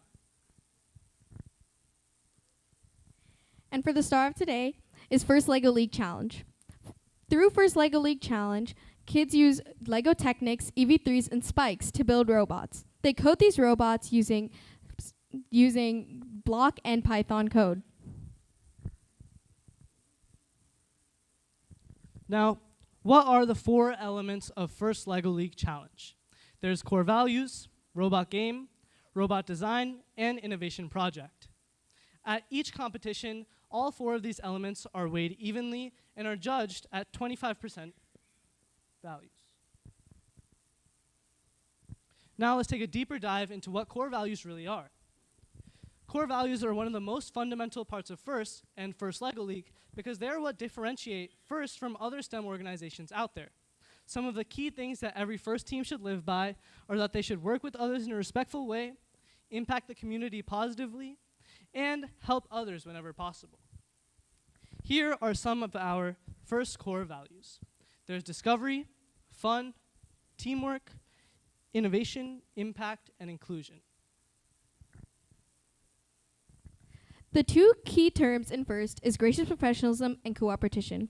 Cooperation means respecting the people around you and the other teams that you're facing.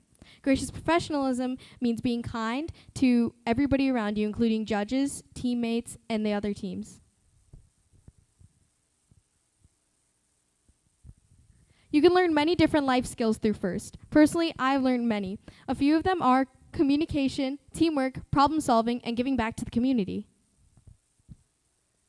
Now let's get a little bit into the robot game. So each FLL Challenge robot runs on a 4-foot by 8-foot mat on top of a table. All these missions that the robot has to finish are Lego based. These missions include lifting up things, placing down, pushing forward and backwards, and many other different things. Every single year, FIRST gives us a new theme. Some of the examples are Superpowered, Cargo Connect, and Masterpiece. The most important part of the robot game are the robot runs. Each team at each competition has 3 tries in 2.5-minute matches where the robot has to complete different missions which have different sets of rules and points assigned to them. The top scores are the ones that qualify and move on to the state tournament. Now let's talk about this current year's theme. This current year's theme for FLL is submerged, meaning underwater exploration. Now, let's talk about some of the challenges your teams may face. Take it from me. I've been at the mat countless times when my robot hasn't worked the way I wanted it to. So, to make sure that you're consistent, you want to make sure your robot is sturdy, efficient, and compact. Another thing that's really important for your robot's consistency is sensors. Sensors may seem hard at first, but they can improve your robot's consistency and total points per match every single time. Here are some examples of our robot and some spike robots.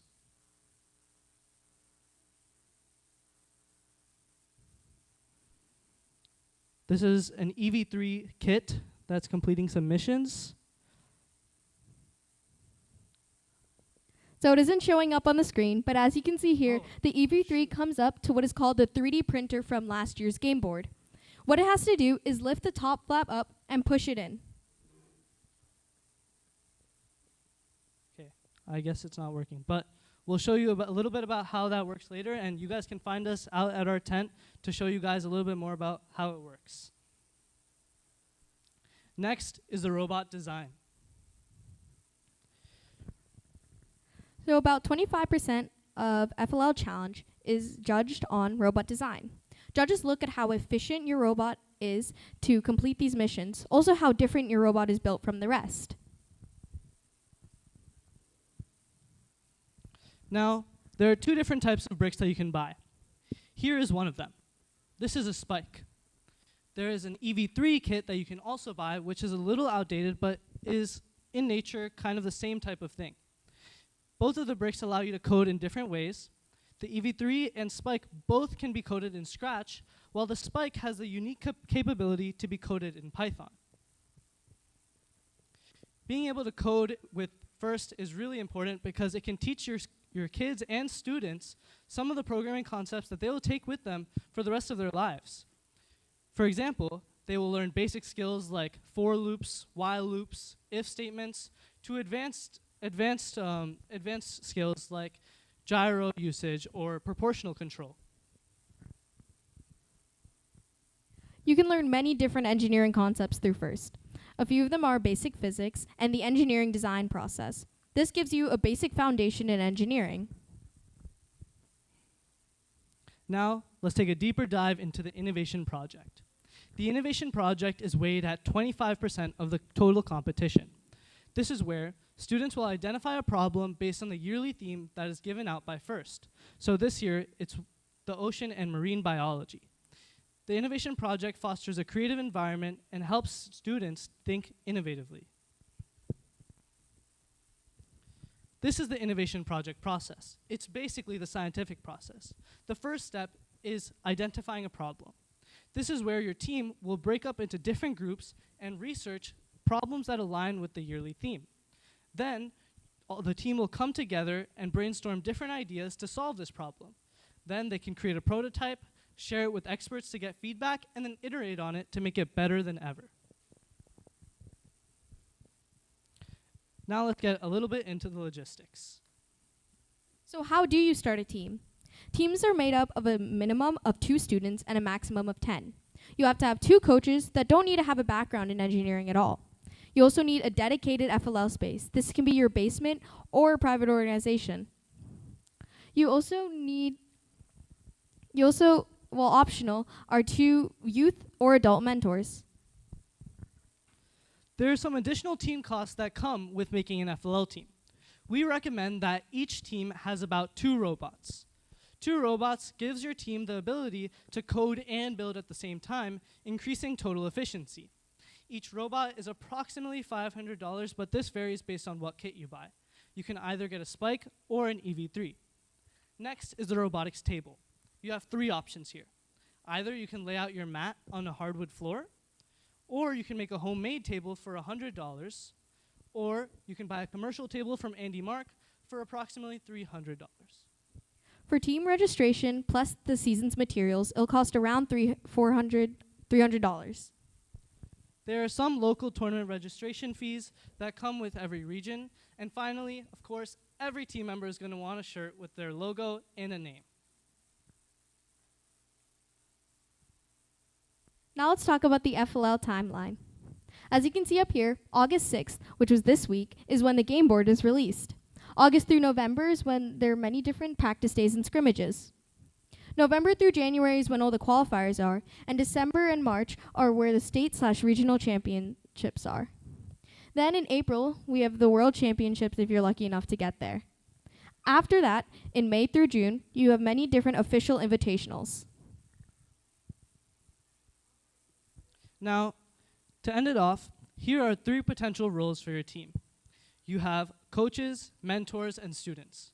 Students should be the ones that are doing most of the work and are actually using their hands to build the robot and program. Next are the mentors who are just guiding the students to make sure that everything is running smoothly, and coaches who are making sure the logistics are good and guiding students through their meetings. Now, moving on to First Tech Challenge.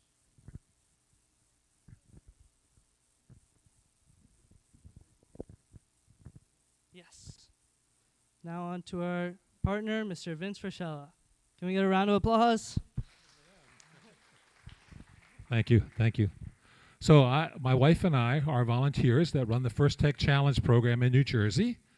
Would you mind hitting the button for me? You're the right person. So First Tech Challenge runs from 7th grade to 12th grade. So we overlap a little bit with First Lego League, and we have those kind of folks there. Next slide, please. This may be a little tough to read, but that's what it says, 7th to 12th grade. You can see an example of the robot here. So somewhat bigger than the FLL robots, made of metal. Students learn the same kind of technologies about motors and sensors and programming and all of that kind of thing. They reuse the kit.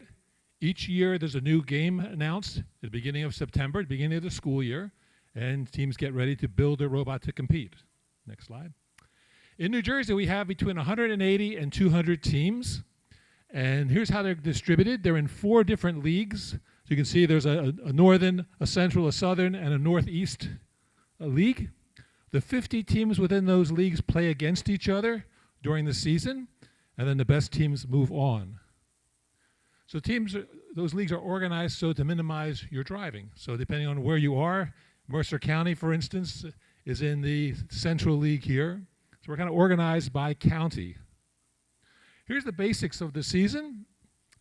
The way the season works, the game is announced in early September, and students have about 7 or 8 weeks to design and build a robot before the competitions begin around Halloween.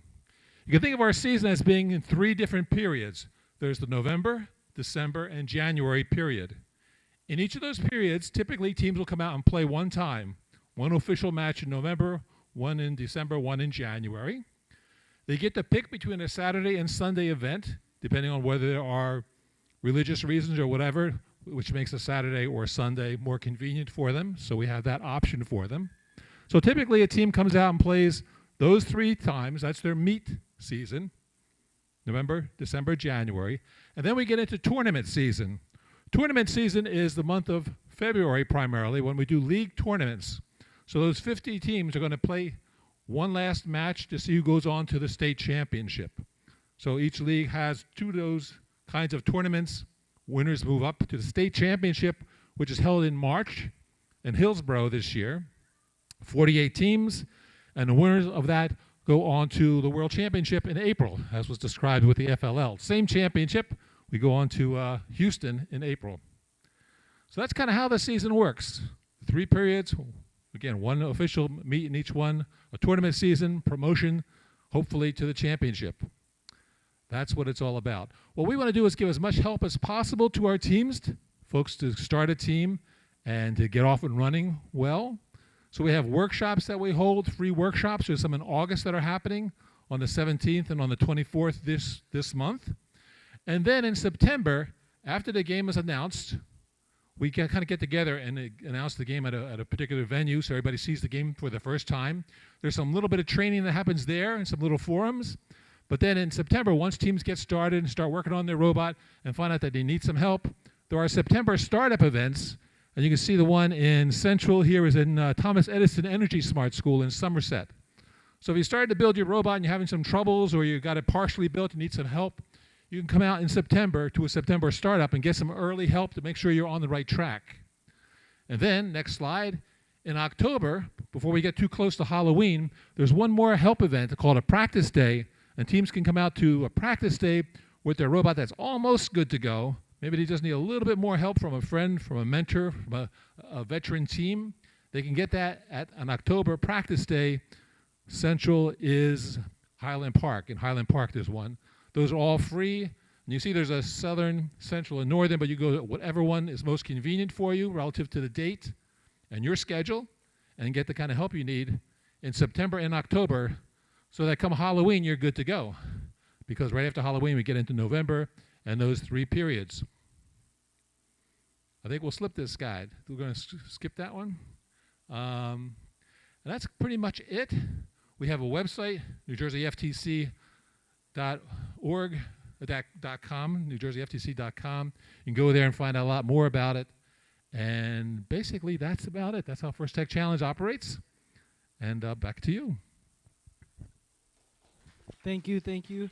So now we want to open it up to questions. We imagine that lots of you guys might wonder how this all works, so we'd love to answer any questions you guys have.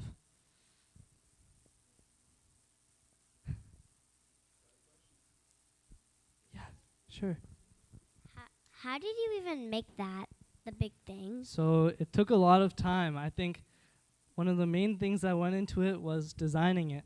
We first started off at the beginning of the season by thinking and putting our thinking caps on and putting our brains together and thinking of different ideas to actually make the robot. And then we CAD'd it and modeled it on our computers, and then finally went to the manufacturing stage where we cut all of these pieces and then put them together to make this end product. It took about 2 months, but in total, we got it together. So I know this is from 7th grade onwards, right? Yes, 7th to 12th. Yeah. So are students in earlier grades able to come and observe you, or as a, if they're interested and they just want to watch and so that they can get familiar with it? Yeah, so we actually have a maker space that is called Princeton STEM Academy, which is only about 5 minutes from here, where we have First LEGO League teams and First Tech Challenge teams, where they're kind of running simultaneously throughout the day. So oftentimes you'll see kids from one side of the academy sneaking over to the other side, or just observing our stuff and looking at how we're building things and putting them together. And you know, as we teach them in FLL or First LEGO League, they kind of progress into First Tech Challenge. I can tell you that when I was in FLL, I would always love to go to the other side of the wall and see the robots running. It was really cool for me to watch that, especially when I was working on my own small robot. So here's a question, right? This goes back, I had bought a kit for my children years back. Yeah. So you have recommendations for somebody who wants to buy a kit for their kids and they can do it at home independently. Are there kits available? Yes, so there are Spike Prime kits and EV3 Mindstorm kits that you can buy. Let me just switch back to... I mean, I don't need it, but this is for anybody who's interested and, you know, they want to do it in summer or whatever, you know, yeah. Yeah.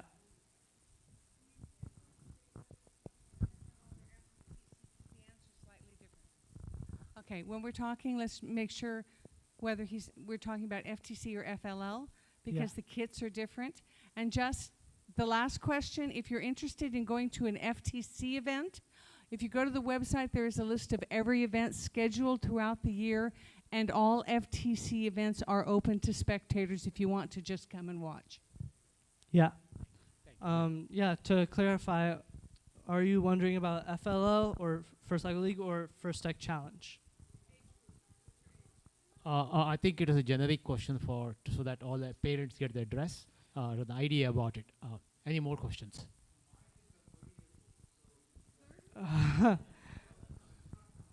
Yeah.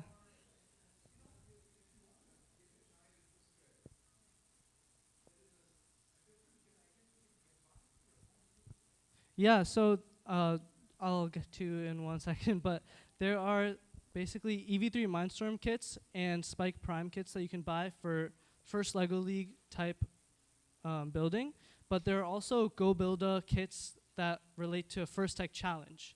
So those would be like Strafer chassis and basically robots that you can build that commercial companies offer to students like us in our age group. Yeah. So this question, Mr. Kasturi wanted a kit for himself. But that's okay. Question for you: when they announced the game or the set, are there specifications on weight and stuff on your robot? Yeah, so depends on what you're asking. In FLL, your robot has to fit within the home area on an FLL mat. If you were wondering how that looks like, you can come over to our tent. And for FLL robots, it has to be under 12 inches when you're starting. So you can see that our robot's under 12 inches here. And we have to start off like that, because if we start off at our max height, it will be over the 12 inches. For First Tech Challenge, the robots have to remain within an 18 by 18 by 18 inch box or cube. So at the beginning of the match, your robot has to fit within that perimeter. There are sometimes weight restrictions for other competitions, like First Robotics competition. I think their robots have to be under 150 pounds. But for First Tech Challenge, there are no weight restrictions currently. It depends on the game. What was the theme for this robot? So for this year's game, this robot was catered to a theme that was about art. So what a robot had to do was pick up these things called pixels. And they would be these hexagonal pieces which had different colors. And you would have to pick them up and drop them on this angled backdrop. And if you put them in a certain orientation, you could make something called a mosaic. And when you make a mosaic, you get extra points.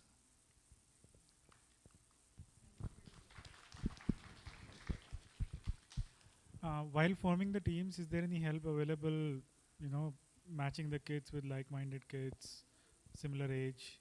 Because it might be difficult to find 5 kids who are interested in doing this. Can you repeat that, please? Yeah.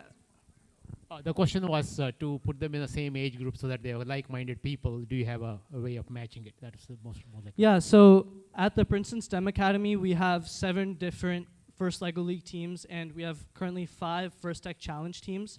So for us, we are able to sort kids into whatever team they would prefer and whatever team has space. But honestly, with the right training, although the age is really important to put them in the same area, people that are much younger can also fit in with older kids. Yeah, so in PSA, Princeton STEM Academy, for FLL, First Lego League teams, we had one team that was made up of 4th graders, while one of our other teams was made up of 6th and 7th graders. So, yeah, exactly. Can you kindly demonstrate these 2 pieces? Yeah, sure. So we are actually demonstrating outside at our tent. We would love for you all to come and visit us. We'll let some of you guys drive the robot if you would like, but for now, I can give you a quick demonstration of how it would work. I don't really have pixels, but I can show you how the robot runs. I have to turn it on, so maybe we can take another question in the meantime. Question? Anyone else? Quick question following up to Mr. Kasturi's. Is there like a home kit where people at a very young age, say maybe 5 or 6 years, they can start yeah, so fiddling with it and playing and learning, like Legos? So for younger kids, like 5 or 6 years old, there's something called We Do kits that you can buy, and you can build things out of that. But if we're talking a bit of higher range, so 4th graders and up, there's the Spike and Mindstorm skits.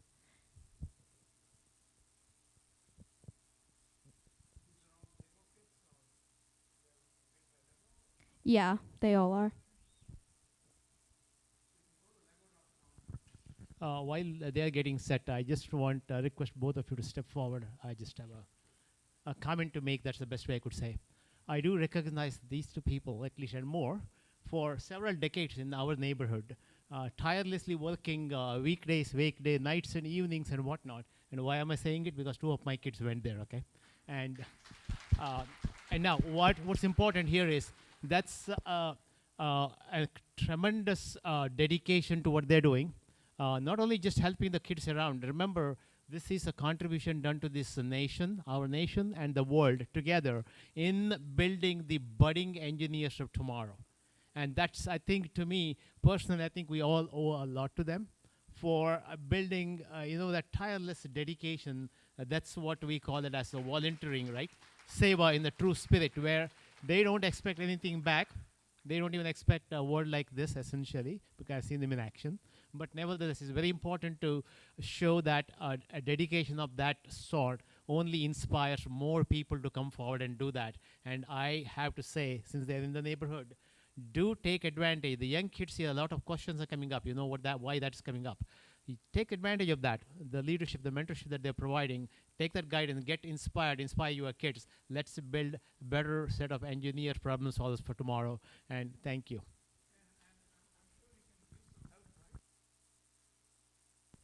Volunteer to help you, or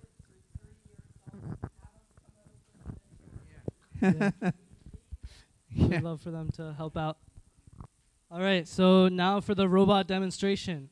So something that you guys might not have seen earlier is that this robot actually can shoot some paper airplanes. So we're going to test that out today.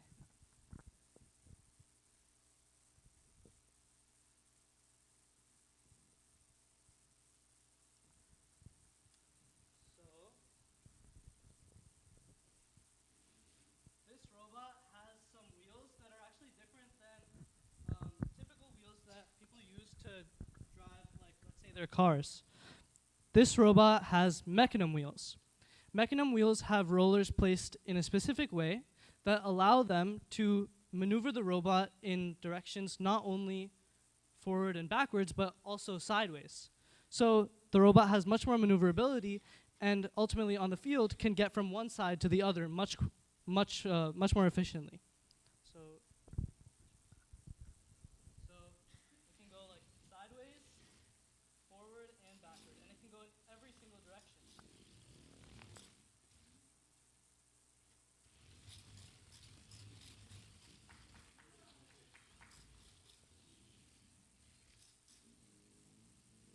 So it's making some weird noises right now because the robot is supposed to be running on mats, but it's still able to run perfectly fine here. So I will show you guys how the drones or planes actually launch.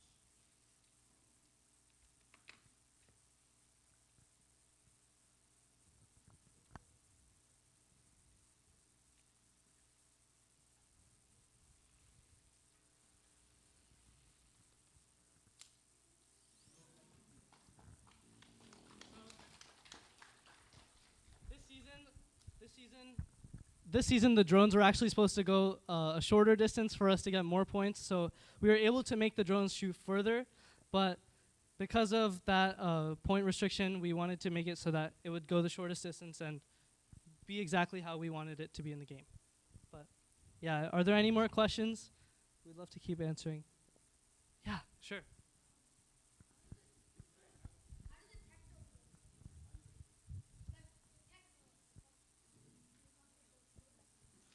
Oh yeah, so the wheels are oriented in a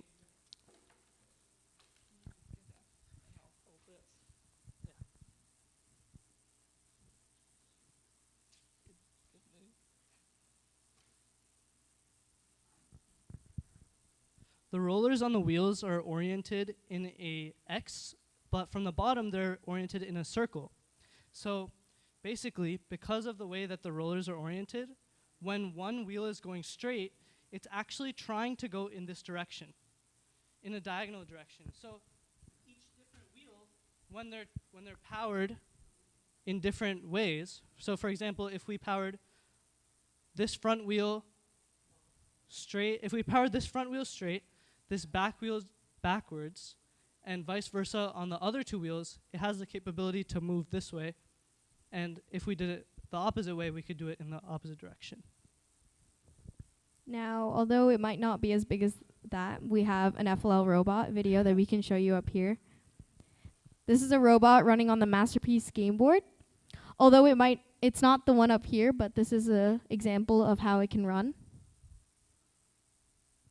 This robot was coded through block coding, and the pieces that we used to build it was a EV3 brick, which is what you see in the middle there, and using Lego Technic pieces. It's always so nice to see the robot actually work, because there's so many times where you have to work through consistency issues, so this is like such a rewarding process, and I definitely recommend FIRST. Yeah, this is definitely not the first video that we filmed of this, probably the 10th one in my camera roll. Yeah.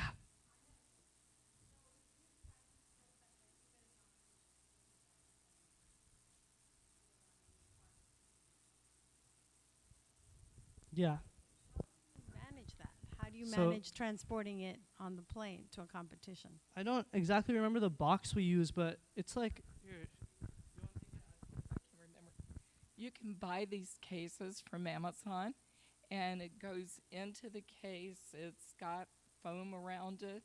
We have a separate case for the batteries and things, and it just goes in the plane as luggage. So, you know, we pay for a little bit of extra luggage when we go to worlds like that, but it goes. The bigger robots for FIRST robotics competition, they have a contract with FedEx, so they have to build a big crate for these robots, and FedEx comes and picks it up on their lift truck and takes it. These we have to take ourselves in the carry cases. Are there any more questions? Yeah, sure. How do we join a team? So there are several ways to join a team. You can make your own team if you have enough friends and family, and you can get your parents to coach or friends to coach, or if you have a high school brother or sister, they can help coach. Or you can come to the Princeton STEM Academy, and we have lots of teams. So we spend about 6 months teaching you how to code the little robots, because I think that's what age you are. So about 6 months, and then you're ready to learn more about FIRST Lego League and how to do an innovation project, and then we put you on a team of the appropriate age. And, you know, no matter where we place you on a team, it seems like everybody has at least one or two friends there, or you can bring your own friend too, and you can go together. So we have classes for about 6 months, and then you can move right on to a team and compete if that's what you like.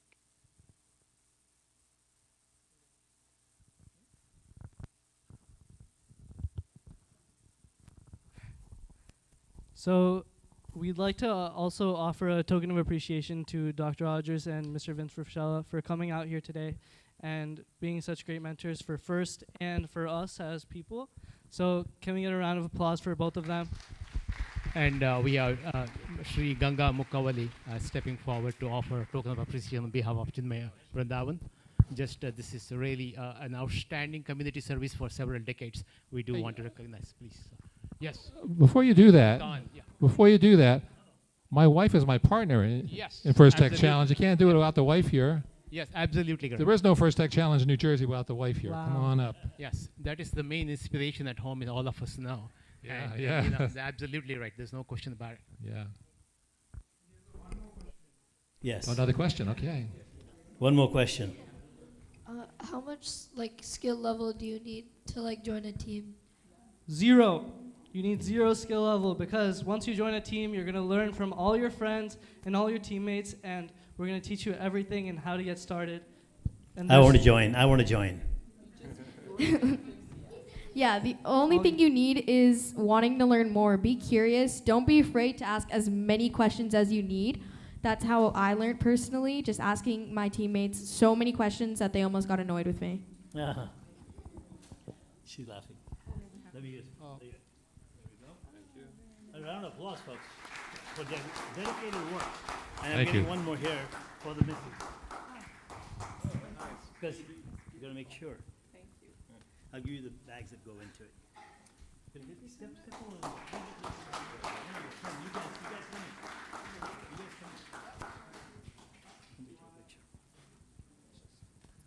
in. And in case if you want to get inspired, maybe when the sessions open, you should just stop by their workshop just to take a look at what happens out there when they do the marvelous engineering things that happen in there. I know we do have one more question there, right? Yeah. 12th grade is basically the age limit, but after 12th grade, you can 100% become a youth mentor for first, and Absolutely, yep. yeah, or adult mentor for first. Right, we have many young mentors coming back. Also, alumni come back to be event mentors and Yes. help with refereeing and judging and various things like that. So, a lot to do. We could use a lot of help. Yeah.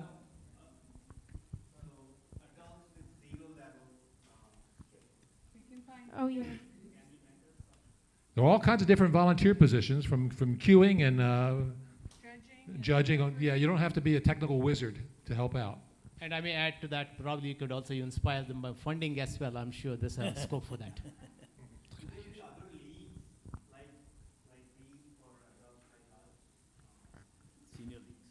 Senior leagues. I wish there were. I'd join. How many parts did it take? Players? The big one. How many parts? Total did it- parts. Which one are you referring to? The big one? Are you counting screws? I would say like 300. Yeah, it was like a lot more. I don't. It's a lot of parts. We need a volunteer to count. Okay. And, what is the minimum age to join any team? Kindergarten for us. Yep, kindergarten. In 7th grade for FTC. 7th grade for FTC. So I So- want to answer the adult league one. This is what I do for fun. So come on over. You can join our league. Oh, yeah. Oh, yeah. Well, at night we can drive the robots. They'll never know. Package it to shipping. The other question is, did anybody find out what 14481 stood for? I'm not asking you. I was asking the kids. I know, but what's that number for? The robust number? I don't know. What? I don't know. The kids will answer. The robot's battery. Shivani, what's that for? What's that number for? It's our team number. The team What's more interesting is our team name, because we're named Don't Blink, because if you blink, you'll miss us. We're too quick. That also means they were the 14,481st team that first Yes. formed, Yeah. right? The numbers are assigned sequentially. So right now there's like 23,000 teams. Yeah. Right? How expensive was that robot to make, like entirely, like counting part costs and everything?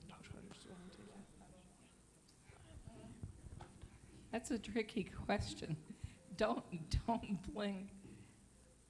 This robot was probably 3,000 to 4,000. Yeah. They make, what we believe in the academy is that the kids are there to learn, so they make mistakes. They burn up motors and they make mistakes cutting and all that kind of stuff. So they do a lot of fundraising to account for that. Not every robot has to be like this. I believe FIRST thinks that about $3,000 to $3,500 for the whole season should get you a competitive robot get you registered with FIRST. And, you know, while the kits are reusable, Don't Blink builds custom robots. So a lot of these parts are not reusable. And then So- also, Go I ahead. heard a bit about how you make some of that in-house. So, especially for like the custom plating, how much did like the machines that you use in-house to make, apart from the stuff you buy from outside sources? Okay, so, you know, the maker space, the academy, runs on a shoestring. We're all volunteers there. So we got a fairly low-end CNC router. It was only about $3,000. They did a lot of fundraising. They mentored a lot of teams for that money. But it's been very reliable. It's the router bits that cost a lot. Not this month. And a lot of teams save money by doing 3D printed parts. Yep. There's an approved parts list. There's a lot of parts you can get at Home Depot. You can build parts with PVC, Lexan. Even I've seen some wood content on some robots, bungee cords. So there's a pretty broad approved parts list for the robots. I think it pretty much goes for any First Tech Challenge team, because ultimately you're going to have to do some fundraising and to actually get your robot up running and your team going. So I think it will cost a little bit of money, but it's all worth it. Yes. Remember, the kids should not have to worry about the money. It's the parents will make it happen. The inspiration, we have people like this, it will happen. Don't worry about money portion of it, right? And they do that already. In fact, there are a lot of corporations, a lot of individuals sponsoring that I know. But again, the funds like that are never... Yeah. So I think you should stop by the booth to get more information and get more inspired. But look at the amount of work they're putting together. That's incredible. So be a part of it and participate in the competitions and stop by the booth.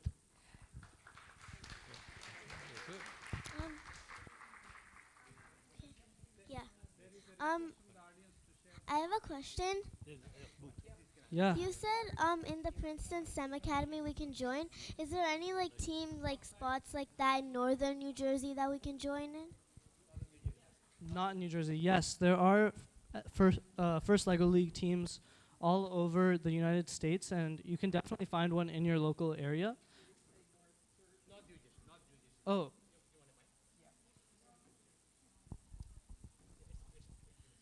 Okay, if you're from North Jersey, there's actually another group like us with a maker space.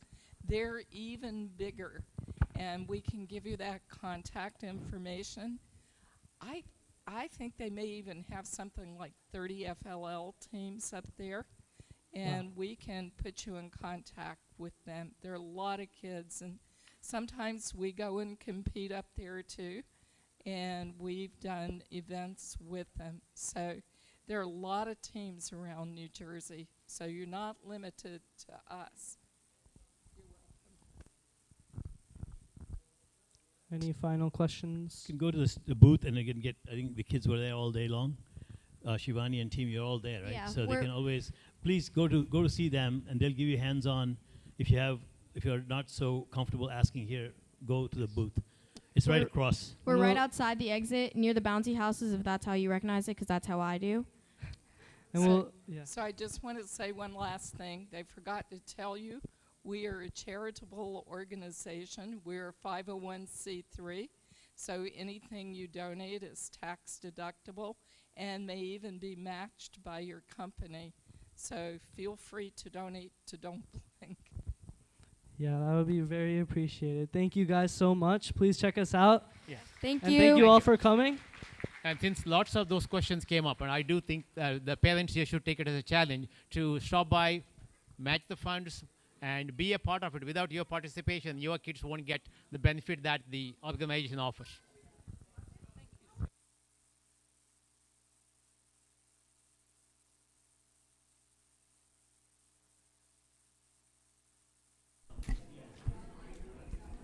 Thank you so much to Don't Blink for that really informative presentation.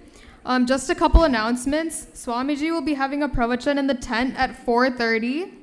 There will be a few Garba workshops in the basement today evening at 5:30, and we have a lot of vendors in the parking lot out front on this side, selling clothing, jewelry, and a lot of different goods that you can check out. So please check those out.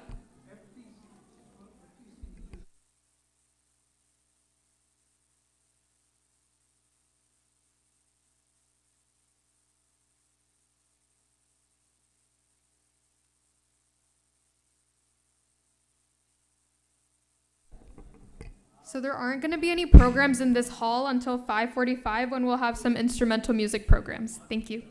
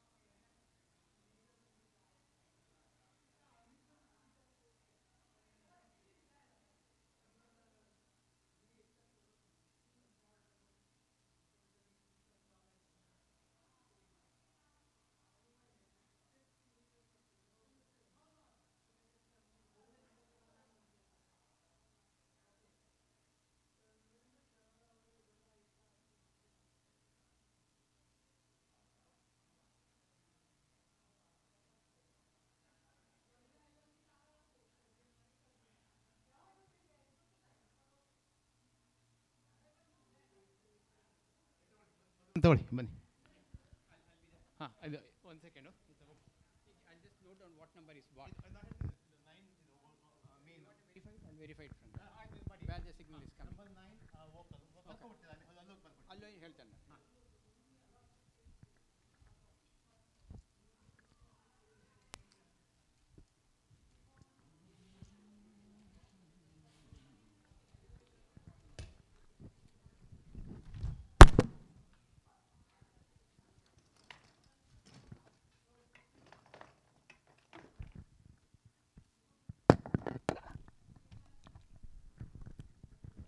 Yeah, okay, ಹೇಳಿ.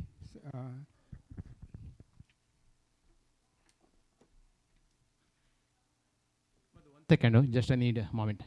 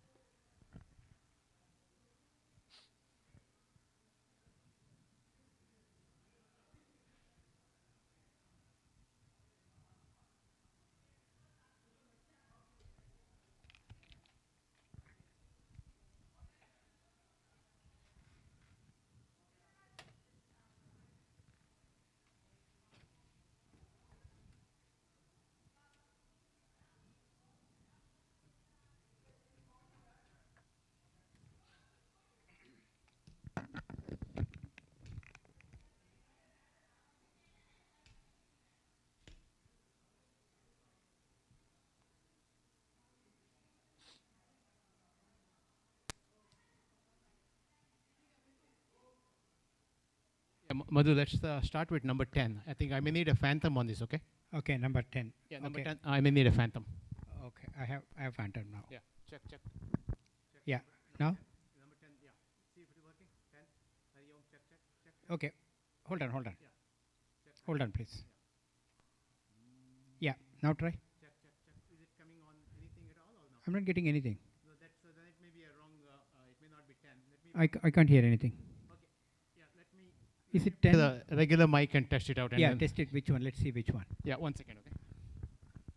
Can you remove all the mic, because if you make one sound, it comes from...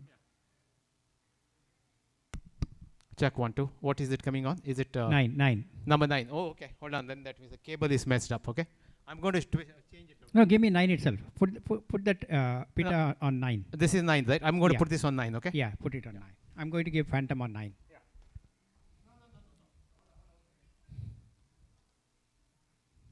Gajanan, don't. Gajanan. Hari Om Gajanan.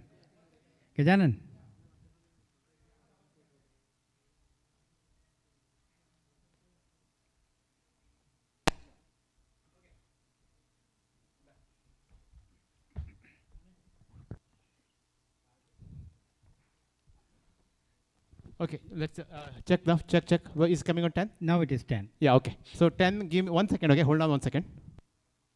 Phantom is already on in 10. Mute number 10. Yeah.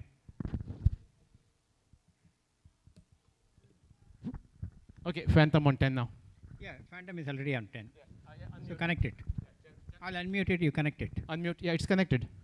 Okay, I'll unmute. Wait. Yeah. I don't hear anything. The mic is dead. Okay, it's coming out, yeah. Check 1, 2. Yeah, this is number 10 going to be flute, okay? Okay. Yeah, that's good. And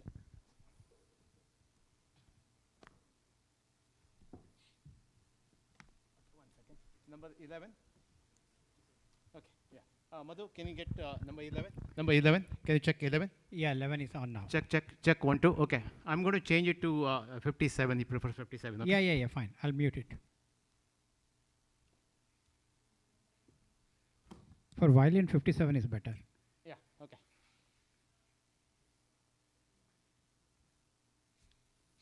Vanakkam sir, my name is Gajanan Hegde, one of the volunteers, one of the many volunteers. I know somebody gave enough trouble for you to find a parking. Yeah, they kind of, I think somebody missed it.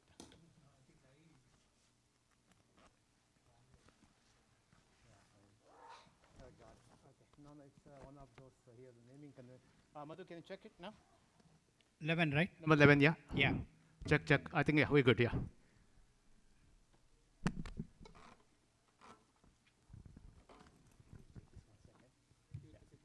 Oh, you number 12. Madhu, number 12 on the Kanjira. Yeah, I unmuted it, right. Check one, two. I think the gain is a little low. Can you bump it up? Number 12. No, gain is good. It's good, but I don't hear number No, 12. that's not 12 then. That is actually, that's probably 9. Now try. Check. Is it 12? No, 12, nothing is coming. Nothing is coming off. This may be a dead port. Okay, hold on. No, 12 something should be coming. It should not be dead, right?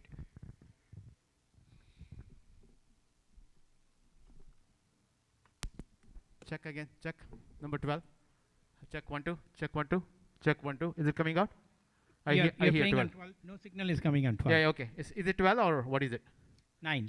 Oh, this is 9? This is 9. What you have is 9. Okay, hold on. 1 second, okay? Don't change it there. Let's keep it as it is. I'm going to give it 9 there.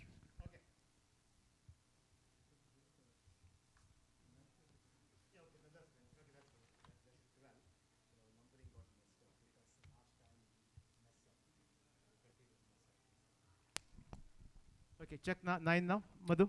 No, it is 9. Okay, number 9. Okay, Hold on. Keep talking. Yeah, check 1. Yeah, that is 9. Yeah, check. I think we need a little more gain on that, looks Yeah, like. we can give more gain. Check 1, 2. Hari Om, check. I think, yeah, the sounds reasonably good. Okay. Okay, that's good. This is going to be a Kanjira, okay? Okay, 9 is Ganjira.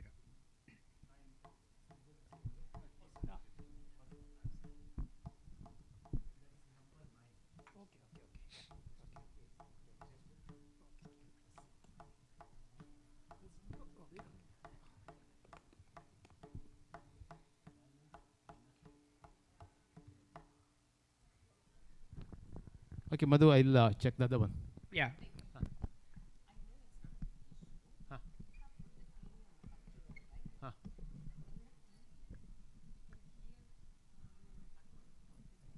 Okay. No, that's okay because that's coming on the mic. Yes, yeah. That's good, yeah.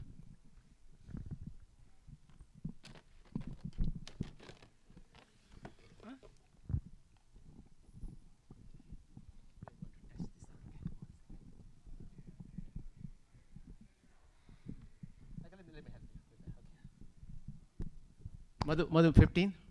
Number 15, 1, 5. Yeah, I'm getting signal 15. Yeah, check. Good. That's good. It's good? Okay. Yeah.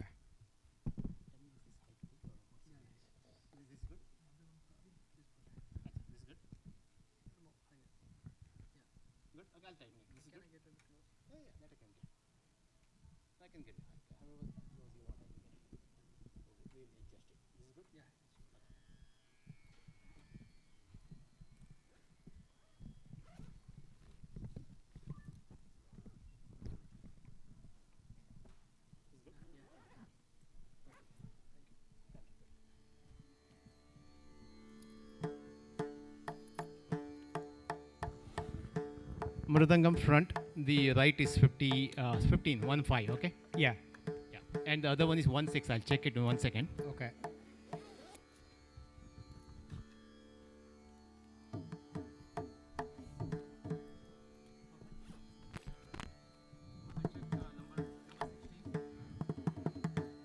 Check number 16, 1, Yeah, 6. I'm getting signal on 16. Yeah.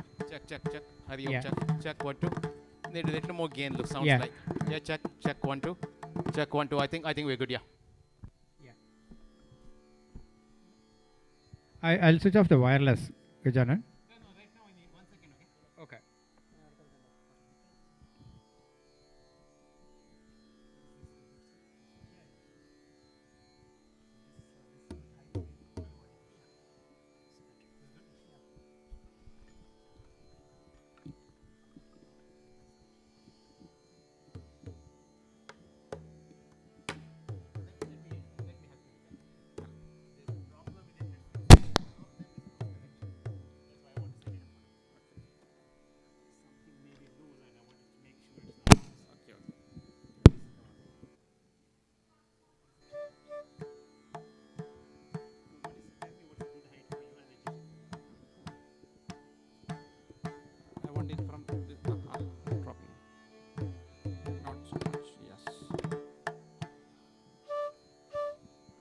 little more higher.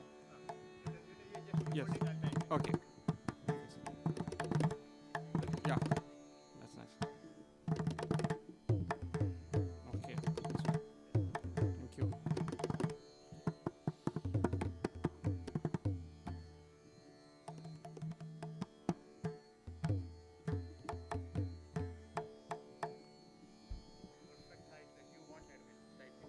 Yes.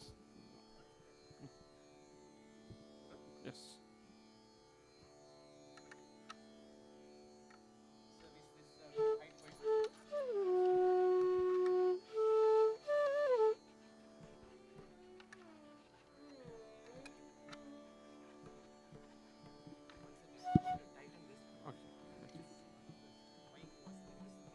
Okay. Okay. Thank you.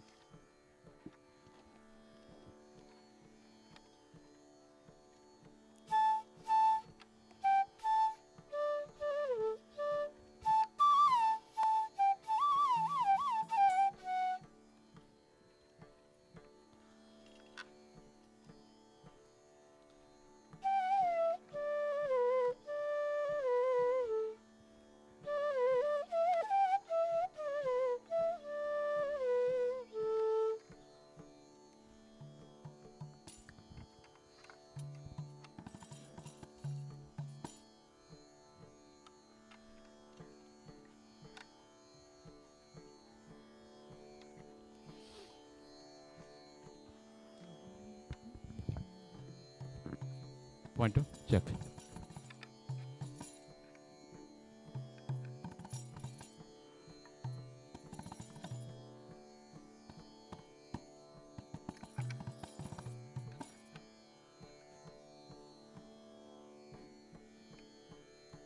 Gajanan, I'll switch off the wireless mics. Let's use only the wired ones.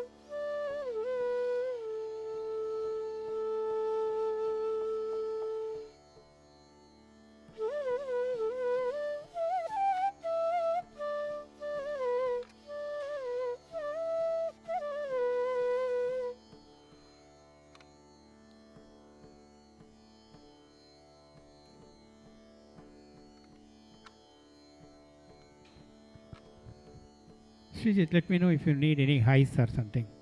Highs or lows, bass or something. I'm not hearing anything right now. No, no, you should be.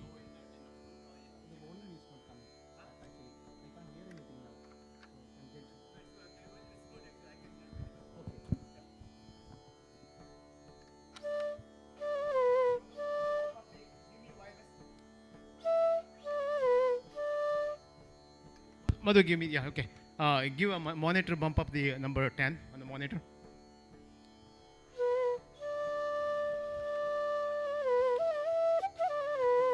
MX2, if you can bump up a little bit. MX.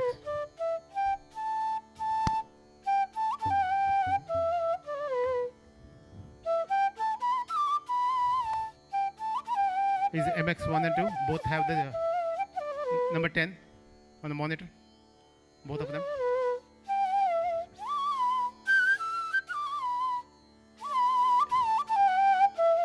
The hall is good, no problem. Monitor, if you can give a little bit more, so good.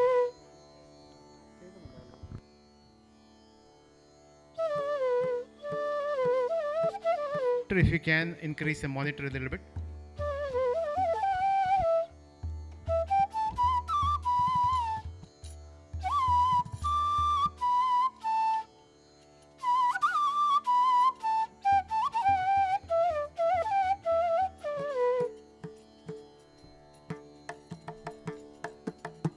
Yeah, I think a monitor is a little low.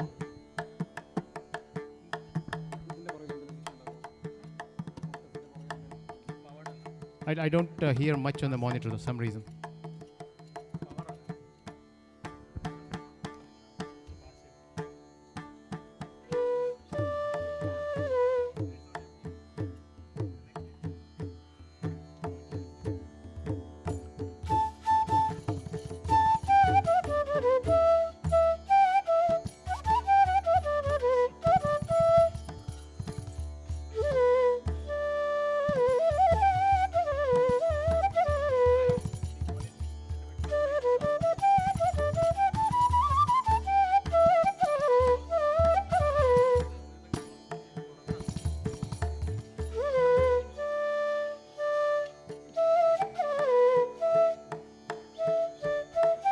Good. Hall is good. No problem. Okay.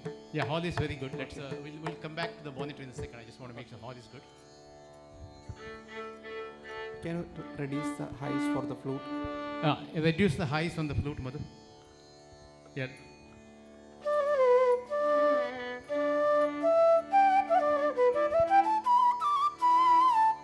The hall is good on both. Yeah. Hall is very good. Yeah, can you give me a mridangam on left? It's good. Mridangam right. Yeah, I think we're good. Kanjira, if you can give me Kanjira. Sounds good to me. Madhu, you can get on the monitor from your earphone. Yeah, I think we're good on that. Just to monitor, we'll take a look. Okay. Okay. Yeah.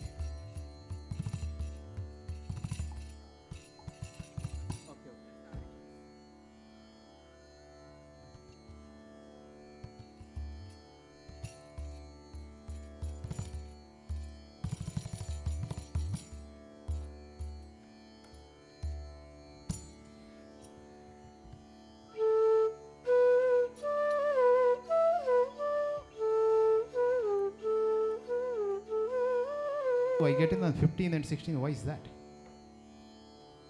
What is on 15, 16 as the mridangam, right? Yeah, okay. So that seems to be okay on the monitor, looks like. And so I do hear something on the 10 and 11. not loud enough for sure. Nothing.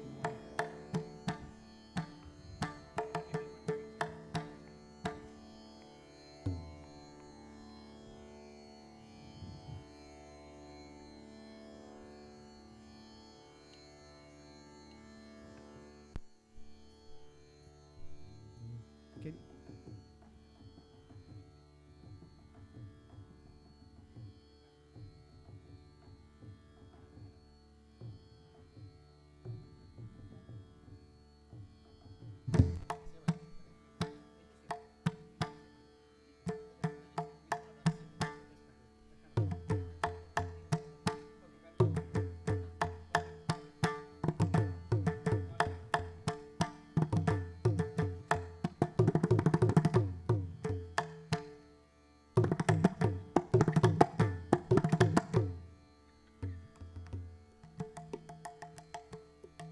check. Madhu, nothing on the monitor.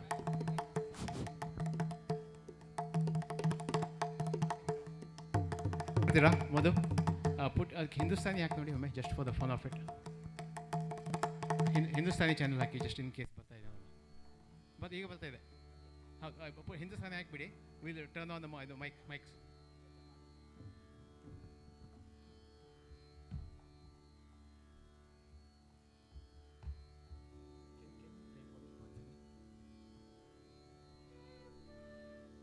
Is it on Hindustani mixer? Where is the mixer? No, again it went off. ಯಾವ್ದ್ರಲ್ಲಿದೆ ಅದು? Is it on the Balwiyar idea? No, it's in Hindustani. I didn't change anything. ಇಲ್ಲ, that's nothing. Now it's off again. Now going back to Hindustani. Wait. Okay, go back to Hindustani. Let's see what happens. Yeah, back to Hindustani now. Yeah. Tell me when you are back on Hindustani. Yeah, back to Hindustani. ಇಲ್ಲ, nothing on the monitor again. Let me go into Garba.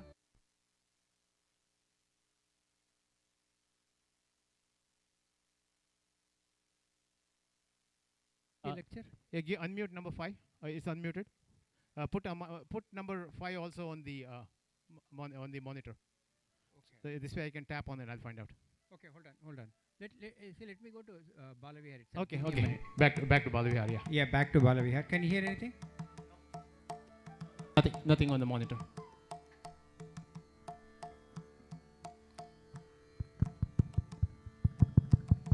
No, the monitor is pretty low. I think it's probably very low. Check. Hold on. It's very low. I mean, it is there. It's very real low on the monitors. Okay. I think we have to probably go without the monitors. With the 530, right? Yeah, I don't know. Hold on.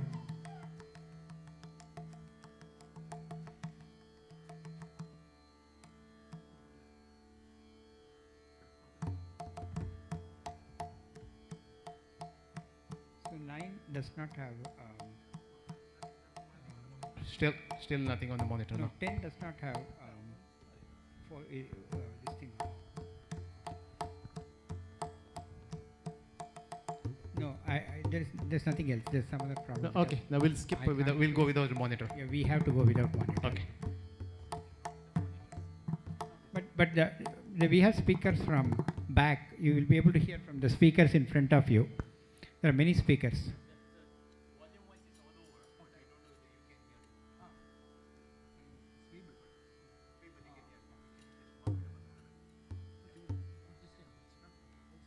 So you're okay, right? I mean this. Yeah, Madhu, on the 10, can you give a little reverb?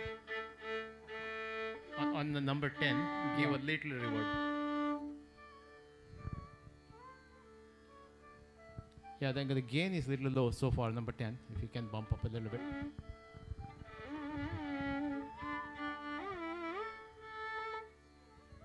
Yeah, the 10, the gain needs to be a little bit up. Yeah.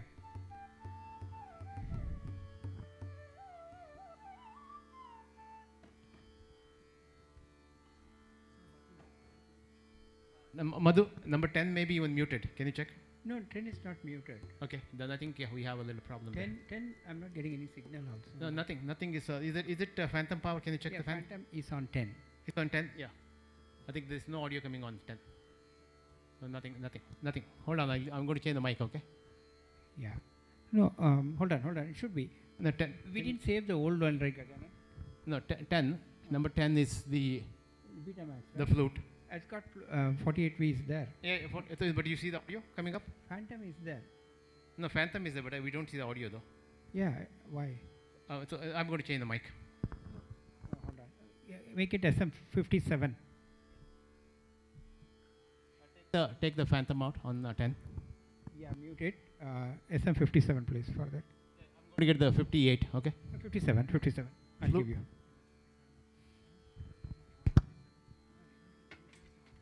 He prefers 58. No, man, no 58, 57. I don't have. I need a 57. Can you get a 57 from Mohammed? Yeah, no, give this to him. Just ask him to try. And Manoj, tell him we have only 10 minutes. We have only 10 minutes.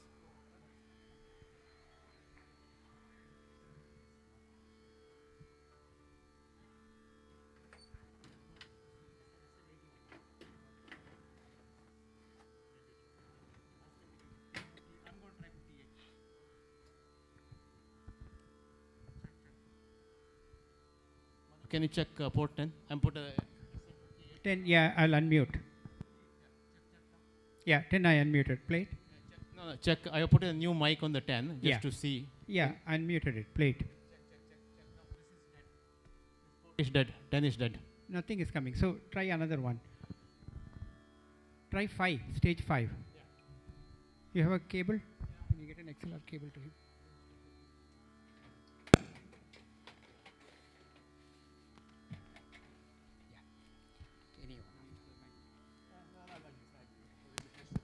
Check 1, 2. Yeah. Can you mute number 5? Yeah, muted.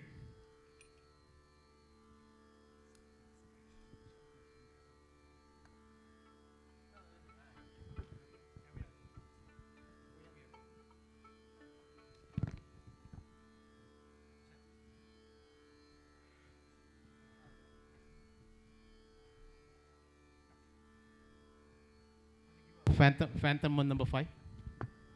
And unmute. Yeah, unmuted.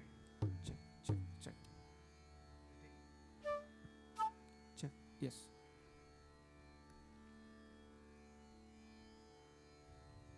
If you can give a one trial one.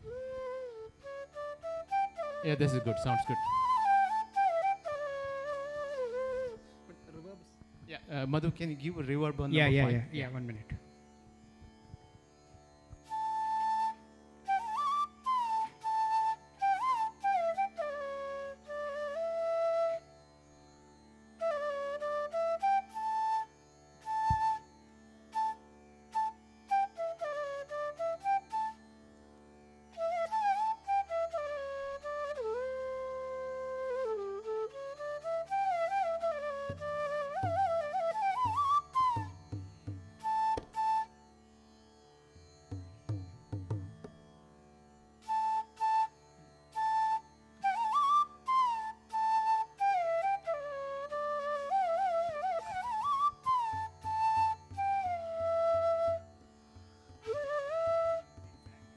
The reverb needs to go up. Oh, you didn't use this? Oh, 87, 58. 57 is oh, same one. Oh, Can you increase the reverb? Reverb.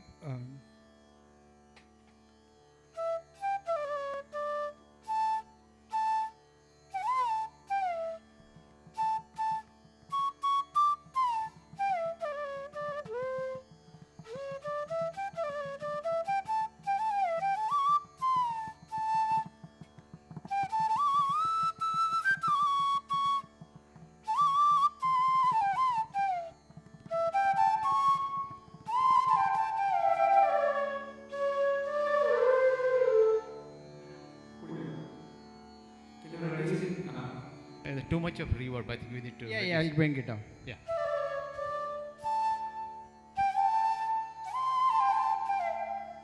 A little bit low. Reduce one notch down, Madhu. Yeah.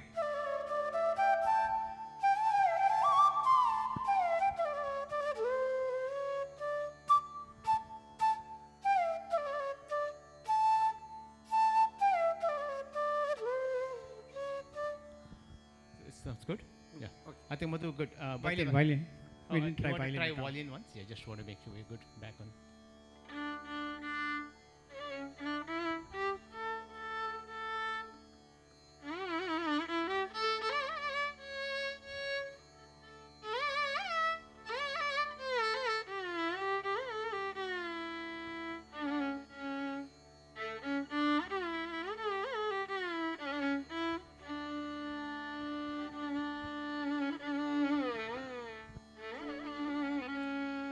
That sounds good. Madhu. Yeah, I think so. We're good. So we want to give one quick try for Kanjira, just Kanjira, and also. Can you increase a little bit volume for Yeah, violin? yeah. Madhu, can We you can't increase hear the it on gain a stage. little bit on the violin? We can't hear it on stage. Yeah. Okay. Okay, fine. You good? Yeah, okay, that's good. Yeah, yeah, we're good. Yeah. Or send some reverb for Can violin you also. little reverb on the violin also? That is 11. Same level as for Yeah. One second. Yeah, on the violin 11. Reverb a little bit.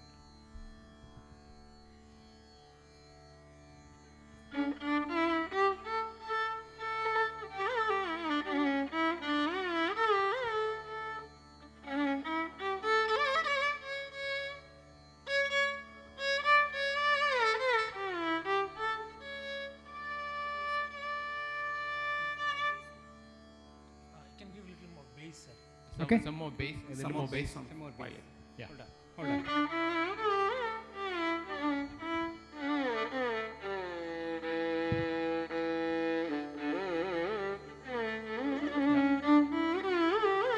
I think we're good. Yeah. Mother, can you save it? Yeah. Can you give me one quick test on the Madanga, both sides? Just. Okay, good. Yeah. Madhu, ಬರ್ತೀರಾ? ಶುರು ಮಾಡೋದಕ್ಕೆ? ಬನ್ನಿ. Okay, va? Yeah, all good. Ganjira? Yeah, good. Sounds good. Ganjira is okay. Yeah, all good. Yeah. Okay. Yeah. ನೀವು ಬರ್ತೀರಾ ಇಲ್ಲಿ introduce ಮಾಡೋಕ್ಕೆ?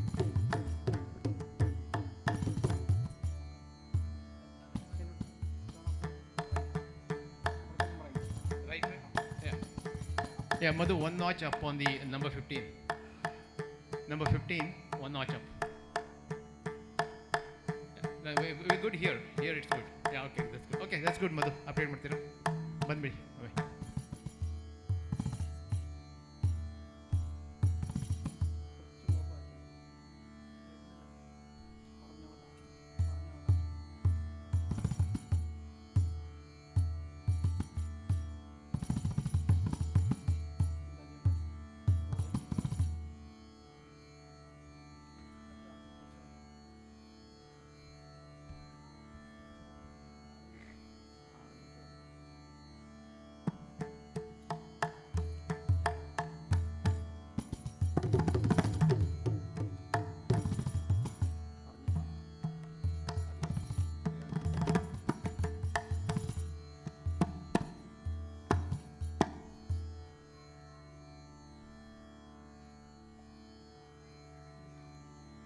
Check.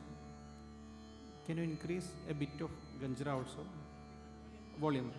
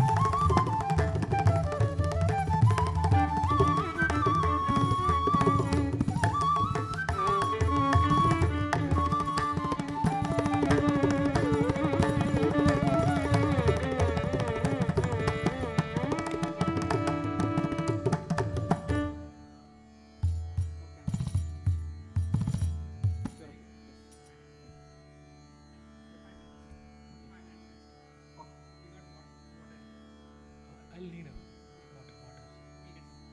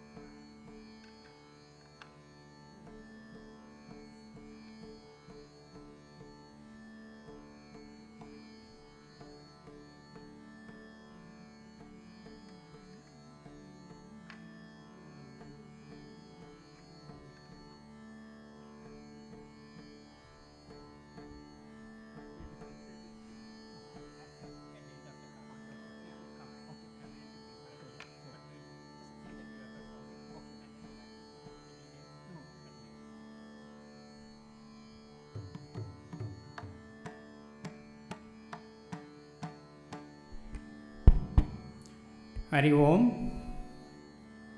Welcome to the beautiful Chinmaya Bharat Utsav. As a part of Chinmaya Bharat Utsav, and as has been a tradition here, as a dedication to Lord Radhakrishna. As an entertainment for Lord Radhakrishna, we join Lord Radhakrishna to enjoy the fantastic flute program. Radhakrishna's his own instrument, Vamsi Vadan, by Srijit J. Kamath from India. He's from Kerala. Accompanying him is Deepu Nair on violin, Kiran Pai on mridangam, and Rijesh Gopalakrishnan on kanjira. So let's welcome Srijit, Deepu, Kiran and Rijesh for an enjoyable evening, and we will provide details of them, including their Guru Parampara lineage and other details at the end, when hopefully we have more people listening to the talks. Thank you very much. Hari Om.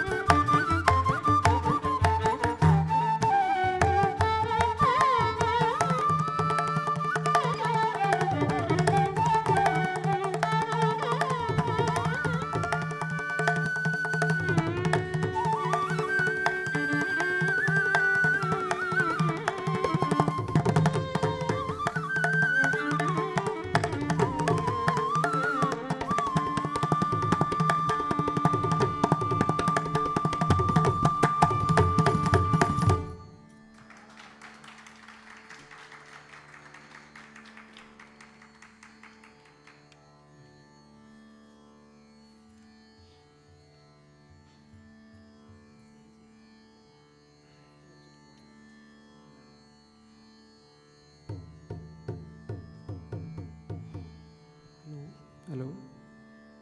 Can you increase the volume of the left, Mardangam left?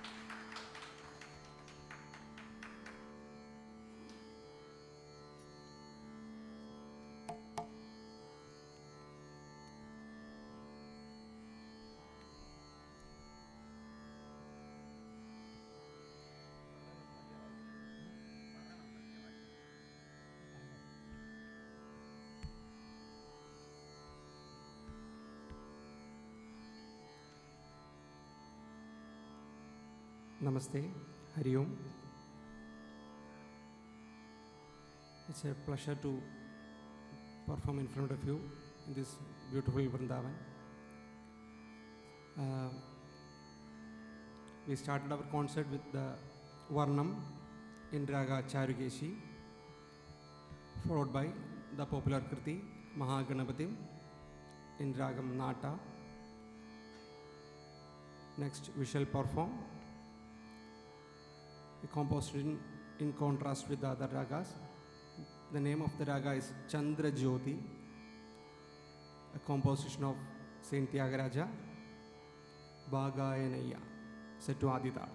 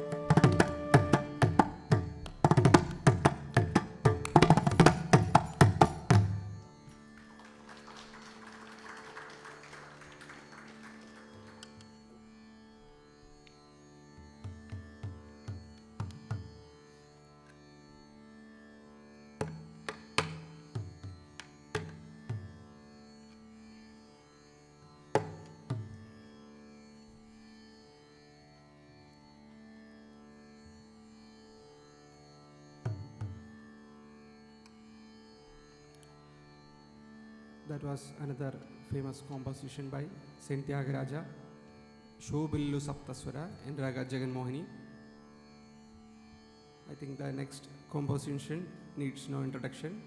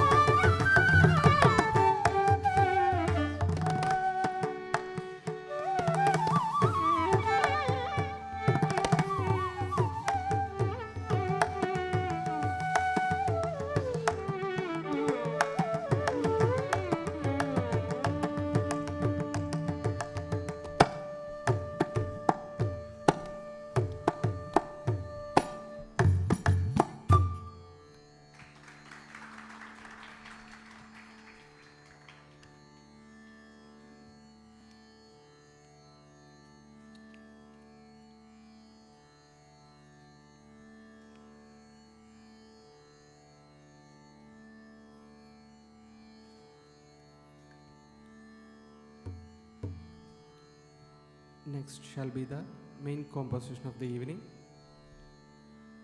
Ragam Khamas, a very popular kriti of Mysore Vasudevacharya, Brocheva Reveruda.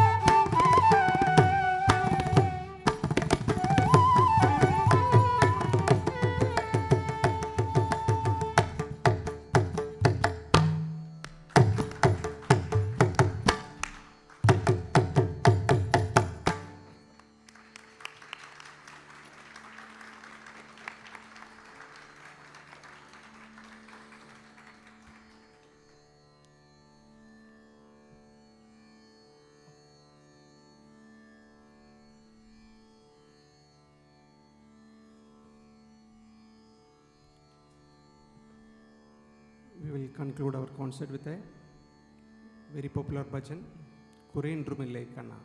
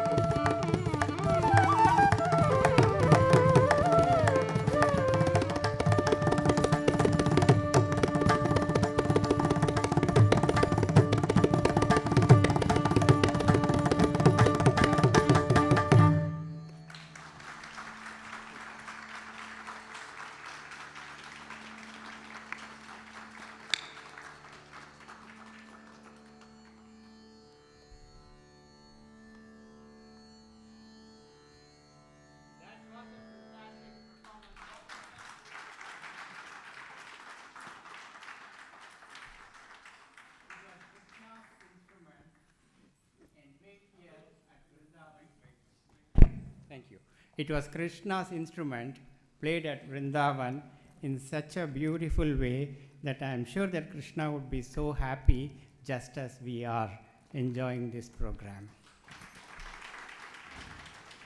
And as you know, all the programs in this hall are for the entertainment of our Lord Radha Krishna, and we join him in enjoying the programs here. So we did not introduce the artists in the beginning because there were very few people. It is very important for us to know about their artists, about their lineage, about their gurus, and their fame. This is the real export from India, the format, the structure, the way we actually put an ensemble of instruments to make such a beautiful concert possible. So we thank all the gurus of all the performers here. And let me very, very quickly introduce the artists because we are running late and the next programs are in schedule. On the flute, we had Srijit Kamath. He started learning flute under the tutelage of the acclaimed flautist Sri Vivek R. Shenoy, and he is currently pursuing advanced studies from the famous violinist Sri Idappalli Ajit Kumar. On the violin, we have Deepu Karunakaran.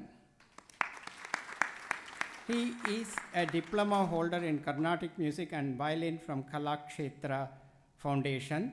He started learning music at the age of 5 under Guru Janardhan Potti. He is also a vocalist. On the mridangam, we have Kiran Pai.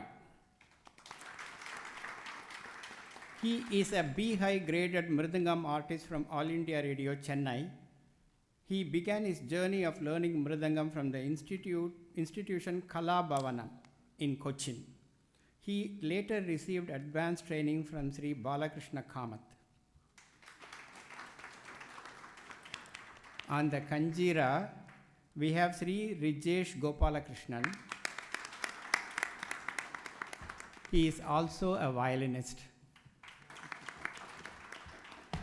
He started learning violin and vocals under the tutelage of his father Gopalakrishnan Cheruvilla at the age of 4, and he started performing at the age of 8 and simultaneously learned tabla under Harish Boy. And then he moved to Chennai for advanced training in vocal and violin at the famous Kalakshetra Foundation, where he received his diploma. So, thank you, Srijit and team, for an extraordinary performance. I'd like to request Swamijis to please come, say one word about the artist, and thank you very much for your performance.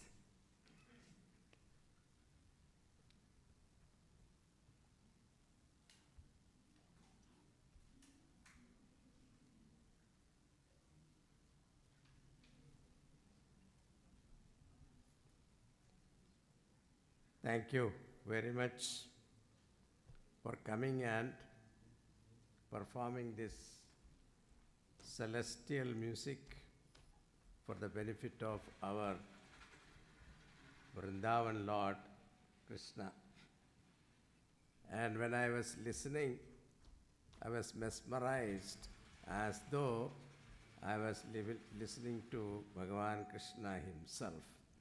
Thank you very much for coming and blessing this occasion of our 10th anniversary. Hari.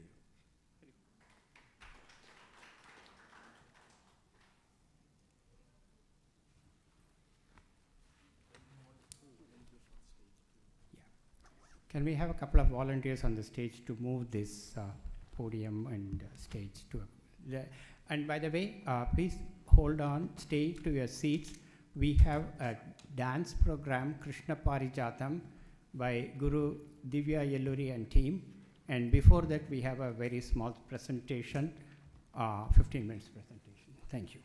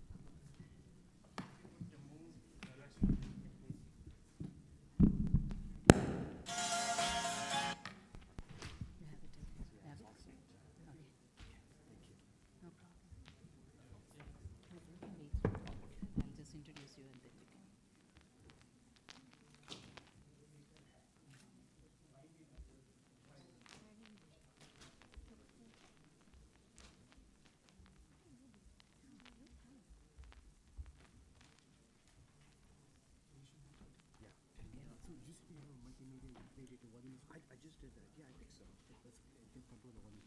Okay. Thank you so much. Hariom everyone. While we are waiting for the stage to clear up, let me introduce, I'm delighted to introduce our next guest, Mr. Vic Sharma. He's a passionate CareTech entrepreneur, and tireless advocate for individuals with disabilities. As the founder of Mira Care, Vic and his team are at the forefront of redefining care for those facing physical and cognitive challenges. Today, Vic is eager to spark a meaningful conversation about caregiving, and let's welcome him. Thank you. Great, thank you so much. Thank you so much for the warm welcome. Really honored and thrilled to be here and have a conversation about caregiving, which for many of us is a very emotional and sensitive topic, but it's a very important topic that we should be talking about. So let's begin. So what I wanted to do, start off with, is do a quick poll to get a sense of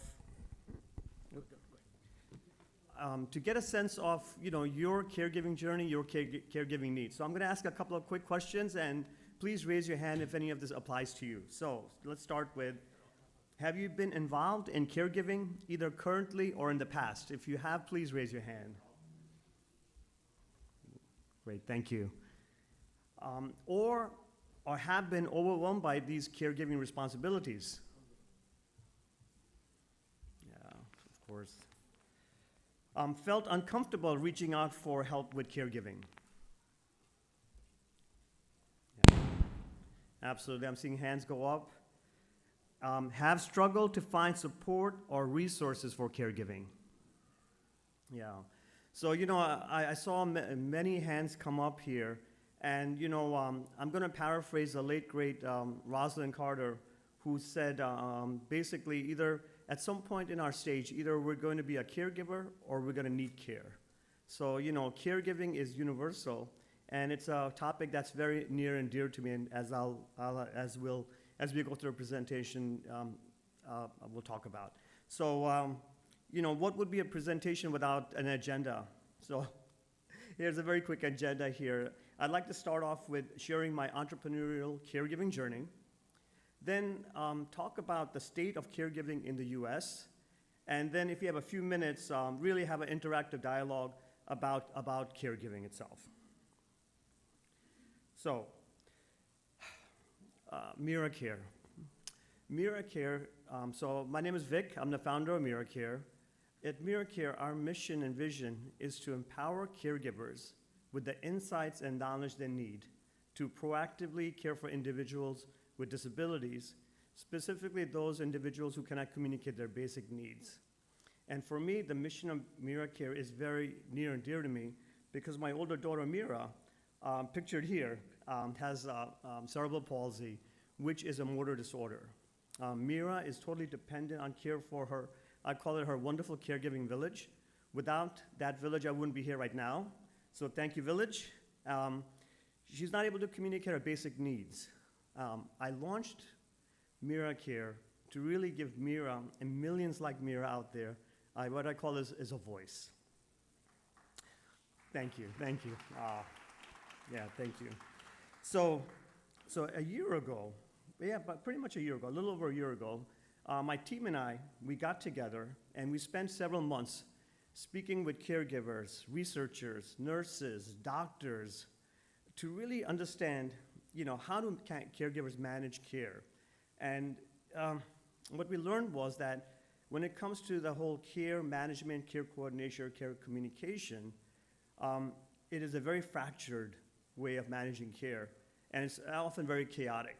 So as this visual here indicates, right, most caregivers use their devices like their phone, emails, text, paper notebooks, stuff they keep in their head. And the more advanced ones, I would say, if anyone, would be a shared calendar. That's how they manage and communicate care. And if you think about it, it's very inefficient and often very ineffective. So what happens very often, and it's happened to me multiple times, is, oops, sorry. So what happens, often when, especially at a critical point, when you need that information and it's The recall isn't there. I can tell you from my personal experience, it's very frustrating. It creates a lot of stress. You lose time. And, more importantly, very often care is impacted. A situation happened with us last year where because of information amongst all our caregivers was not shared at the right time, my daughter Mira ended up in the hospital for a few days. And we wondered if we had done a better job in being able to communicate that better, could we have avoided that? We'll never know, but this was really a call to action for us to say, look, you know what, let's try to do something about this. So after we had done our customer discovery work, we started building the MiraCare platform. We started in late November last year, and I'm really excited and thrilled to share with you that we're very close now launching our what's called our minimal viable product, and shortly we'll be starting a caregiver pilot.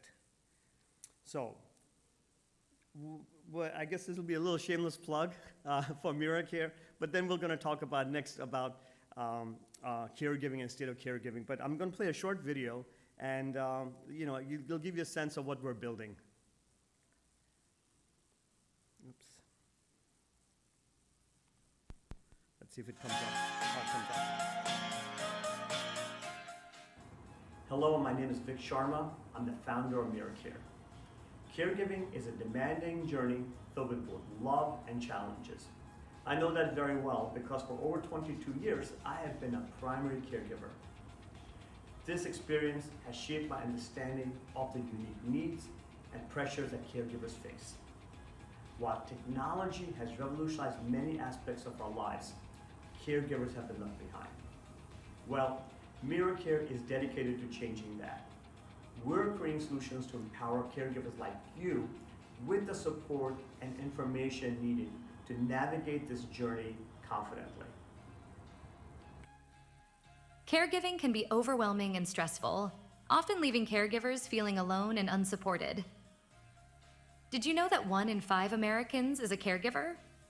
The challenges they face include physical and emotional tolls, difficulty in tracking health data, coordinating care, and a sense of isolation. MiraCare's key features include centralized care coordination and communication, health vitals and observational data tracking,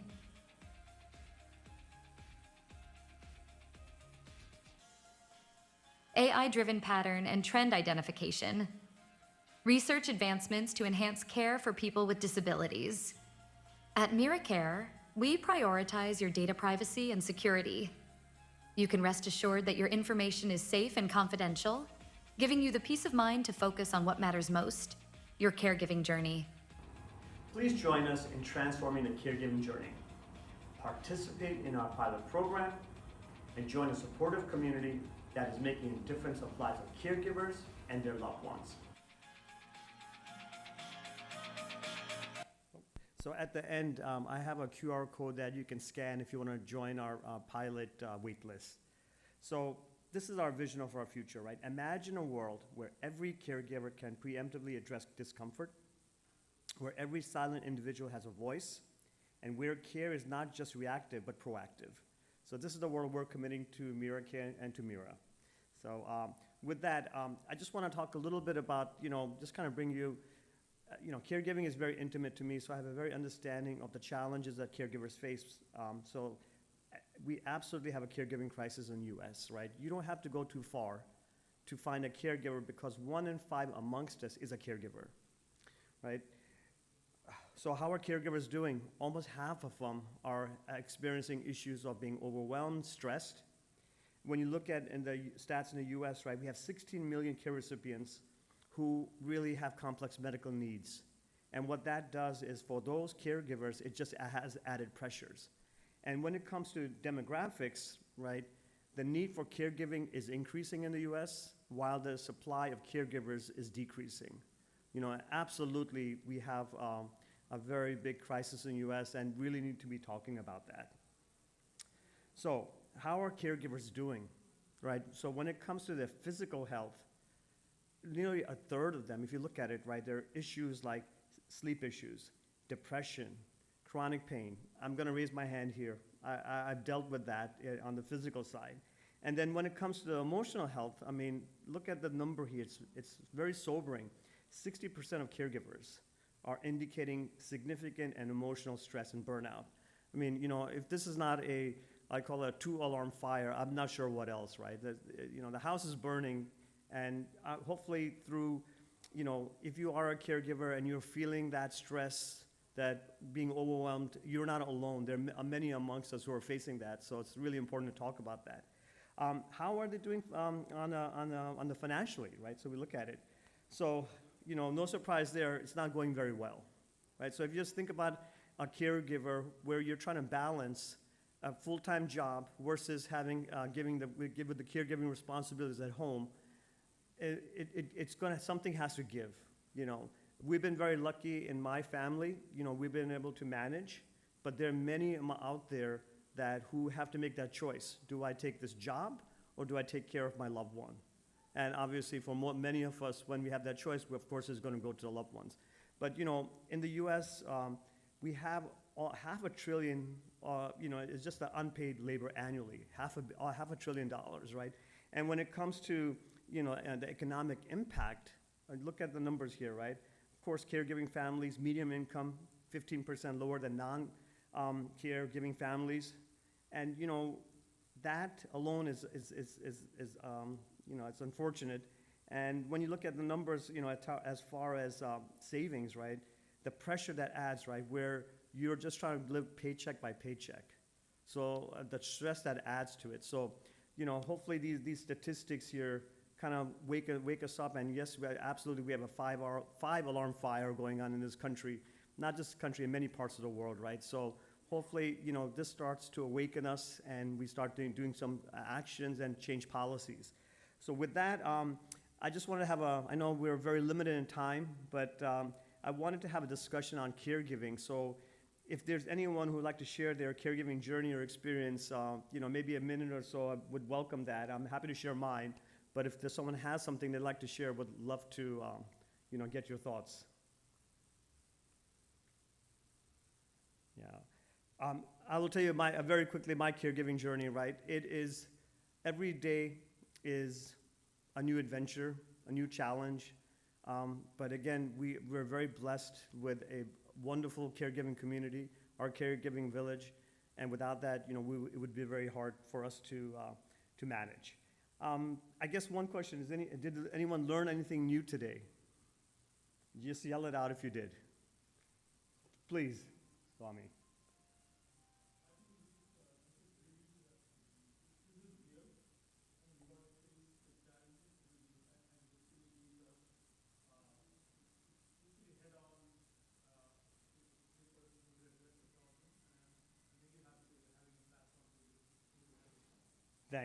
Thank you, Swami.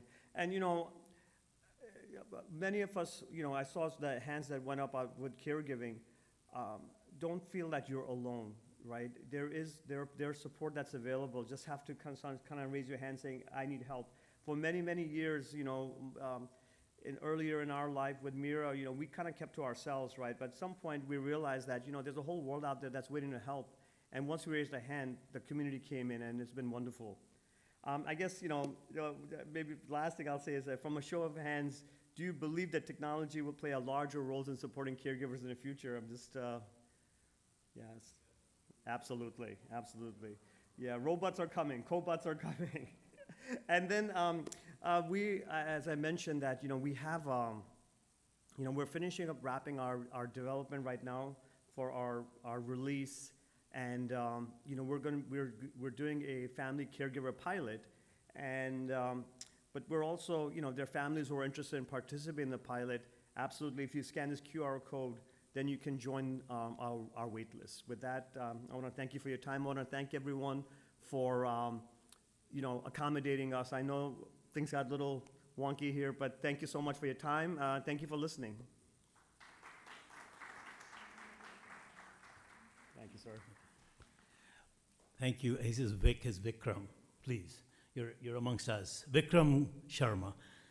Yes, I always call him Vikram. Unfortunately, or as life goes, I've known him over almost 40 years, and I know Meera since the day she was born, every time we talk, we are all We touched, do. but amazingly has kept his poise and his entire family and whole social structure intact. So really, I mean, I feel his pain, but I understand what you're going through. But thank you again. And also for all those people who are facing caregiving, I think the platform, again, it's nothing to pitch anybody. It's just a platform that you can use. So I think the biggest challenge we all face is people don't know what medication, who's getting and all that. And this is a platform where that all is, aligned up for. So next caregiver changes, sister, brother, somebody comes in, they know exactly what's going on. So from a caregiving standpoint, we all face it. And thank you again. Oh, thank you. Congrats. Thank you, everyone. Okay, have a good rest of the evening.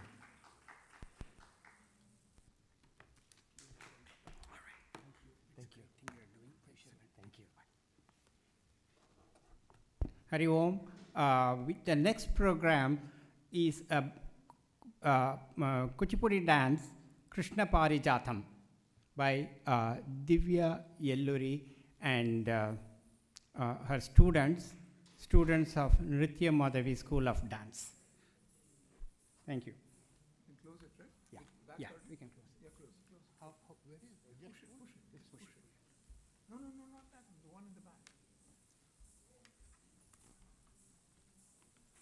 Yeah. Both sides. That's it.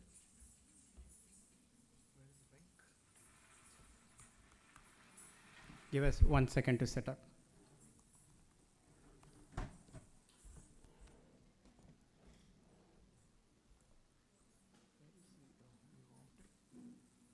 No, it's not.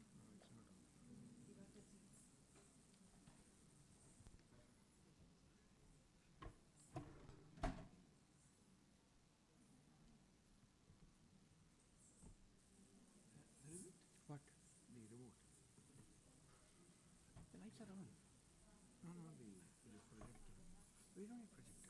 Oh, off. You've got off. Is it here?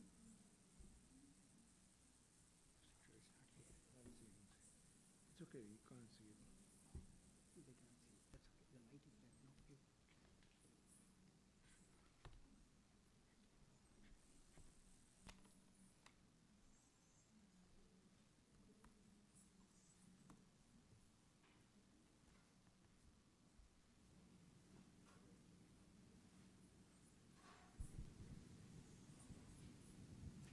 Sorry, this sound.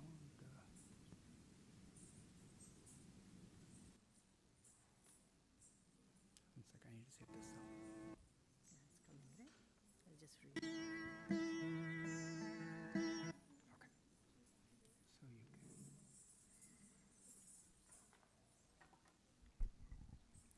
Namaste. Without taking much more time, we'll get started. Kuchipudi dance dramas enjoy a unique standing in Indian classical dance forms. Our dance drama today, Sri Krishna Parijatham, revolves around 4 main characters: Sage Narada, Lord Krishna, Goddess Rukmini, and Goddess Satyabhama. Our performers this evening are Ankita Vuddari as Sage Narada, Bhavagnya Daggumati as Lord Krishna, Anjali Akula as Rukmini Devi, and Asha Yeluri as Satyabhama. Scene 1. The dance opens with Sage Narada, who is popularly known as Kalahabhojanudu, meaning one whose appetite is only satiated after conniving a sumptuous quarrel, pondering over a palatable plot to instigate a quarrel between Lord Krishna and his favorite consorts, Rukmini and Satyabhama. He then comes up with a wonderful idea wherein the celestial flower Parijatham becomes the stimulant for the quarrel. The role of Narada, which bears a hint of sarcasm and humor, is explicitly conveyed here. Ankita Vuddari will be performing as Sage Narada, Scene 1 of Sri Krishna Parijatham.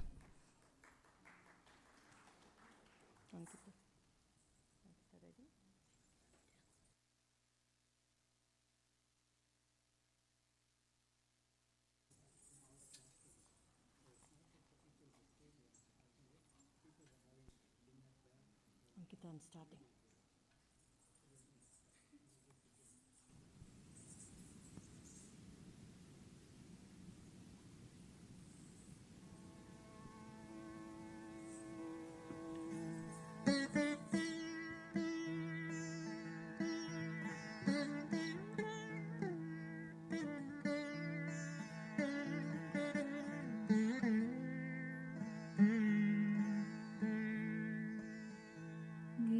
गिरिजार्णव पूनेन्दुं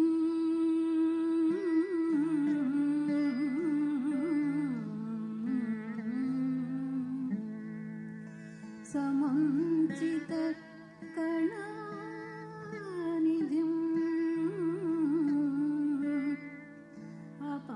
अपास्त विघ्नतामिषो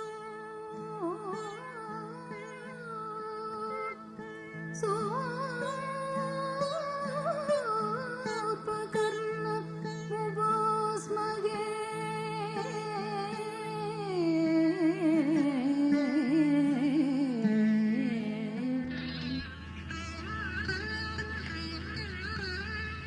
ఈ ప్రకారంబుగా ఇష్టదేవతా ప్రార్థనంబుగా విల్చి సమావిష్టులకు సరస పారిషదవరులకు అభివాదనంబు సలిపి సాహిత్య కోవిదులును సంగీత వినోదులును నాట్యానుమోదులును అగు రసజ్ఞులకెల్లరకును హృదయ సంతర్పణంబుగా మా ప్రయోగింపంబూనిన హరివంశ పురాణాంతర్గత శ్రీకృష్ణ పారిజాత సంవిధాన దృశ్య ప్రబంధంబునందు నారద మౌని ప్రవేశించు విధం బెట్టిదని నా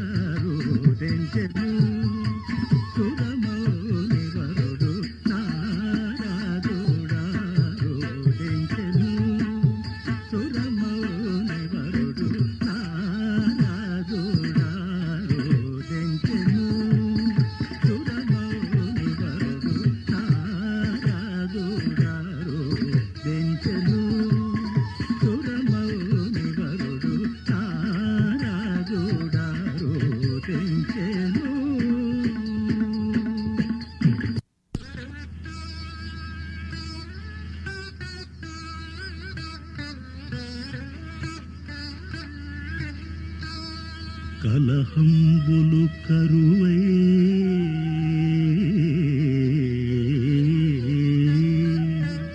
పస్తులతో కాలంబు గడుపు దుస్థితి నాకు కలిగెగదా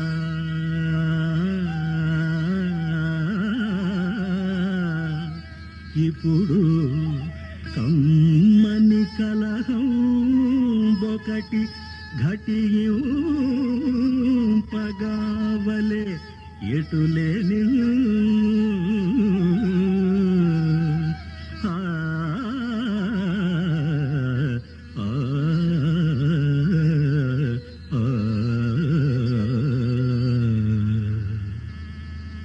ఆహా చక్కని ఉపాయము స్ఫురించినది. సత్యభామకు మురవైరి వరుని తోడా రుక్మిణీ మణి తోడా లోక ప్రసిద్ధమవు జగడమొకటి నేడు సంఘటింతు.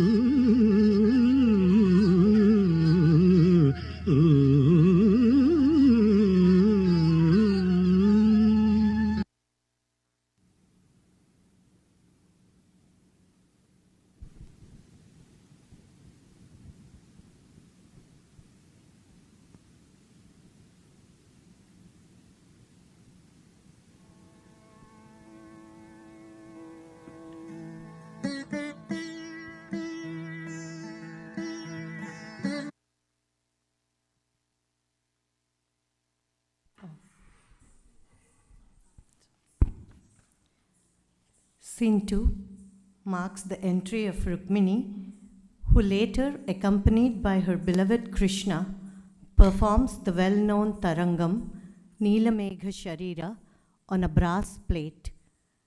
In the same act, Narada plants the seed of jealousy and rivalry by persuading Krishna to adorn the beautiful Parijata flower in Rukmini's hair, thereby instigating Satyabhama's wrath. Anjali Akula as Rukmini Devi and Bhavagnya Daggumati as Lord Krishna. Scene 2 of Sri Krishna Parijatam.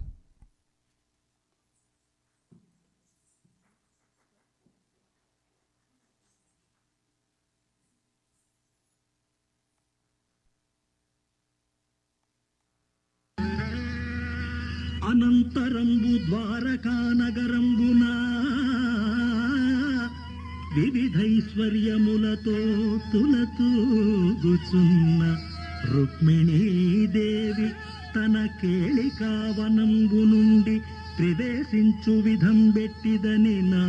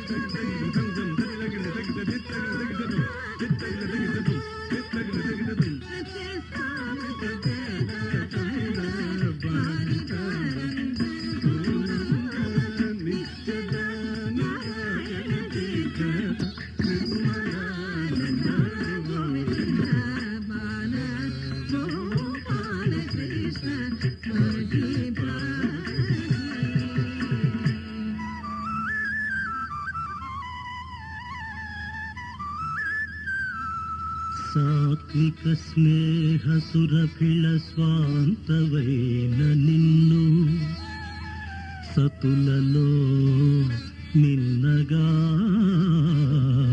ఎన్నుకొందు ఎందరెందరు కాంతల నెనసియున్నా సుందరి సుందరి నిన్ను విడదు నాడెందమెప్పుడు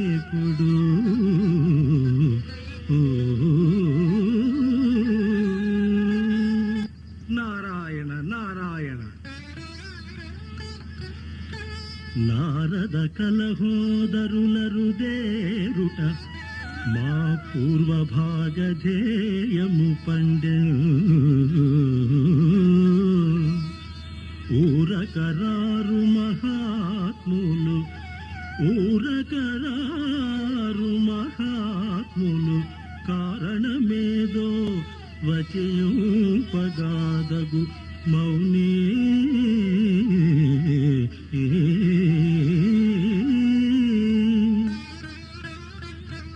ఆది మధ్యాంతరహితుండవైన నీవే కారణం సృష్టించుటకును మూల కారణంబు నీవెరుంగని కారణం వేమిగలదు అన్ని తెలిసియు తెలియనట్లడిగెదవేళ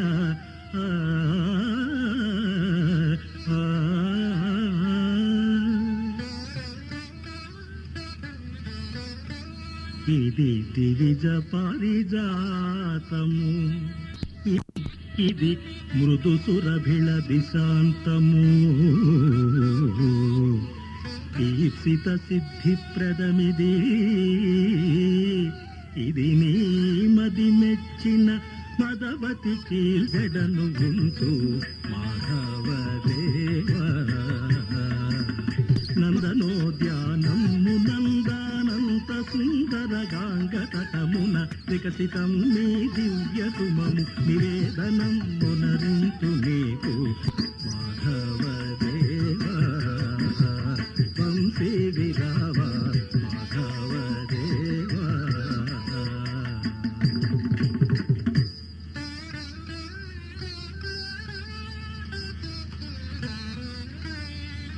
ఇది సాత్రాజితికి ప్రియం మొదవగా నేనంపుతో ఈమె నెల్లిదము చేయుట కాదే ఈమె కొసగన్ దెందంబు క్షోభించిపోవదే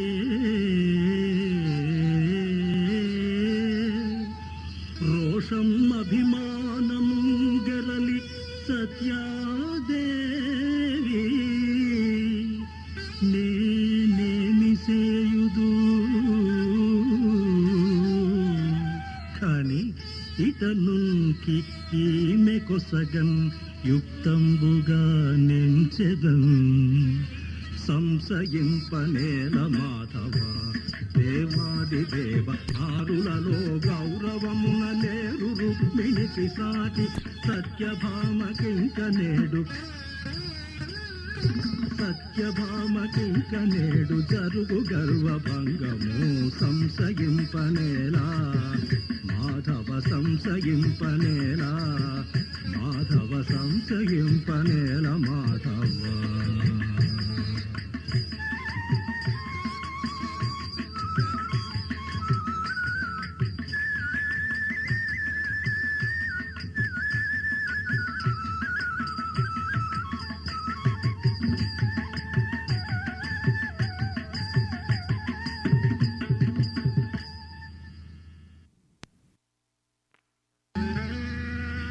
అనంతరంబు Dwaraka నగరంబున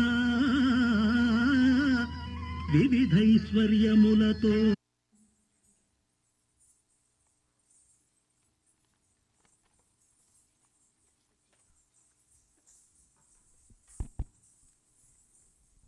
Scene 3. Scene 3 is the heart of the dance drama and comprises of items such as the Bhama Pravesham, which is the entry of Satyabhama with the ever so popular Bhamane, Satyabhamane, the much acclaimed Lekha, which is Satyabhama's love letter to her lord, wherein she pours her heart out of anguish of separation, and then the Satyabhama Shapatham, where Satyabhama, after Narada informs her that Rukmini is the beneficiary of the celestial flower and Krishna's love, is upset by the whole episode and makes a vow to make Krishna fall at her feet. Krishna finally appeases her by promising to bring the celestial Parijata tree from the heavens and plant it in Satyabhama's garden. Satyabhama's role in this ballet encapsulates the Navarasas in totality. Asha Yeluri will be essaying the role of Satyabhama. Scene 3, Sri Krishna Parijatam.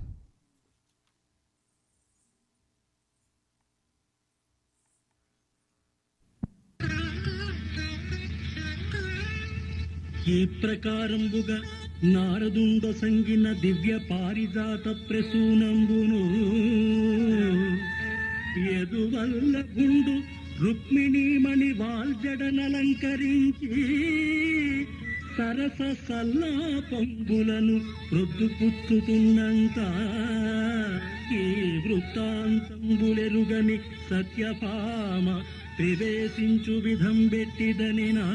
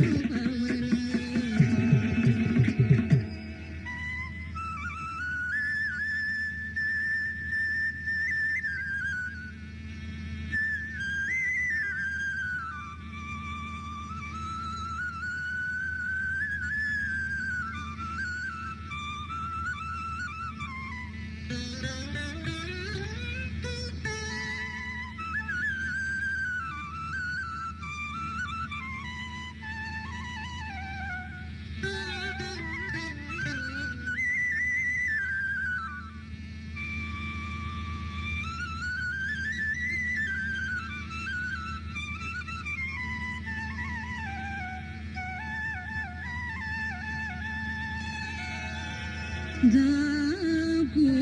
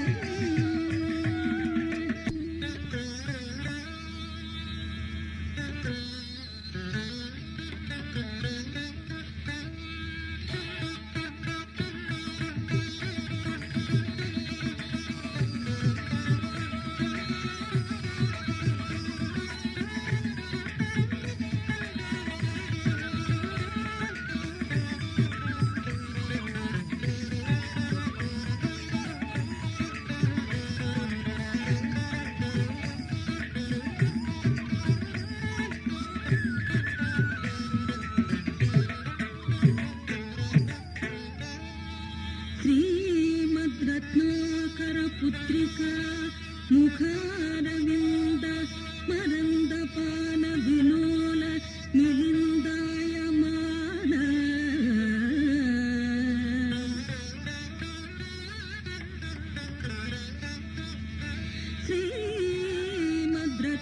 श्रीमद्रत्नाकरपुत्रिका मुखारविन्द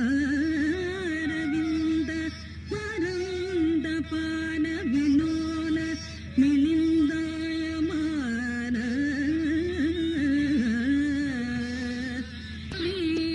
श्रीराजगोपाल स्वामी वारि चरणारविन्दमुलको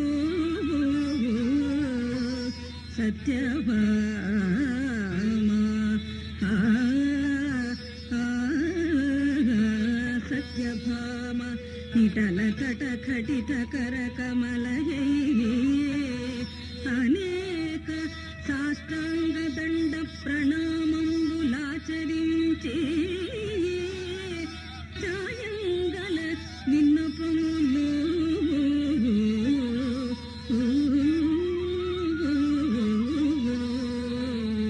చిత్ర విచిత్ర జాంబూల ధనవరత్న నిర్మితంబగో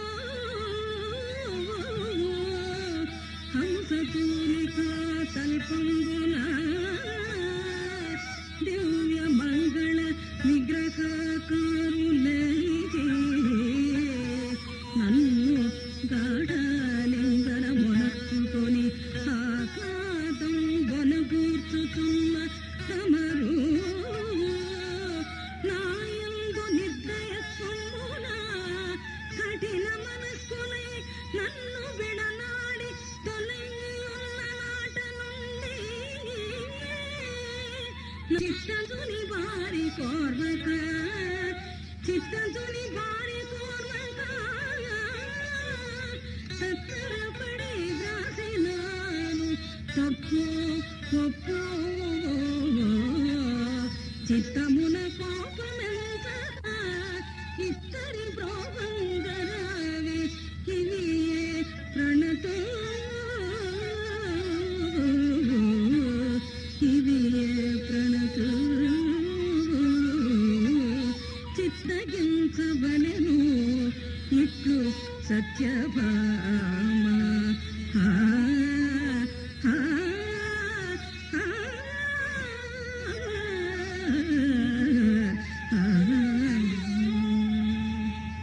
నారాయణ నారాయణ అభాగ్యవతి సత్యభామ సుదతులందు కృష్ణు మదిలోన మెదిలెడు భాగ్యము ఒక్క సత్యభామదనుచు తలచుచుంటిగాని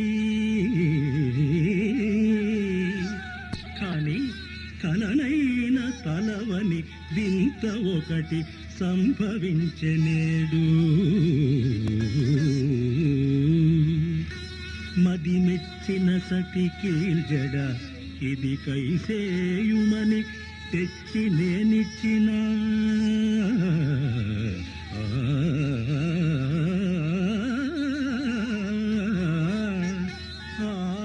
మృదు పారిజాతమును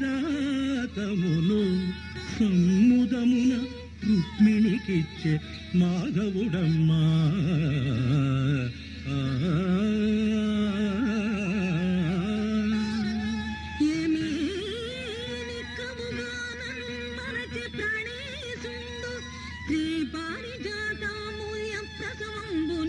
రుక్మిణికి తానే ఇచ్చిన ఇచ్చెపో తాము మాటము మాని కై కొనిన మాత్సర్యాన ఆతూర్త ఈ మాటను విని ఇంక ప్రాణము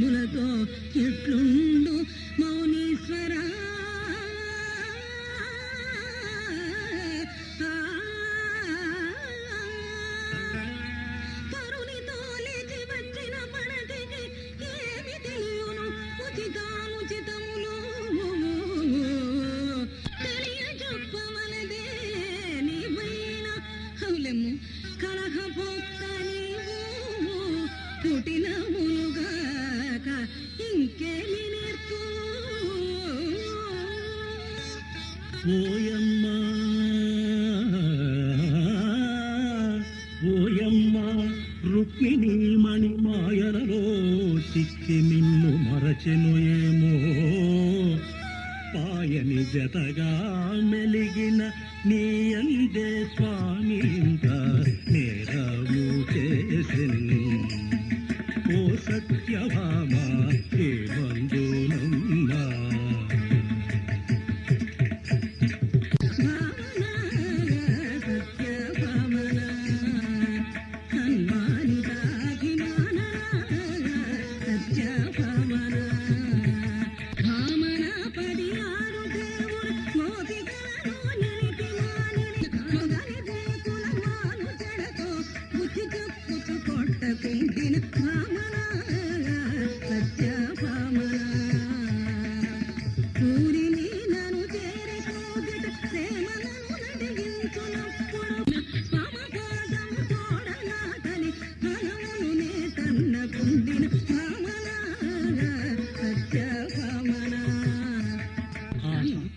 ఈ కలహకావ్యమునందు మంచి రసవద్ఘట్టం ఇంకా ప్రారంభము కానున్నది.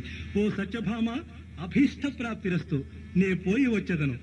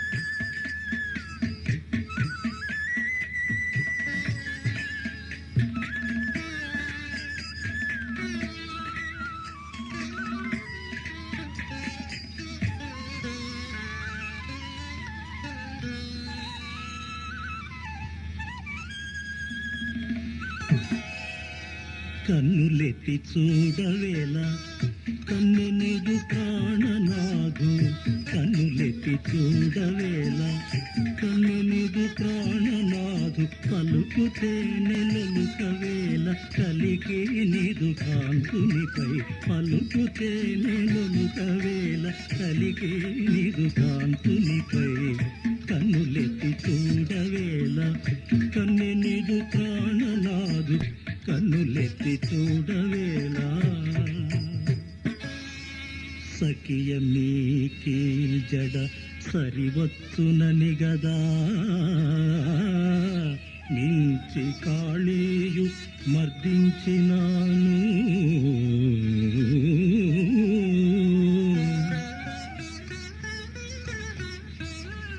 ఇంటిని బొమ్మల కెనవచ్చునని గదా విడక కంసుని విల్లు విరిచినాను హట్టి నను న్యాయమా ఇట్లు రట్టు చేయా అరయుమికనైన నీమది అంచయానా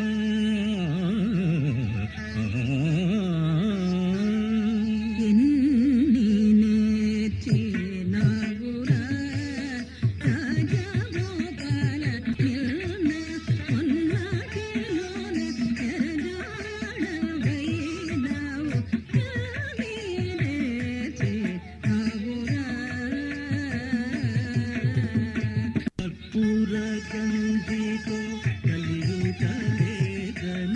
కర్పూర గంధితో కలియుటలేదని నిప్పునైనా పట్టేదా ఓ Bhama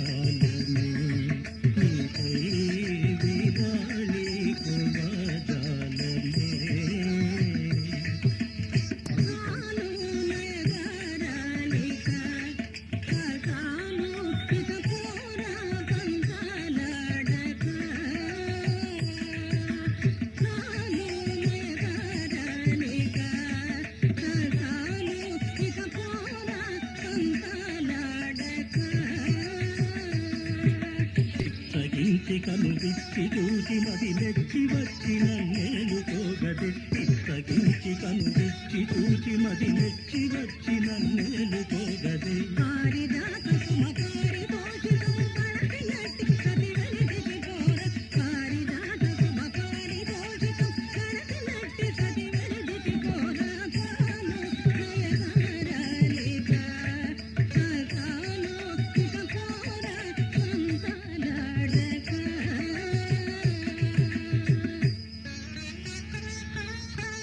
మగువరో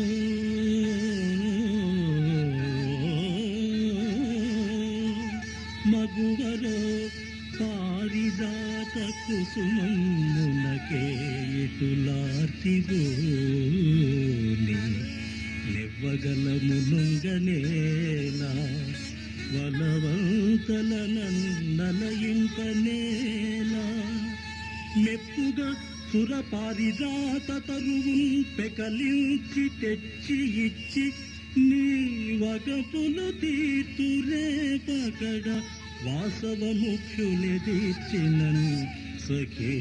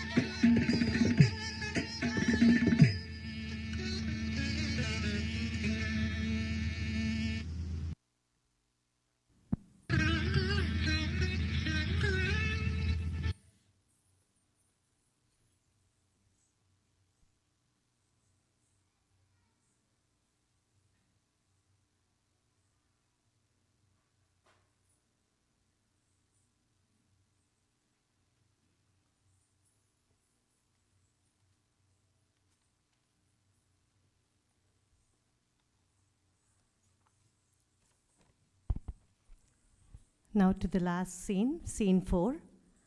Although Krishna plants the tree as promised in Satyabhama's garden, Lord Krishna, pleased with Rukmini's devotion, showers his grace on her by allowing the Parijata flowers to fall into Rukmini's garden. Rukmini offers a garland made from these flowers to Lord Krishna, at which point Satyabhama enters, seething with rage. The tussle between Rukmini, Satyabhama, and Krishna, as both beloveds of Lord Krishna, try to establish who among them is the most sought after, etches a lasting impression on the audience. The piece concludes with Narada eulogizing Lord Krishna and Satyabhama being derobed of her pride and vanity and realizing that devotion, bhakti, and surrender, saranagati, alone is the means to attaining oneness with the Lord. The last scene of Sri Krishna Parijatam, choreographed by my guru, Dr. Vempatichena Satyam, the legendary guru. Music by Sangeeta Rao Garu and lyrics by Sri Bhujangaraya Sharma Garu. Last scene of Sri Krishna Parijatam.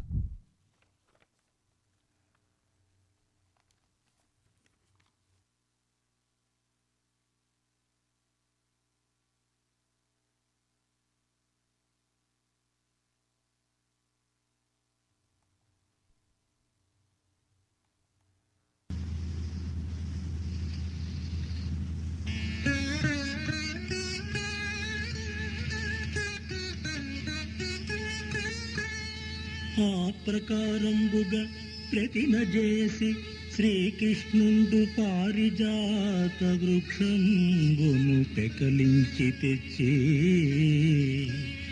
Satyabhama కేళికావనంబున నాటించినంత దేవదేవుని దివ్య ప్రభావంబున వృక్షంబు సత్యభామవనంబున ఉన్నను ప్రసూనంబులు మాత్రము రుక్మిణీ వనంబున రాలుచున్నంత ఆ దివ్య ప్రసూనంబులతో రుక్మిణీదేవి శ్రీకృష్ణునర్చించు విధం పెట్టిదని నా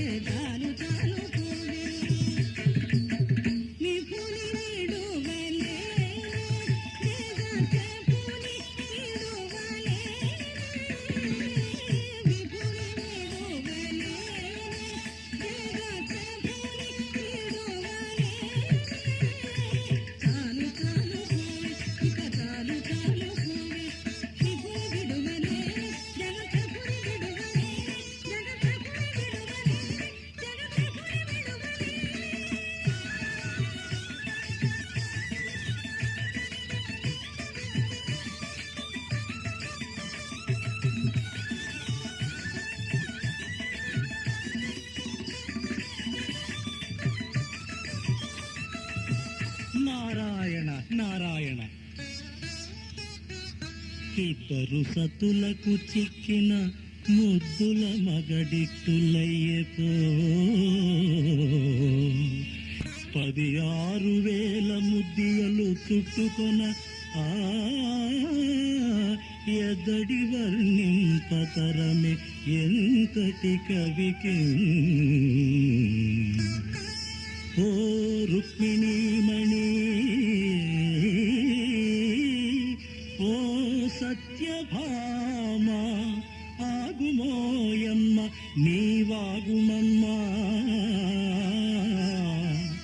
ఆశ్రిత జన రక్షకుండు అంబుజాక్షుండు అఖిల లోకావాసుడాది దేవుండు భక్త మందారుని బంధింపగాను భక్తి మిల్చిన వేరు పాశంబులేదు భక్తి ప్రపత్తి సంభావిత బుద్ధి భగవంతు చేరుడో పడతు కలారా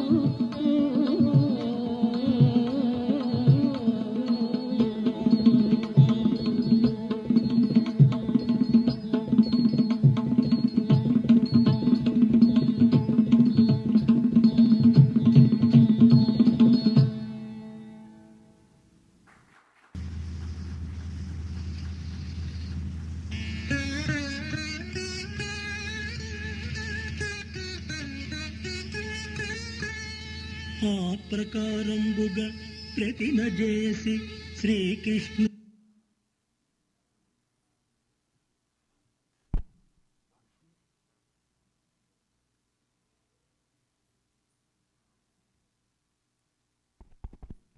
Thank you all so much.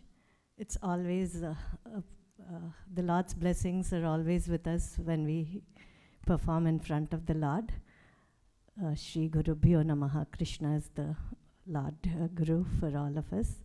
Thank you once again to Chinmaya Vrindavan and all of you.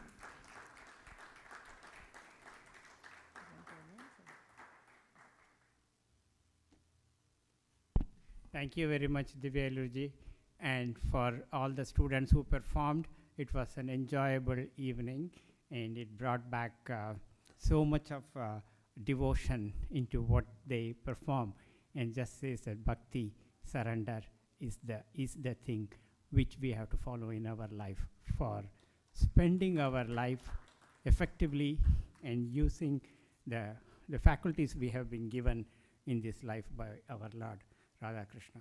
So thank you very much. I'd like to felicitate the artist with a very small plaque, and I would like Gajananji to pass on the plaque to Divyaji, please.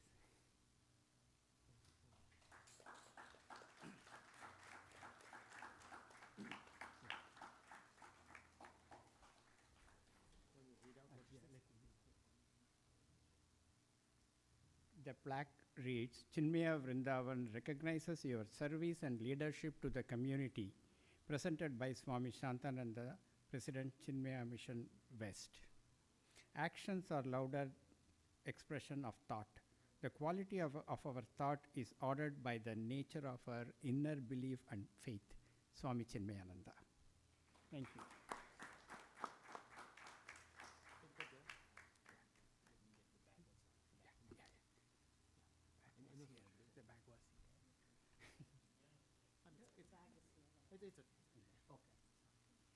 And then passing on a book, Hanuman Chalisa by Swami Tejomayanandaji.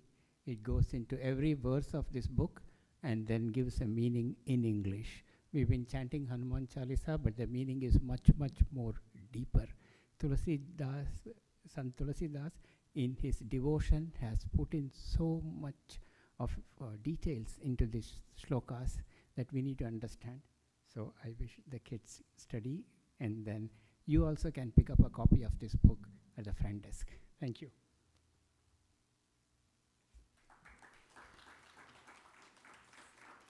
So we had Ankita Uddari as Sage Narada, Bhavna Dagumati as Lord Krishna, Anjali Akula as Rukmini Devi, and Asha Yelluri as Satyabhama.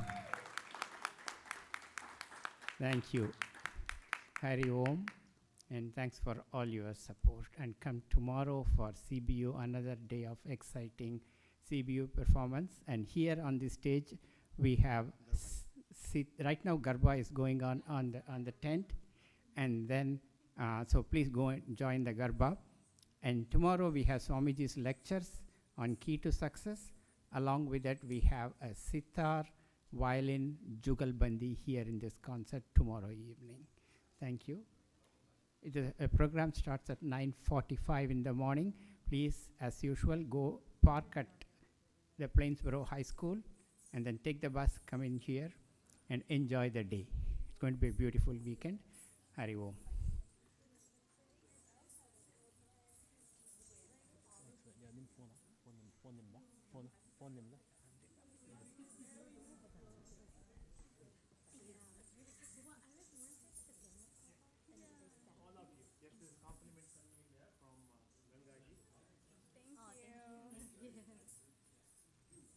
Thank you.